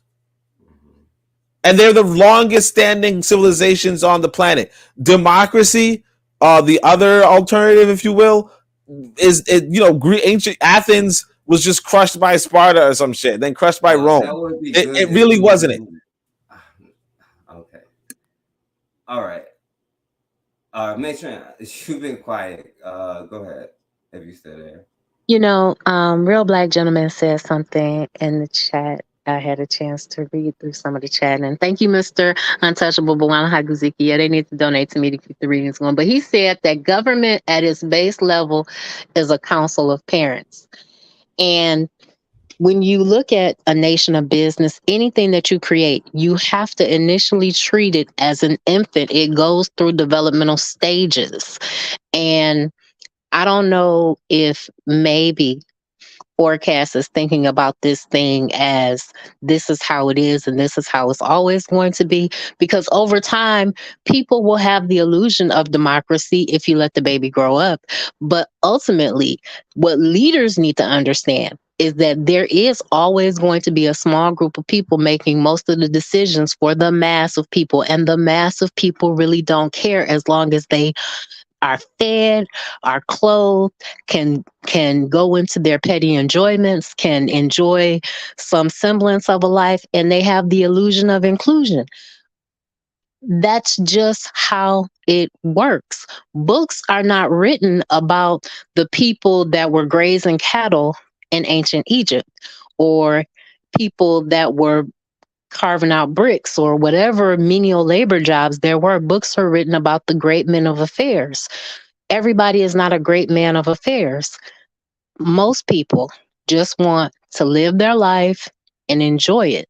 So let's, think about what would be the most efficient way to institute revolutionary changes when it comes to how an organization is led, how a nation is led. How are people going to know what to do? Ultimately, somebody has to be the decision breaker, the tiebreaker, the one where it's like the ultimate decision rests in your hands. And ultimately, that person is going to be the person vested and trusted with the most power. I don't get why there's even an argument about that. I think we're arguing about what we call that person, because you cannot have a council of 100, 1,000, 5,000, 40 million men with everybody's opinion making and having equal weight. You have to have someone that says the decisions go up to this person, however they get there, and they make the final decision. Whether for white people right now, they say it's a piece of paper, it's the law. So if you have a benevolent dictator conceiving the law and coming up with the law, and then ultimately the law is the leader, I don't see how that would be any different than a benevolent dictator, because that's what we're under right now all over the world. See, I don't understand how y'all don't say what I'm saying. I'm not even disagreeing with most of but y'all not addressing the point of the difference. You know what I'm saying? Now, if you have this person who is making the decision, now he may not even be against your thing. There has been people who have been called benevolent dictators that say we need to make English and such and such our national thing as a unifying factor. You know what I'm saying? And the people disagree, you know what I'm saying? And I've only asked y'all questions about where we drawing the line. And that's why I keep y'all keep bringing it back to different examples and other people and how they do things, you know what I'm saying? And how you interact with people outside of your nation, you know what I'm saying? I'm talking about how you interacting with your own citizens, you know what I'm saying? And there's a difference but having somebody who dictates who your leader is, and the people once this person no longer serving us, we have a way or a mechanism to get this person out of there and get somebody who we feel is representing us more. Not that we're going to be on every decision. The person that we're sending up there is going to be in every decision, you know what I'm saying? Not and that's the thing with dictatorship, is you telling me who is going to be my leader. Why do you think black people have a problem? If that's the case, why y'all cool with Al Sharpton being people saying Al Sharpton is your leader, or the people telling us who our leaders is? No, the people get to decide who their damn leader is. Why do you y'all keep bringing up their governments as if we're happy and cozy under that? Not, I'm talking about us in this chat, you know what I'm saying? Because we know that, it's people that's the dude that came on here last time. And that's why I wanted y'all on here with this conversation. But because I know y'all are intelligent, we can have intelligent conversation. But we know that we are trying to find different mechanisms, different ways to have our own and do our own thing and find ways to get up out of their system. You know what I'm saying? We understand that they are correct. Bro, the thing is that you're not proposing an alternate system that can work. So what do you want people to really say? You know, if there's no like you're saying, hey, you know, this system.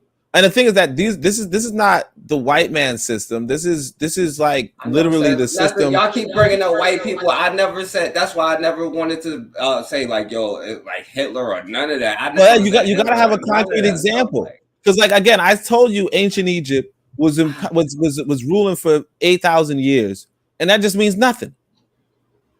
no, I could bring up examples, bro. Like, cause I could, like, and I intentionally didn't bring up certain things. You know what I'm saying? Cause I don't want to make it seem like like Think of a dictatorship black is going to example be. of a benevolent dictator, I guess. Well, it's hard to give that because because we never got to pass the first part of finding the damn benevolent person. That's what I'm and what we saying. agreed on benevolent in the first damn place. Ancient Egypt had benevolent dictators. And it lasted for 8,000 years, and the people were generally happy and well-fed, and they were the richest people on the planet. Yeah, well, I'm not trying to say nothing to like, go at that, you know what I'm saying? But like, what I'm saying is this. In fact, I can tell you this way. The white man, right, said the 3 richest civilizations in history were Egypt, China, and India. Okay? This is before the modern age or whatever. Those are the 3 richest civilizations in history, right? The people there were generally prosperous and well-fed and everything, and while Europe was living like motherfuckers, whatever, right? The point is that, yeah, if you're looking at ancient Egypt, that's your example of benevolent dictators with good succession, good education, good moral laws, good functioning government, good everything, right? And they lived under the circumstance where a few people had power. A few people had power. And that's just what it is. Like logistically, the technology doesn't exist for it not to be a few people having power. You know, the other alternative to a few people having power is many people having power. Technology doesn't exist where many people can hold power. You know, and it's always going to come down to people cannot if you have more people, you're liable to more disagreements. And if you're liable to more more superfluity, more like just more time wasted in a conversation. Because even think about it this way: we have this conversation, we're going for 4 hours or whatever, right? Imagine the same conversation with the same liberties, right, of speaking, but with 5,000 people. What would get done? You know, if everybody could monologue, if 5,000 people could monologue, what would get done? If nobody, y'all keep using extremes. If nobody could monologue, what would get done? If nobody, it's not nobody. We keep saying a few people. It's not everybody. We either. say a it's rule not of the few. Either. Y'all we say few. What is the alternative to few though? That's the question. If two, just like it's just us having this. We've been having the same conversations in our circles for this whole time. What are we doing? Like until you start doing stuff for the mass, we're not changing our circle. We have people in some small circles, and we still in the same cycle over and over and over. Like you talking about Americans? You talking about African Americans? What are you talking about? Black people as a whole, bro. You can name all of this stuff. I'm not trying to name any of the negative. That's why I'm trying to stay away from that. I'm not trying to tell y'all not to use the positive stuff for an example. Like I'm just saying for me, I'm not trying to use the term dictatorship and just say I'm just putting it as a negative paint. I'm just saying. What I'm saying is this, bro. You're saying a few is not good. And then when we say, well, the many, you say we use an extreme case. People who have not have the ability to have their to few at least have what, their what is the alternative to few? Huh? No, I'm saying I'm not trying to say that you can have a few people who are working in the government, but once you have because the dictator is the person who dictates who is the representative. Like instead of the people representing who represent, you can be the people will generally not choose. Like the reality is that the people will generally not choose, regardless. Like I said, nobody voted for Biden. Like nobody wanted Biden to be the president. Nobody. Nobody wanted any of those people. Like realistically speaking, none of those candidates, but they were chosen by the Democratic machine. The Democratic Party chose them. But y'all keep No. going back to America and bro, like, okay, All go right. ahead. Well, I mean, what other country you rejected No, Egypt? it's not that What I'm other trying country? I'm not trying to. No, I don't think you understand what I'm saying. I'm not rejecting. Like when you're using America, you saying, but at the same time, right? You recognize that there is a problem that you have because there's an oligarchy in charge. It's not a problem. It's just something to do with humans. It's not a Why are you problem. trying to build your own thing if it's not a problem, bro? Why aren't you trying to build your? Because this is the conversation about us having our own things, and I'm only trying to talk about dictatorship as far as it goes with us. That's why I even avoided that. But if we bring look, up, we're going to this bring is it a up, white right? nation. This is a white nation. Of course it is. So it's not a problem for them. Is it a problem in black nations? Because there are plenty of black nations with the same thing. Because you keep, like you said earlier, we can leave here, but you're going. No matter where you go in the world, you still gonna have to fight the same fight and the same issues. It's not a fight though. That's what I'm saying. Is that's not what you're not supposed to fight. You're not supposed to fight that. That's not something you fight. That's something that you work with. That's something you build with. You say to yourself, "Oh, okay, it's just a few people." That means that I have a few contacts that I can get into. I can get, like, for instance, if I know that Kagame is the go-to in Rwanda, that means that I have to navigate myself so I can be close to Kagame. It makes it easier for me to do stuff for the Rwandan people if I know that there's just a handful of people that I need to go to. If I have to go to more than a handful of people, then it's different. Or like you said, if Kagame selects the Minister of Education, guess who I have to go to in order to get in with the educational system in Rwanda? The Minister of Education and or Kagame. That's it. It's just much easier. It's not a problem. Let me try to say this like this. You know what I'm saying? Like, okay, right. I never said that there will, like, everybody's going to be in the government, right? What I said, because there's a difference in what y'all saying about, even if they're benevolent. I only tried to stick with benevolent, and I only showed the Thomas Sankara because it came up in the news, and I knew y'all was gonna mention them, and I wanted to show that and just see if y'all had an opinion on that. But with that, I only saying that with the benevolent dictator, right? You know, how can I put this? You know what I'm saying? That you can understand. Like, what, I don't know, man. It's hard. Like, yo, I'm saying, like, yo, because in America, we understand, right? We don't have a say. And so we have an issue with that. You know what I'm saying? We don't want to build something that we are already going to have an issue with. You know what I'm saying? And I get the things that you're saying about, like, I don't know. I'm losing my train of thought because Yeah, man, America's efficient. That's what it is. Sister Matron's gonna say something. Sorry. Yeah, go ahead, Matron. I was just going to ask both of you, who has the right to vote in your nation? I'll start with Oni, and then I'll move over to Forecast. Yeah, exactly. Like, I mean, so that's what I'm saying. Technically, I could vote for a handful of representatives. A handful. I could vote for the U.S. president. I could vote for certain city, local judges. I could vote for one legislator in each legislative body. But I cannot vote for the Minister of Education. I cannot vote for the Minister of so on and so forth. I can't vote for so on and so forth. Who I vote for, if I voted for the president, I would then that president can choose whoever he wants for whatever department, as well as he can install different judges, so on and so forth. He's empowered to do all this sort of stuff. And to top it all off, this president is selected by a political party that I have no say in. And yeah, so I have no say in. So that's what it is. So technically, and yeah, actually, Bit of Medicine saying it's not my nation, but we'll just give away that detail. But technically, I cannot vote for most of the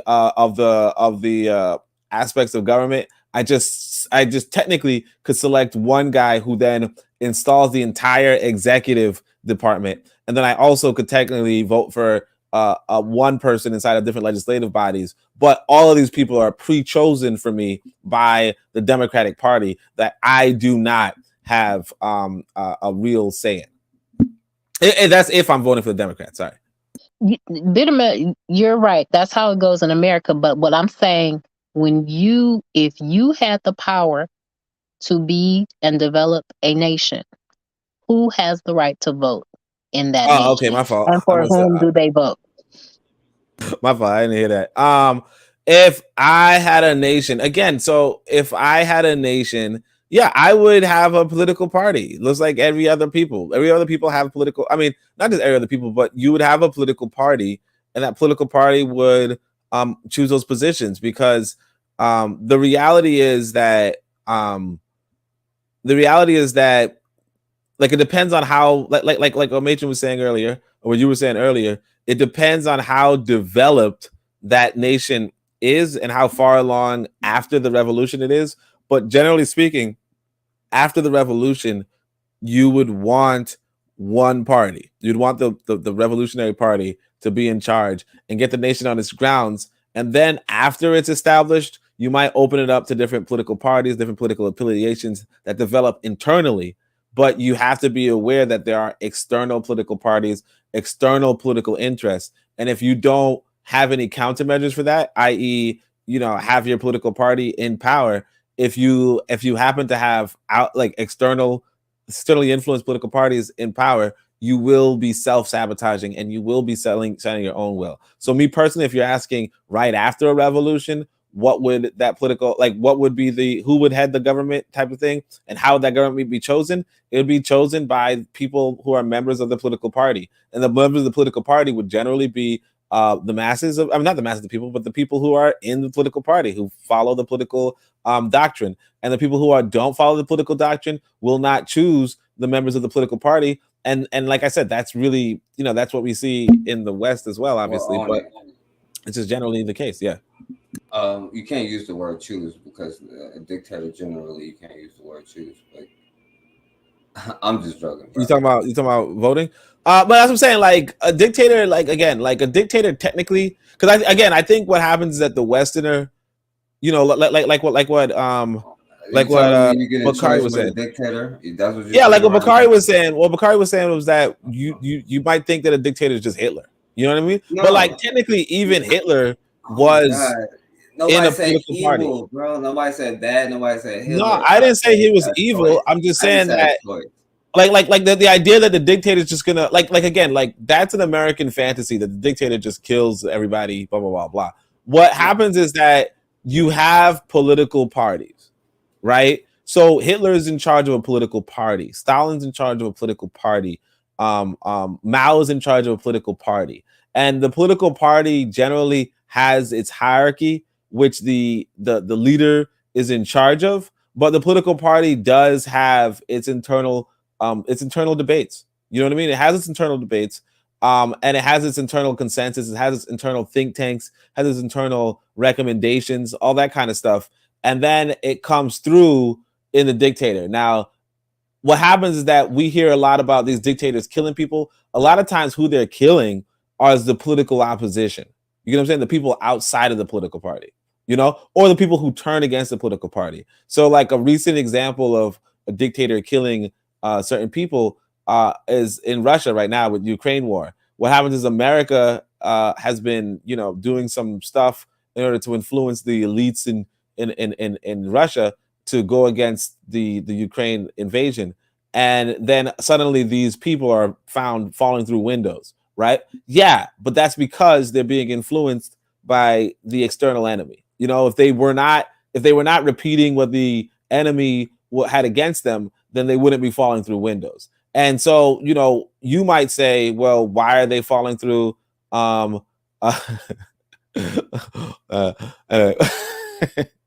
you gotta put that up? Ron said that. You're funny.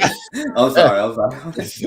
Well, like, you might say, you might say that a dictator, again, you might say, why does he get to choose who falls through the window? But it's like, realistically speaking, the guy's at war, and if he does not suppress the anti-war sentiment or the anti-Russian sentiment, if he does not suppress that, they're going to kill him.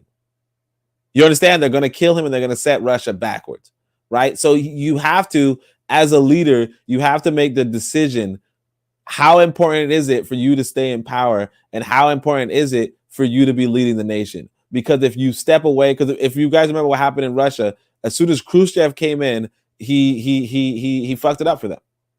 And the whole Soviet bloc fell apart, and Russia went back into, the Stone Age, more or less, right? After being one of the leading industrial nations on the planet. So it really comes down to, how serious are you about war? How serious are you about dealing with external enemies? I think a lot of what you're talking about is internal debate. You're talking about, but like internal debate, a lot of these dictators realistically do allow for internal debate, especially if you're saying a benevolent dictator. A lot of dictators do allow for internal debate. A lot of them do allow for counsel. I think there's like this romantic image of, well, Kim Jong-un, if he decides that everybody has to wear green pants and you don't wear green pants, he's going to shoot you in the fucking legs, right? That's not real. Or even if it were real, that's just a few eccentric individuals. It's not really the case of, if I or somebody else were running a political party and we became the leader, that everything like that, there's no more internal debate. Because if you look at like the Soviet documents, there was a lot of internal debate. There was a lot of a lot of mass, not just mass, but a lot of participation from the people set in power. There was a lot of discussion. And the only thing that they didn't allow was for like some people didn't allow for failure, some people didn't allow for so on and so forth. But it depends on, like, if you do have dissent, how strong is the dissent and how meaningful is this dissent and where do you do this dissent? You know what I mean? If you just, like it's different if I just pull Kagame aside and say, I don't like so and so, versus if I go on a megaphone, like you said, and be like, I don't like so and so, because there's just two different things. One is inciting and one is just advising. Because Kagame, if you will, would love for an advisor. He would love for it. Oh man, there's so many questions, but I'm gonna let Matron finish so we can wrap it up. I said this. He asked you a question. On it. I asked you, right? He asked you a question. Yeah, I know. Go ahead, ask me again. Yeah. Who gets to vote in your nation? Black people. And then regardless of their religious, regardless of their political views, regardless of their whatever, Black people. Okay. The follow-up question behind that is, do these people have to qualify? Like, are you going to let children vote? Do you have an age of majority? Is it about the property that you own? How are voters identified in your nation? I would say age would be a thing. I wouldn't necessarily say property. We have to know that you're you're a citizen, like you're a Black person. You know what I'm saying? We following, the rules that we agreed to as a nation. You know what I'm saying? And if I become violent in my dictatorship, you know what I'm saying, y'all should be able to get me up out of there. That's all I'm saying. Okay, because I just wanted to check, because it sounded like you wanted everybody to always be able to make decisions all the time, or that you have some romanticized idea about democracy. And I'm not banging on you for that, but I'm just saying, for the most part, most people live under a system where they are not choosing the people directly that set the policy in their world. But most people don't even want to live in a situation where that's what they have to do, because the amount of information you have to filter through to be able to have an intelligent thought about all of the affairs of the state is such that you wouldn't have time to get anything else done, which is why small government, small groups of people making decisions that have been duly elected by the population makes more sense, because it's the most efficient system. Go ahead. I'm sorry. No, I'm sorry to cut you off. I'm sorry. Because you've been quiet. I didn't mean to cut you off. But Matron, and that's what I'm saying though. Because I forgot what I was even gonna say, man. Let me I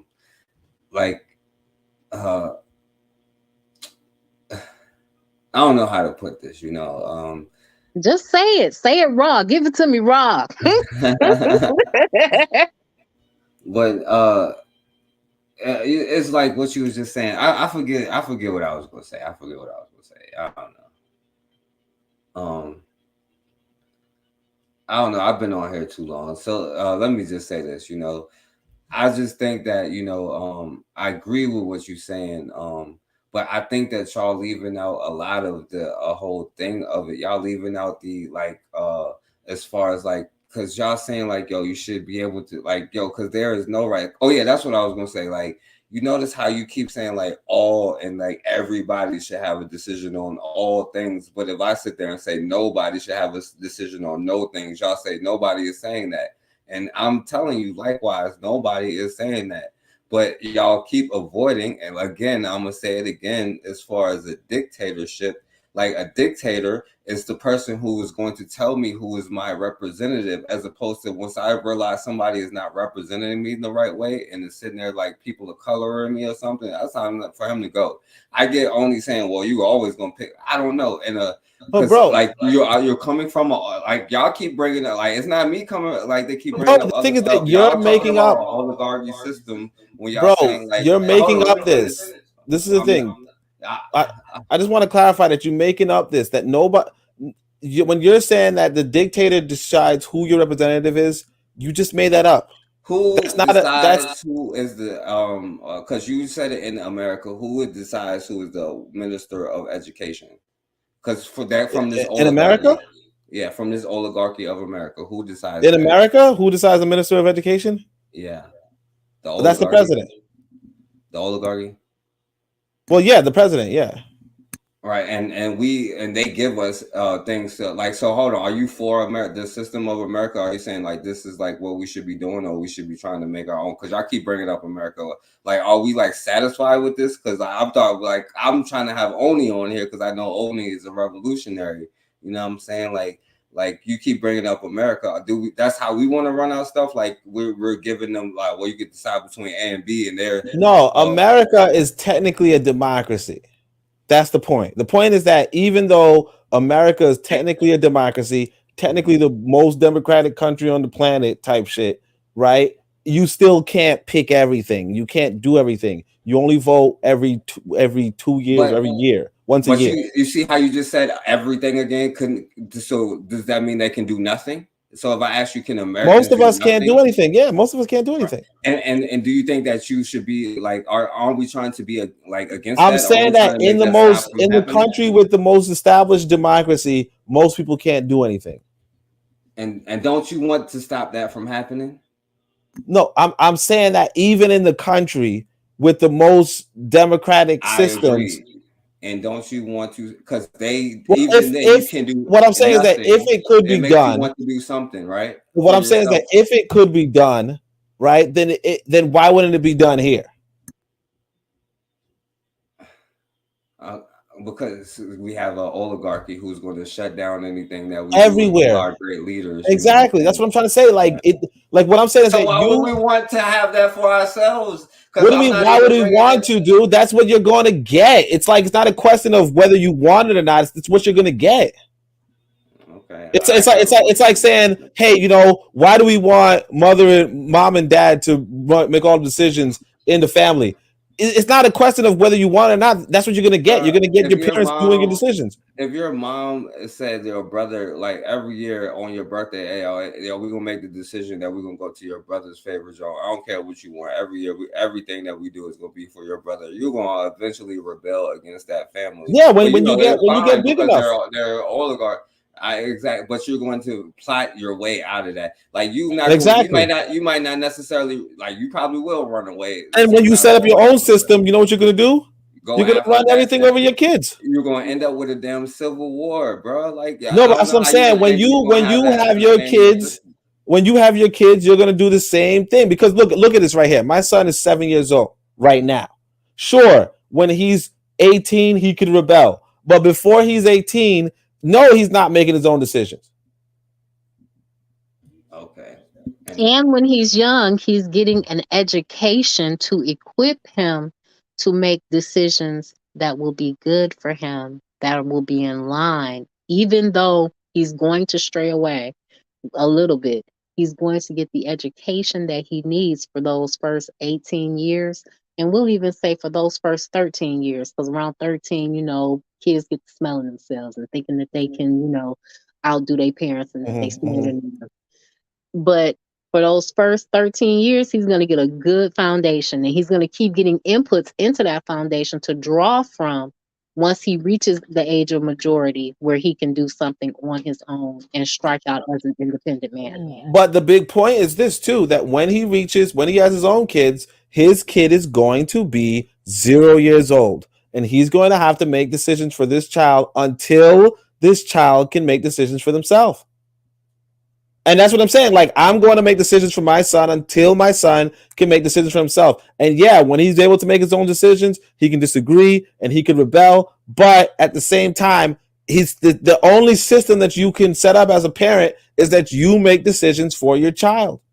There's no other system. All right, so we're children. I mean, I guess your population of, like, you would be equating to like children, like the population, your voting population. What I'm saying is that there's just an efficient model. Like sometimes the efficient model, even if you don't like it, for whatever reason you don't like it, you're going to come back to it regardless. It's just inevitable. Whether you like it or not, it's inevitable that your parents are going to rule, like have the final decision over your life while you are under their roof. Sure, you're going to leave their roof, but when you have children, you're also, you might be like, well, no, my children are going to have a say. No, your child is 4 years old. They can't have a say. So you're pretty much saying we want to build a roof that we want people to leave as soon as they get 18, as soon as they learn, get a degree in science and go to another nation where they can build that nation up as soon as they turn 18 and graduate, But wait a minute. But no, because in reality, you deal with children differently based on how old they are.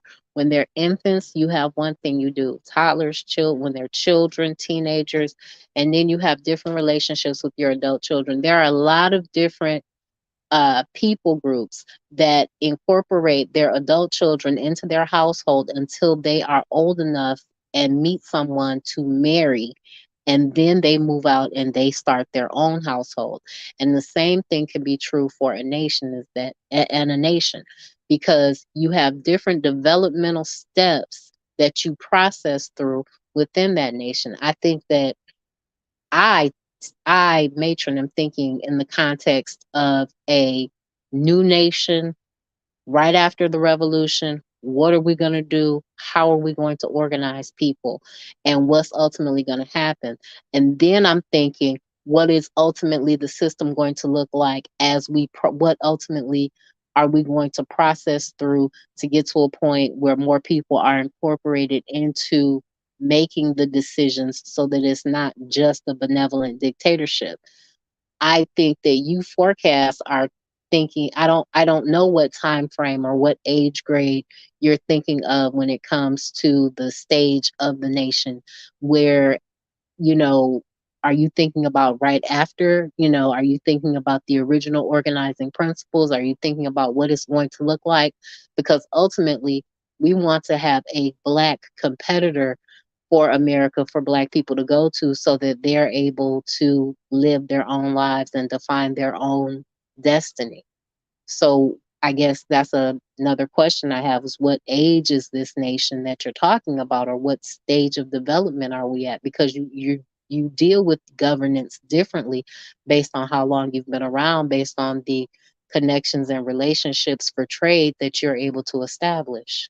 Yeah, I like what Matron's saying, and I just want to just addendum that, the thing that we also neglected to mention in this conversation, because you were moderating, and I'm joking. Well, but for this conversation was dictating. Exactly, right. Right, you're not moderating, exactly. No, but like, let's say there's a power plant, right? Who runs the power plant, and who decides who runs the power plant? And does the decision for who runs the power plant, who does that come to, and what are the protocols within that power plant, and what are all the workers, what are the safety measures, who decides the safety measures, among other things, and to what degree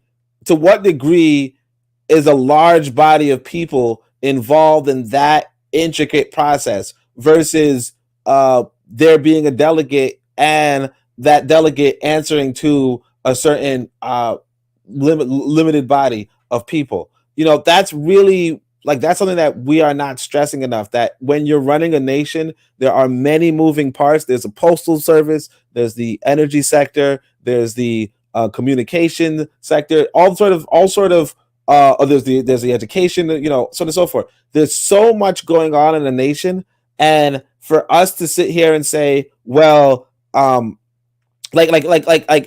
even as Matron is saying that, to say that, in the early revolution, right? You're first off, you obviously have to have your political party, the revolutionary leaders, in charge, in power right away, because there are counter-revolutionaries all over the world, right?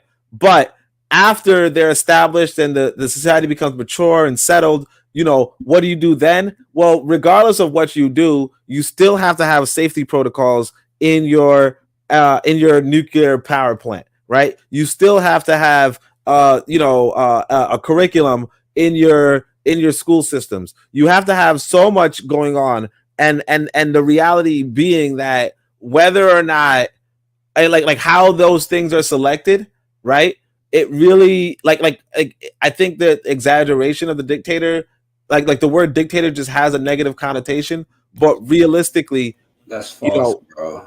All right, let me answer. I'm gonna answer your question only, and then I'm sorry, Mason. I'm gonna get you to answer it again. I'm gonna answer yours, but I remember only Jones right now. How would you dictate?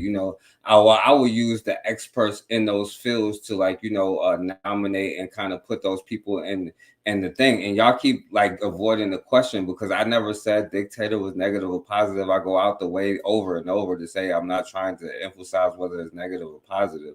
But what I'm saying is a dictator is the one who decides, and not necessarily the community of experts. You know what I'm saying? Like, now we have scientists on a geological. I would listen to a group of things and a vote about these collective professional things, you know what I'm saying, who decides who the professional is, though? Well, as a community, as a society, we decide this person has went to our schools, they have graduated, they have put this amount of work in. Who decides that? We do as a society, they went to our school, we can. Who decides what a school is? We do, right now we don't value what an HBCU is, but we could put the value of an HBCU up, the value the value of the schools that we've had, we value that, because that's why you keep going back to the ancient thing. And I don't want to go back to the ancient thing, because that's a whole nother not to say it like that. So if I have 12 books on physics, right? Did I go to physics university? No.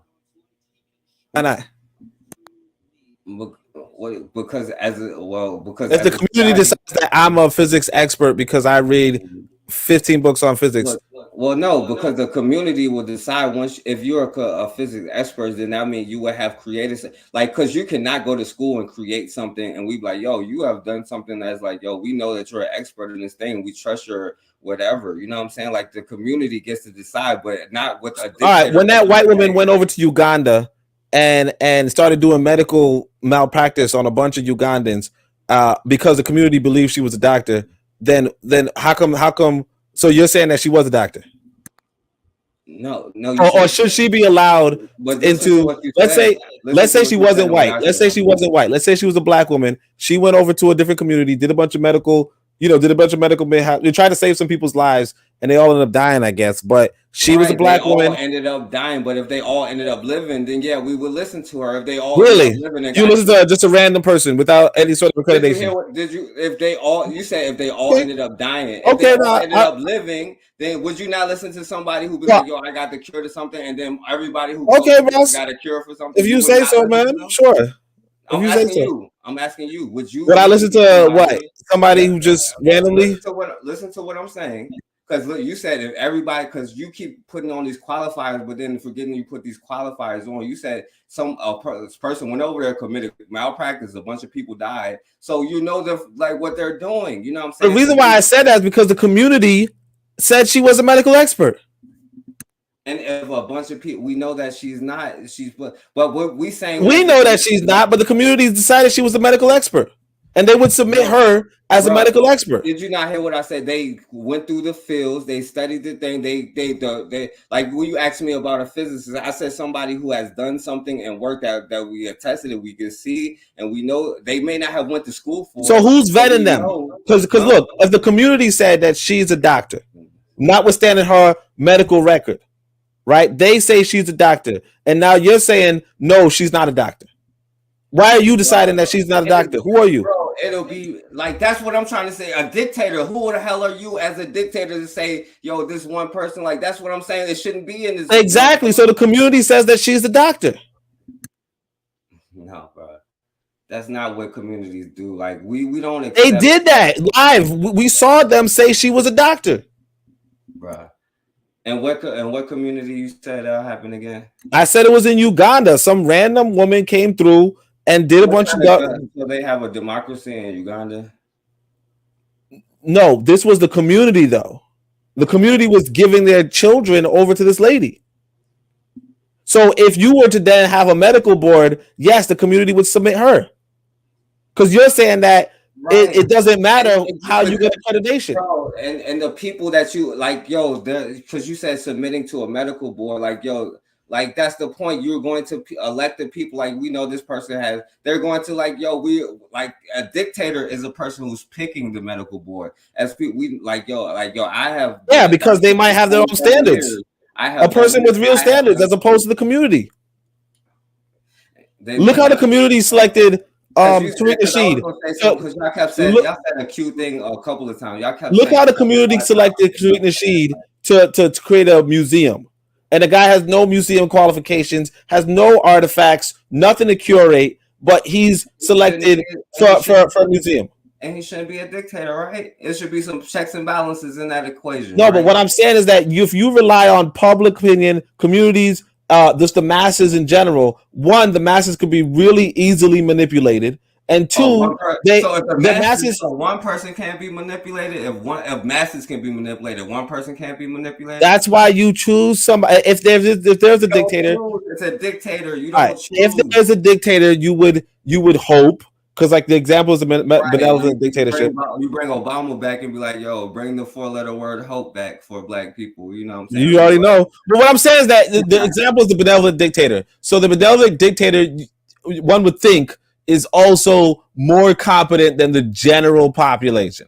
If the benevolent dictator is less competent than the general population, then you're in trouble, obviously. But if they're more competent than the general population, then they'll probably also be more discerning than the general population and pick out better candidates for different offices than the general population. That's all.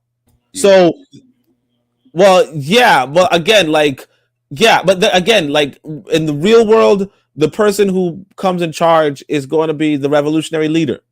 You know what I'm saying? It's going to be the person with the gun, the biggest gun, the biggest army. That's the real world.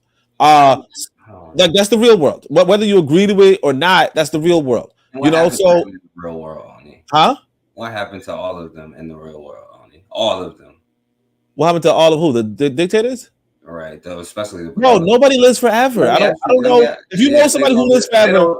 They don't live to the end of the week, though. That's the problem. Like you might. I don't know, man. Most of these dictators live pretty long. I don't know what you're talking about, but okay. Like the dictator in Togo right now has been in power for like 35 years. You get what I'm saying? Museveni's been in power for 32 years. You know, Kagame, you got to realize Kagame's been in power for 20 years. You know. Like most of these people don't like end of the week. Like most of them have longer lives than we do. Like most of these guys are like 80-something years old right now. All right, so I'm gonna answer Mason quick. I don't want to ask about nothing negative about because people use that stuff for evil only. You know what I'm saying? And nothing that me and Oni is saying, is not to be used for evil. You know what I'm saying? People do so. But what was your question, Mason? I'm sorry. I didn't forget. I think it was something along the lines. I'd asked you about voting and qualifications for voting. I didn't forget my question at this point. But I think that ultimately, how old is your nation? Was my question, because they're developmental stages. Yo, and Matron, that's why Matron is super dangerous. You know what I'm saying? She I don't know why she keep thinking of off the wall questions. You know what I'm saying? I am talking about what you said, something about like pre whatever, like, you know, determining what kind of nation. I forgot what kind of words you use, like when you were saying like determining what you're gonna do. You know what I'm saying? And that's the thing. Y'all keep using a key term, and that's what something I want to ask y'all, because y'all be like right after a revolution. I think this is where you need to go. And I think and most of my stuff is I don't think it's a long-term solution. You know what I'm saying? And that's a lot of my thing about it being a long-term solution and people just blanketly just accepting it. You know what I'm saying? Um, but the answer to that question is I don't think that you should base it. I forget exactly how you saying, but base it on dictatorship. You know what I'm saying? Like yeah, just basing it. I forget what the word you said that because you said it perfectly. Oh, You know, the developmental step. right? Yeah. Yeah. That's the stage I would say. Yeah, so what okay, so if a benevolent dictatorship right after consciousness or right after birth or the origin of your nation is not your solution, what is your solution or suggestion for a form of governance for people that need to be organized? Well, that's what I'm saying. I never said anything about small groups of people, you know what I'm saying? But I think that people should have a ability to, at least if somebody is not serving them, to get them out of there. I don't think that one person should determine who somebody's leader is. I think people should have some semblance of determination. I don't think everybody will vote on every single issue. I think a lot of people are single issue voters. And if number one, if a dictator is not listening to the people, I think that cannot be a benevolent dictator. But I think that there's no way that you can hear everybody's, like he was saying earlier, like there's no way that some rancher or whatever somewhere is going to get to the main person. So he has to have somebody who speaks for him and who represents his interests, because like once you start losing those people who control the, you know, like who may be your farmers or your military personnel, then those people is going to start turning on you. You know what I'm saying? So I think that you should have some kind of way that they are represented if you're going to take that tax money. And like y'all all have been saying, like you're going to have to give the people something like like healthcare and all of this kind of stuff. You know what I'm saying? Like I think people should control their own businesses, but I think that we should, like, things that we need as a community, like school programs, and also a dictator as far as making like school programs. I don't even trust that. You know what I'm saying? Like because it may, I don't know. I just think like it could maybe one person that's cool, but then once it get passed down to somebody, like he could be wrong about his perception of people. He might be a good leader, but a bad at deception, because we all have weaknesses, and that's why I got to be checks and balances and different positions and stuff like that. But you know, I think that you know, like we working it, like we would put our stuff together, and like that's why Bakari was asking me, like, yo, you have groups that represent you, you have your representatives, and you put it to like, yo, I nominate this law, and like, yo, like we all vote, you know what I'm saying, as the representatives. But if I be like, yo, and you could go by district, you can go by tribe. I was just saying like Israelite more, because that's like what Black people in America can understand. You know what I'm saying? As the representatives, like these people work out their issues if we all getting taxed. But if I'm like, yo, I don't care if you're more this, and this is how we're gonna do things. Like, to be honest with you, I would probably, because y'all keep talking about violence and I didn't want to bring it up, but I would probably be the one that try to lead the army against, like, just like I'm trying to do right now. You know what I'm saying? Like, if I was under the Arabs, I would be going after the Arabs. You know what I'm saying? We just happen to be under whatever. So, you know what I'm saying? That's the main goal. But, you know, if it's not us, it's our enemy. And that's why I was like, it's with Black people, but I don't care about your religious views, your sexual orientation. For me, you know what I'm saying, when it comes to the ultimate issues, you know what I'm saying, that's all I'm saying. And I don't think one person or one small group of people should determine all things, you know what I'm saying. And not just like they should like all people shouldn't have all say in everything. I don't think that nobody should have a say in nothing. You know what I'm saying? I think that you'll lose the community and you only waiting for your destruction, in my opinion. You gotta, if not, I don't think it should be an illusion of like at least people voicing their opinions.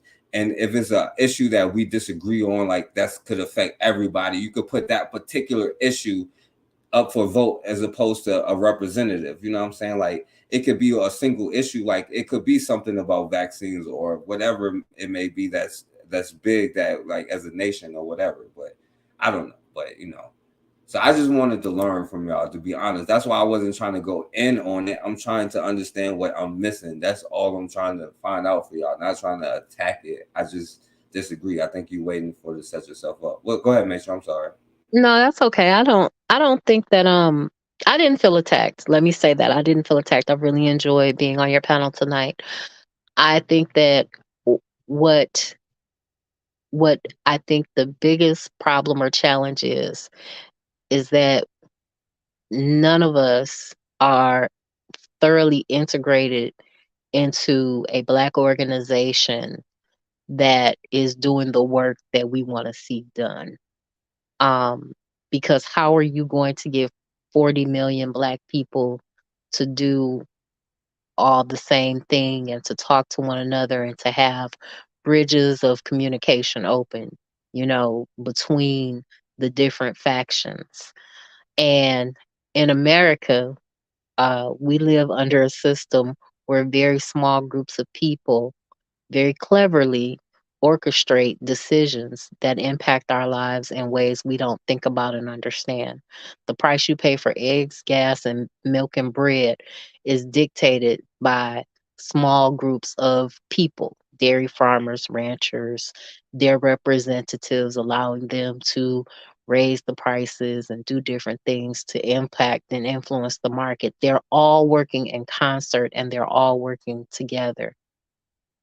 We need to focus on how we can, as Black people, do the most good for the most Africans. Black equals African people.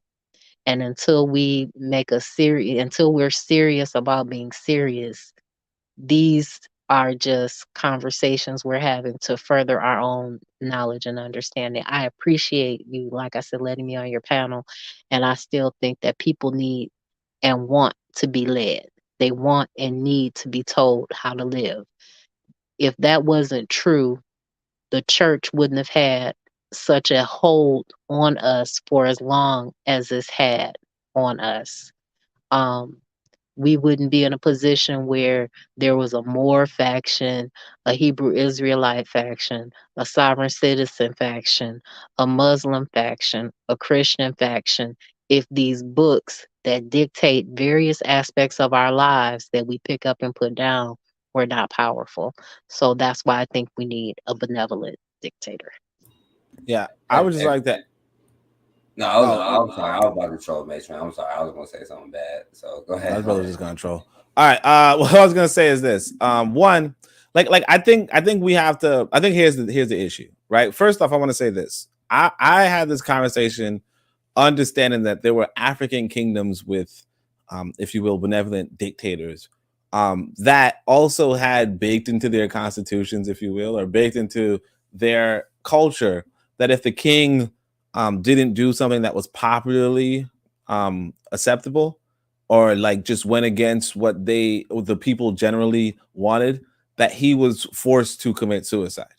So I understand the idea of, like, I understand that even in African civilizations, there were countermeasures towards the leaders being out of line, right? That said, I think that one of the issues in this conversation is, unfortunately, Brother Forecast, if you're asking what you weren't understanding, is that a lot of times what I hear from you are things like this: taxation without representation, checks and balances, freedom of religion, freedom of speech, the vaccine, right? And then I can't trust one person to have all the answers type stuff. And it's like, I think contextually, you're coming at it from a perspective of, you're in America. You know what I mean? You're technically African American, I guess. And you have a paranoia about certain government in place or in power. But that right there is just your American Yeah, background. it's called learning from history. Yeah, from American history. You know what I'm saying? World Because history. come what? World history. Well, I mean, look again, like things like taxation without representation, things like check, because again, a lot of African kingdoms in the past didn't really have taxes, you know. So I don't know why, because like one of the first things you said was, "Why am I being taxed?" If so on and so forth, and it's like nobody's even mentioned taxes, but the no taxation without representation is a concept straight out of American history, you know, like just straight out of American history, almost exclusively. And then the whole checks and balances, freedom of religion, freedom of speech, freedom of religion, freedom of speech. These are literally baked into the American Constitution. Checks and balances, again, baked into the American Constitution. The vaccine conversation is kind of just the current American topic. So it's like, yeah, America's a part of the world, but all of these kind of relate back to America. You get what I'm saying? Like for instance, like you get freedom of religion type thing. Where's freedom of religion in the Ashanti Kingdom? Like, what does that mean in the Ashanti Kingdom? Bro, that was. Oh, all right. I was gonna let you finish. I'm sorry. No. I mean, but that's what I'm saying. So, what I mean is that, but if you take it out of the American context and you just say, well, what about just looking at this more objectively instead of saying, you know, hey, you know what? I'm paranoid about history, or I don't like how history treated Black people, you know, all that kind of stuff. Just look at it objectively. How do you logistically run a government without putting the government in the hands of a few, right? How can you logistically do that, or how can you get the best decisions without getting, like, ideally the best decider in place? Now, obviously, there is a risk that the person who's making decisions will not be the best decision maker, right? There is that risk, but that's generally the case, even if you have it under a broad, like it's just generally the case. How do you get the best person? There's no guarantee, but again, in the real world, right? It doesn't matter. Like in the real world, the best person is likely going to be the revolutionary leader. You know, like this is the real world. If they're not the best person, then it doesn't really matter because they're the ones who led the revolution. And truly, somebody else might lose the revolution against them, and then so on and so forth. But most people do not take part in this revolution. Most people do not take part in this government. Most people do not have an opinion. Like most people, if you remember correctly, even when this vaccine came out and it was not vetted and it was, you know, a bunch of blatant misinformation going along, right? Most people took it. You get what I'm saying? Like realistically speaking, most people are either led or misled, regardless of whether the government is good or bad, regardless of the government shape, or regardless of so on and so forth. So it really comes down to, well, what is the most efficient? Like if we're talking about building something new, what is the most efficient model on the planet? And is that efficient model rule of the many, rule of all, rule of none, rule of one, or rule of a few? And time and time again, the answer has been rule of a few. All right, now only and that's the thing, only because you keep bringing up, you know, several things, you know, saying that I didn't even mention. Now you brought up this American, and I went out of the way to say like, yo, let's not bring, you know, Europe, America, European. I'm asking y'all based off y'all think, because I started this whole thing was where we drawing the line, and we never actually got an answer to that. Y'all brought, so then when I actually start using those examples, now all of a sudden I'm like going back to like, oh well, I'm bringing up America tax. Like, let's be real, bro. Like, FBA. Yo, when we, I'm straight FBA right now. You know, only I got to get you for your tethering right now. I'm just joking. All right, Tariq over here. But no, yo, when we start talking about like, cause yo, I'm not even saying taxation without representation, because you know what, it's more like, yo, like when you're a dictator, I asked you about like my belief. I asked you about things that had nothing to do with money, but y'all kept bringing up America and business. So I talked about business. You know what I'm saying? What's involved with business? Money, putting taxation and stuff like this, and now all of a sudden it is me who's bringing these things up when that's what y'all use to run from the whole conversation about this dictator thing. You know what I'm saying? Where this one person is making, or this small group of people is making these decisions, like, and then y'all equate us to it like, well, yeah, if you're not gonna do nothing, then like it almost sounds like y'all are integrationists at this point. Like, yo, well, we're not gonna do anything, so we might as well just be down. And time in history, all we see is this and this. Like, I didn't talk about like what we used to do before this, because like for a reason, because I don't try, because people use that for evil, but like obviously it has led you in the wrong place. I try to just use the Christianity thing as a small example, how they let it into their community. They think that we could be sitting here on the internet 1,000 years later, like, you know, Jesus is the way to savior, and the only way is to go follow the Bible. You know what I'm saying? Like, and then of course that's the only way to have a dictator, is to put together. How you think you're gonna get the people to follow you, bro? Like, and especially if you're not listening, you got to even get the people. Like, the people is the power, not you, not the dictator. It's the people. Because if he got more people going against him, then he's never going to succeed. And then when we talk about reality, bro, like, we just ignore what happened to every dictator. We can say, like, yo, a lot of people, was Shaka Zulu a benevolent dictator? It wouldn't matter. Shaka Zulu ruled to the end of his life, didn't he? Yeah, he did. Was he a benevolent dictator? Me personally, I don't want to say nothing about the Zulu Nation because I don't want to come at me, but I wouldn't say that. That's why I didn't I say nothing the mean, whole he time. kind of sort of said, join me or die. In some instances, I'm not going to say anything or talk bad about the Zulu Nation. It's not about that. And some people say that his death that led to regime change was a symbolic death and not an actual death. That goes, you know, whatever. But them white boys killed him. So I would not say that he was necessarily a benevolent dictator, but he did what dictators have to do, which is go door to door and you join me or you die.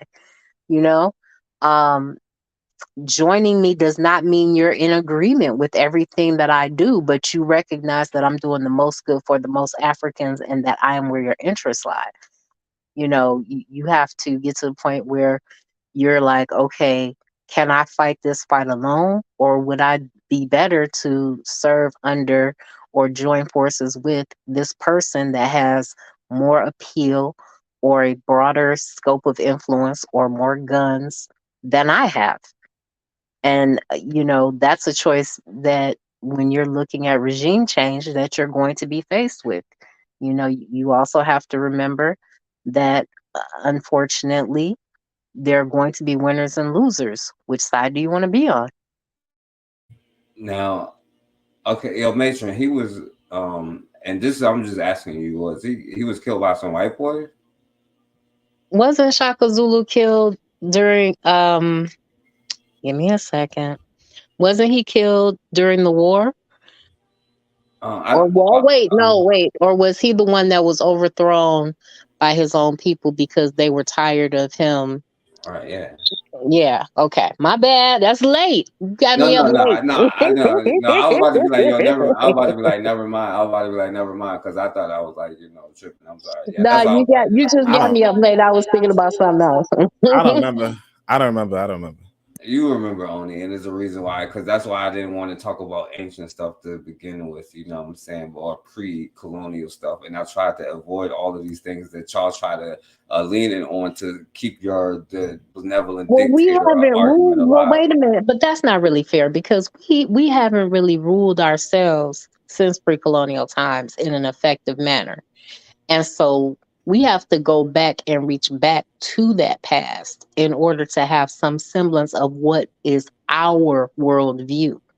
But Matron, don't you think a part of that was accepting the pale face to the cookout as a part I of your told you that sexual social integration, Yeah, some people didn't accept the pale face. And that's the whole thing. A lot of them did, right? So maybe what happened is that the pale face forced himself in. The pale face, like you can't, like it's like the police. The police, because I was somewhere where the police came and picked up somebody, right? There's not much you could do when the police come in 15 deep. You understand? It's something you could do when a missionary come in one deep, like yeah, this is the word of Jesus Christ. You know what I'm saying? That's what I'm saying. That's a myth, man. The whole thing about the missionary coming in one person deep, that's a myth. Yeah, more or less, it's a myth, man. Like, come on, how you travel across, like how you travel for 50 days by yourself? Because one person on the you ship. gotta understand, Europeans just show up with everybody get down on the ground. They didn't just do it that way. Like they was fighting each other. Like they would sometimes they would even align with the black name. Nah, but they showed up on battleships, my guy. And you have to remember that how often do you think that Africans saw Black people? There's a lot of work done by what they call philologists, or people that study the way that people lived, that talk about the fact that Black people basically like things and are attracted to things that are different, which is why I say it happened through social and sexual integration, because they didn't come there guns blazing like, oh, we're beasts. They came there doing some settler colonialism type crap and socially and sexually integrating their way into power and into the political and community structures. I'll say it this way. I don't know. I'm as far as I understand, they came to America first or something like that, right? No. When they came to America, you said what? No, I'm sorry. Go ahead.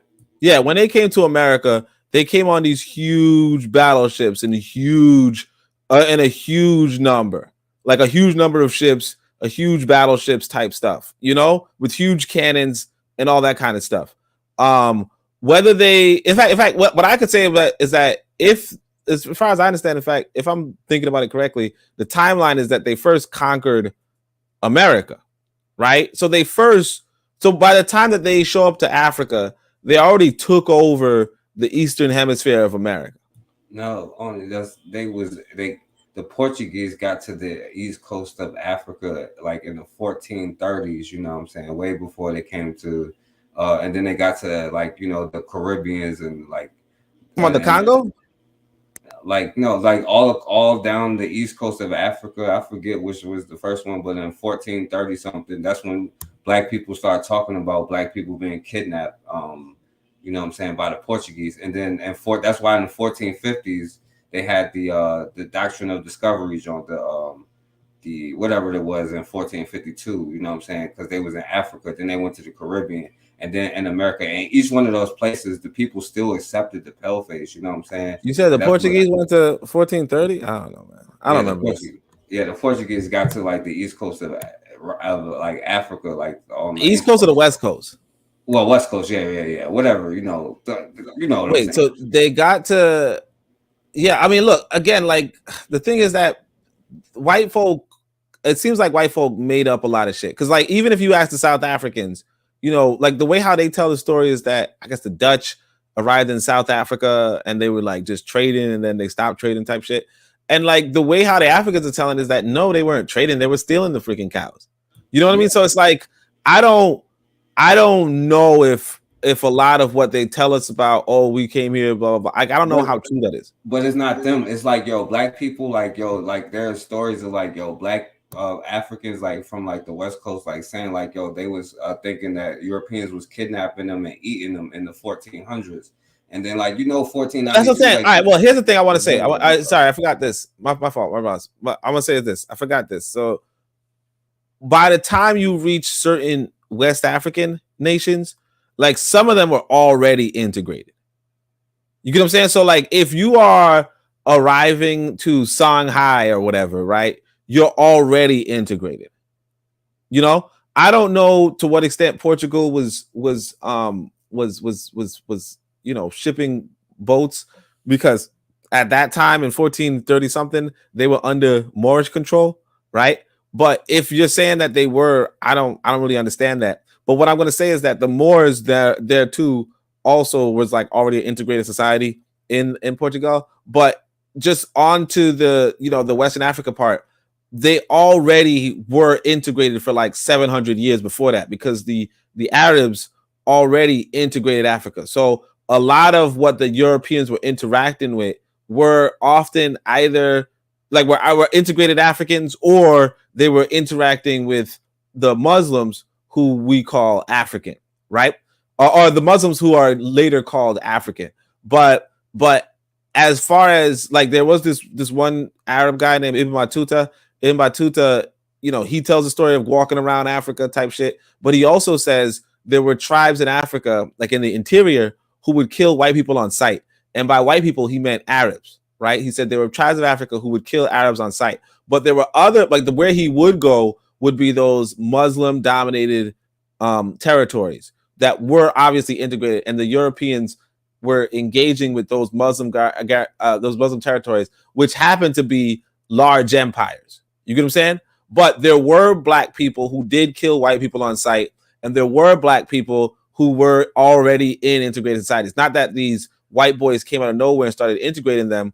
It's that they were already integrated. A lot of black folk were already integrated, and I guess white people had that, you know, took over the Portuguese, took over the Moorish Empire, and I guess, kept up that whatever. But again, it's different from like I said, like there were black people. Like Ibn Battuta tells us there were black people who would kill white people on sight. You know what I mean? So this is like a real, like the Marco Polo of the Arab world, telling us that no, there were definitely black folk who would kill people on sight. But I think what we are doing is that we're conflating the big empires, which were or the empires, whatever, that were already integrated for 700 years before that. But no, only I would say this, you're absolutely right. That's why I wanted to stay away from it, because it's very complicated. You know what I'm saying? Some of them were integrated, because this whole thing was you kind of going away from the dictator thing. You know what I'm saying? Because that was my whole issue. And that's why my whole point of even bringing that up. Yeah, like the whole. But this is complicated. That's why I tried my best to stay away from that. You know what I'm saying? But go ahead, Matron, because we got to close out. Because only I said it wasn't gonna be long, and I was wrong again, bro. I know you always wrong. That's why I don't trust the word you say, man. It's a good thing you're in the leader, man. It's a good thing this bro ain't no dictator, man. Shit, you're right, man. That's the best argument against dictatorship. Three things. It's always the economy. Internal and external internal and external administration are different, meaning how you handle and deal with people that you consider to be your brethren or your citizenry, and how you deal with foreigners are always different. And lastly, if you have a benevolent dictator, that benevolent dictator has to first and foremost adhere to the moral code internally for your community, making sure that they are pulling up, lifting up, educating, and employing the very least of their people, so that the mass of their people can receive the benefits of that society. Oh, and one last thing. A community cannot exist without emotional safety and trust, which is what a benevolent dictator ensures exists within that community. And that's it. Thank you so much for having me, Forecast. I appreciate you. I'm gonna keep listening. All right, because I wanted to ask y'all, because I know a benevolent dictator, since we are saying that Elijah Muhammad is the benevolent dictator I'm rolling with. How about y'all? Next question. All right. Thank you. Get that question. Anyway, he rolling with a dead man now. He's a benevolent dictator, though, so you know what I'm saying. I'm gonna roll with. Just hide your kids, man. Hide your wife. Hide your husband. I agree with y'all. Let's sweep all the let's sweep the 20%, no matter what the 20% is. Let's sweep all of that under the rug, because they did. Sure, 20% is your daughter. Then sure enough, man. 20% ain't my daughter. That's for sure.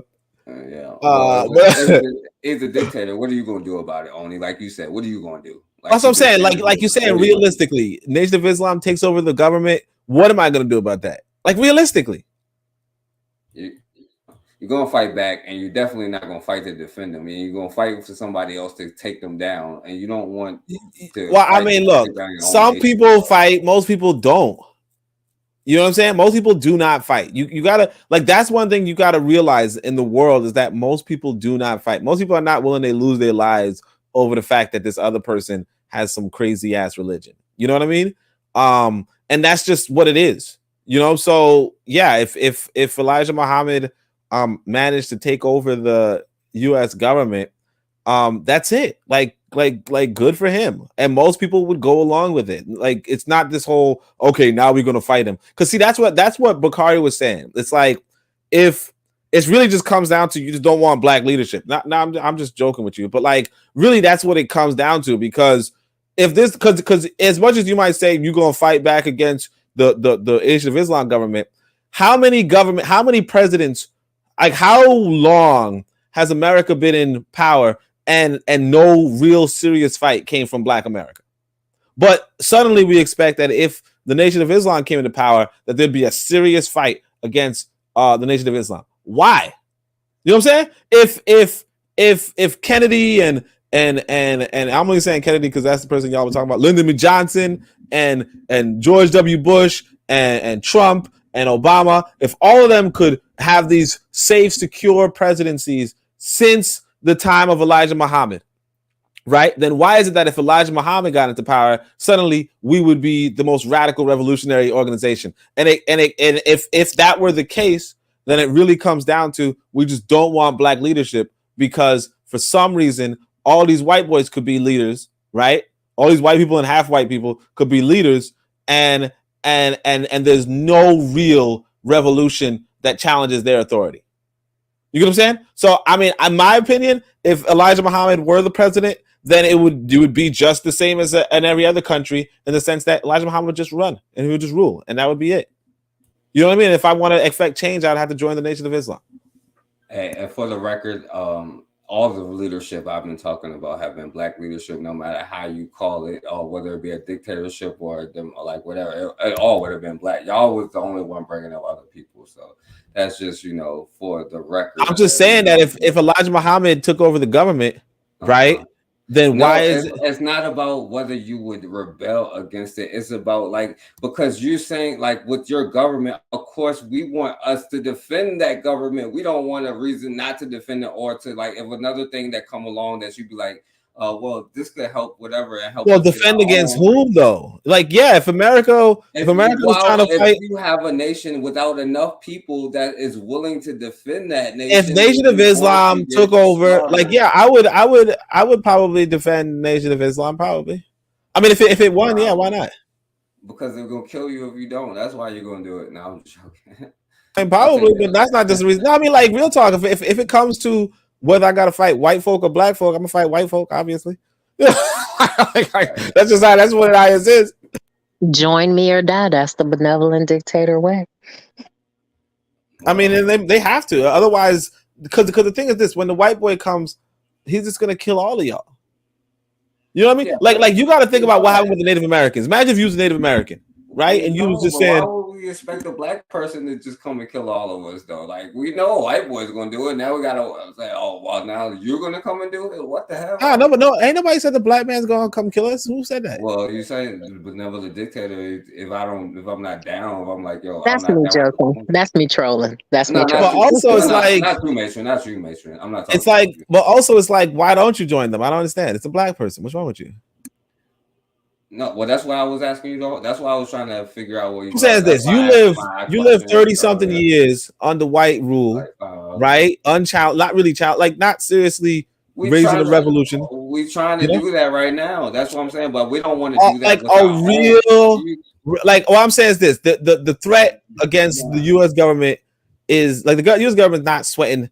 No, let me tell you something, Oni. I'm telling you this. You might think that, if I'd be like, yo, let's get on here and you shoot all, that's the real. No, their real threat is if I'd be like, yo, let's have something for an energy source or put our money together for. That's really a bigger threat than whatever. You know what I'm saying? Yo, I'm not gonna say what I do offline. Well, not the U.S. government though. You understand? Yeah, the U.S. government, if you have a program that will get something off of dependent to let's say energy or something, you know what I'm saying? Or you know how brothers have kind of inventions all the time that have something, you know, or if you organize enough people to get not dependent on the water company where you provide your own water company, you are definitely a threat to the government. I mean, depends on how big you get, but not a big threat. You know what I mean? Not a huge threat. You are like, you're not gonna stop the U.S. government unless you really got a huge population, but because the U.S. government still has 300 million people, in 50 different states, so unless you, so like, yeah, if you had a serious impact, yeah, because the thing is this, the reality is this, that independent stuff, there are a lot of Americans or a lot of people in America who do have that independence away from the U.S. government. You know what I mean? Like there are certain cities right now that have their own independent currency, with their own independent economies. That's not going to stop the whole feds. Not only do they still have to abide by their laws and regulations and all that stuff. Because I was going to play the U.S. government, the people who have their own thing. Mm-hmm. I mean, yeah, most likely, yeah. Yes, they do. They have to abide by all of their. They can have their own little communities. Well, yeah, you're in somebody else's territory, yeah. And the people who come out of those communities who tell you about the benevolent dictators who started off in a good way, it ended up leading to corruption from most of those stories. If you even look into that, I don't know. I'm not familiar, but again, like, if you're talking about white folk, that's white folk. White folk are always going to be crazy. No, black people, bro. Like black people that got caught up in Jim Jones and all that stuff, bro. Like what? I don't know. I don't know what you're talking about. Well, I mean, there was, what was his name? The guy, Dr. York. Dr. York is the only Dr. York, he was like a pedo. Well, like a lot of these guys are like pedos, Exactly. And so I don't even know if they are pedos, but it seems like they got locked up for pedophilia. You know what I'm saying? Right. I don't know the whole story, but I know that that's the one that sticks out, Dr. York. But you got to remember that in all of these different things, you have different developmental steps. And at each developmental step, you must evolve your government to align with where your population is and where you ultimately want it to go. That is one of the interesting things about the quote unquote American experiment, and they call it the experiment because it has a framework. That's why they call them framers or founders. And it is always evolving and change. It has room for it to evolve and change so that they can do whatever the hell they want to do that's going to be of benefit to them. Whereas we would start a system where the core and the baseline is that you have an allegiance to the people first and foremost, and then to build from that, which is what a dictator that is telling people what to do and telling them how to organize and telling them and making the final decision as to who the Minister of Education is and the Minister of Agriculture is and who actually gets to have allegiances and or communication with people in other countries because they're loyal. That's the benefit of having that type of organization, I think, at its core.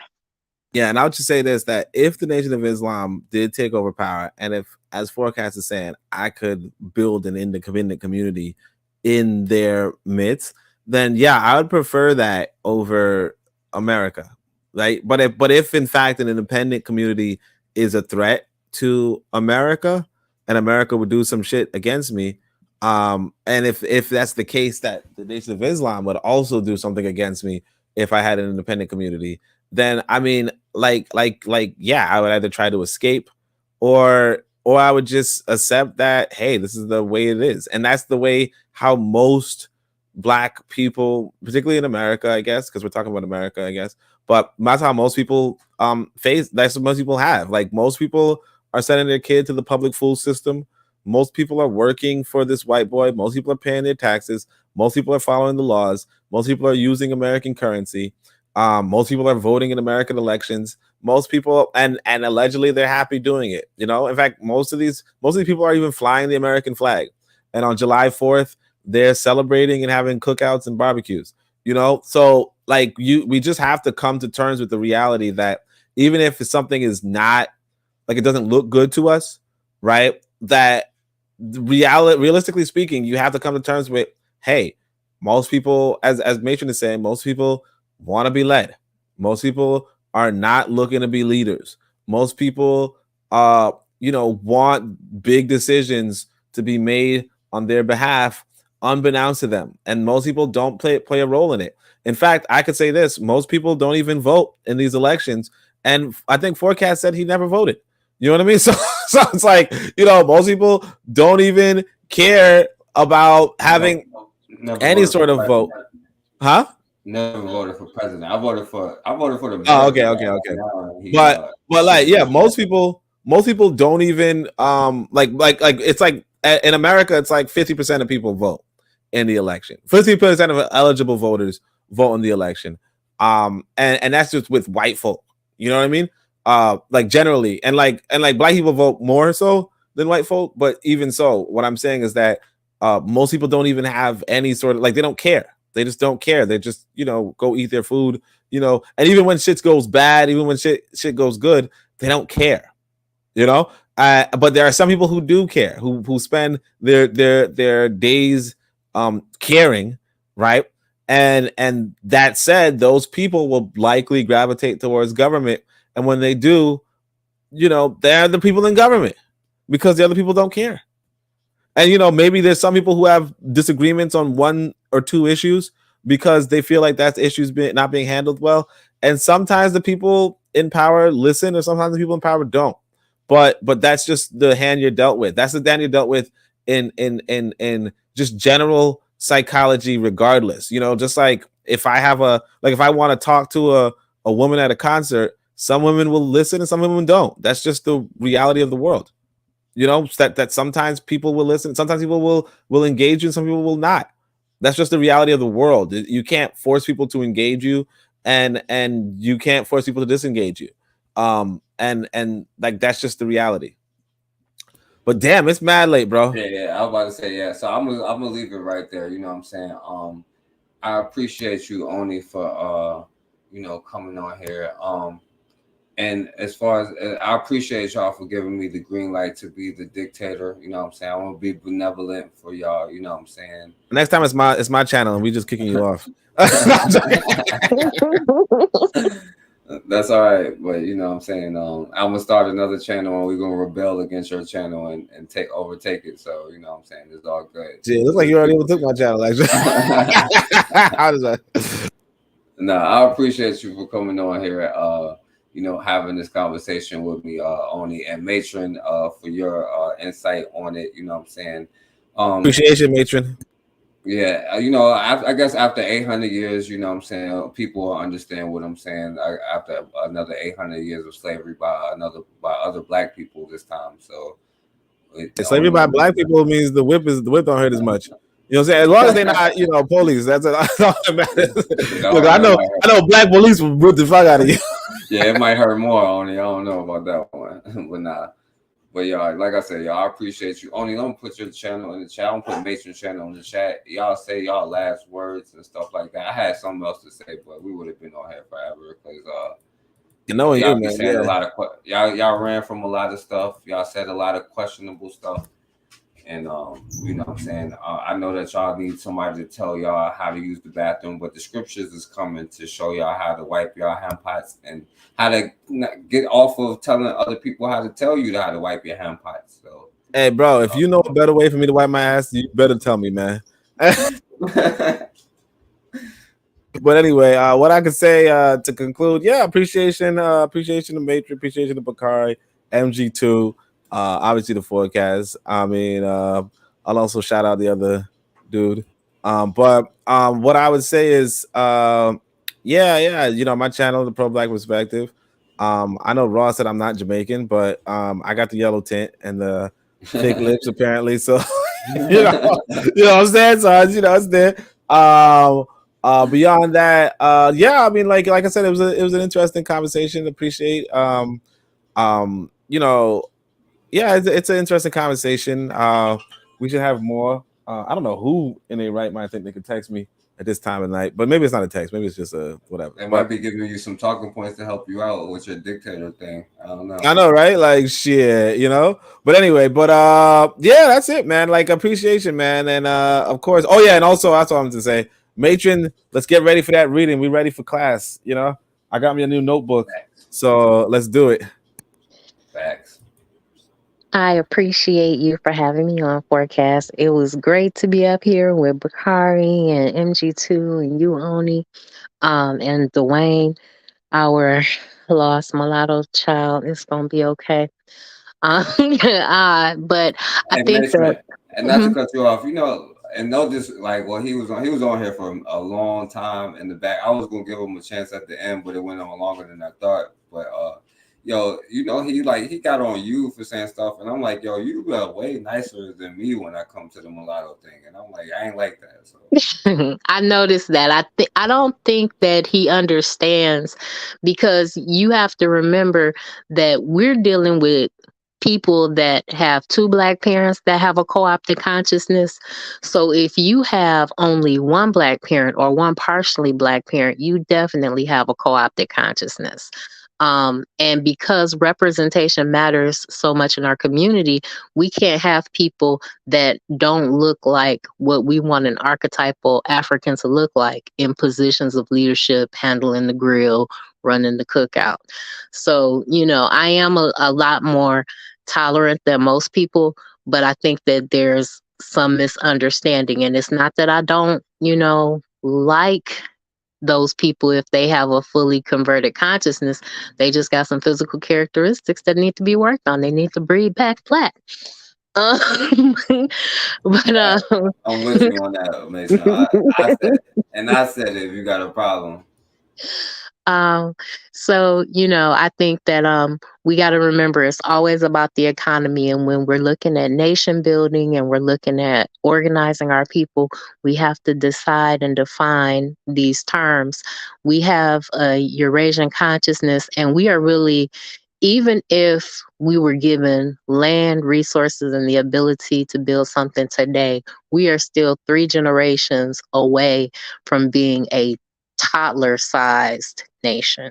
So, because the people that have to have the people that need the education that is necessary for us to be a successful, ongoing, thriving nation have not been born yet. So we have to get to the point where we are organizing and putting those things at the forefront, which is why, again, I am a fan of the benevolent dictator. And yes, I'm not afraid to be a dictator because I allow for discourse, but I also think that, you got to bring it back in. Somebody has to be the arbiter of truth and justice in that community. And I think my moral compass is enough on point that I might be able to swing it, at least in my world. But again, thank you for having me. Look for me next month. I'll be back. I'll have times and dates and updates soon but we will shoot back is going to be the first book. And then we'll have the whole list published of what we'll be reading through this year. So I appreciate you guys and thank you so much. Yo, facts, and y'all make sure y'all subscribe to Matron channel. That's like she's like one of the greatest. You know what I'm saying? She's a genius at this. Only y'all subscribe to Oni. You know what I'm saying? Oni is y'all can tell my brother is an expert in the field. You know what I'm saying? He knows what he's talking about. You know what I'm saying? They'll eventually understand. When reality hits them. I'm just joking. So let me stop saying that for y'all keep saying stuff. So I'm just playing with y'all. I appreciate y'all for coming on here and showing me so love. I gotta stop doing these super long joints. You know what I'm saying? People don't need to be listening when they get too long. So I gotta learn more discipline. I'm sorry, y'all, but y'all gotta help me as the dictator I am. You know what I'm saying? I'm benevolent, so I'm gonna listen to stuff y'all gotta say. But you know what I'm saying? I want to shout out to everybody. I can't name everybody at this point, but for real, everybody that came in here, you know what I'm saying? I got love and respect for all y'all. And again, thank you, Oni, for your time. You know what I'm saying? Matron, Bukari, MD2, so shouts out to all of y'all, you know what I'm saying? And as always, man, we have got to start standing for something or we're going to keep falling for anything.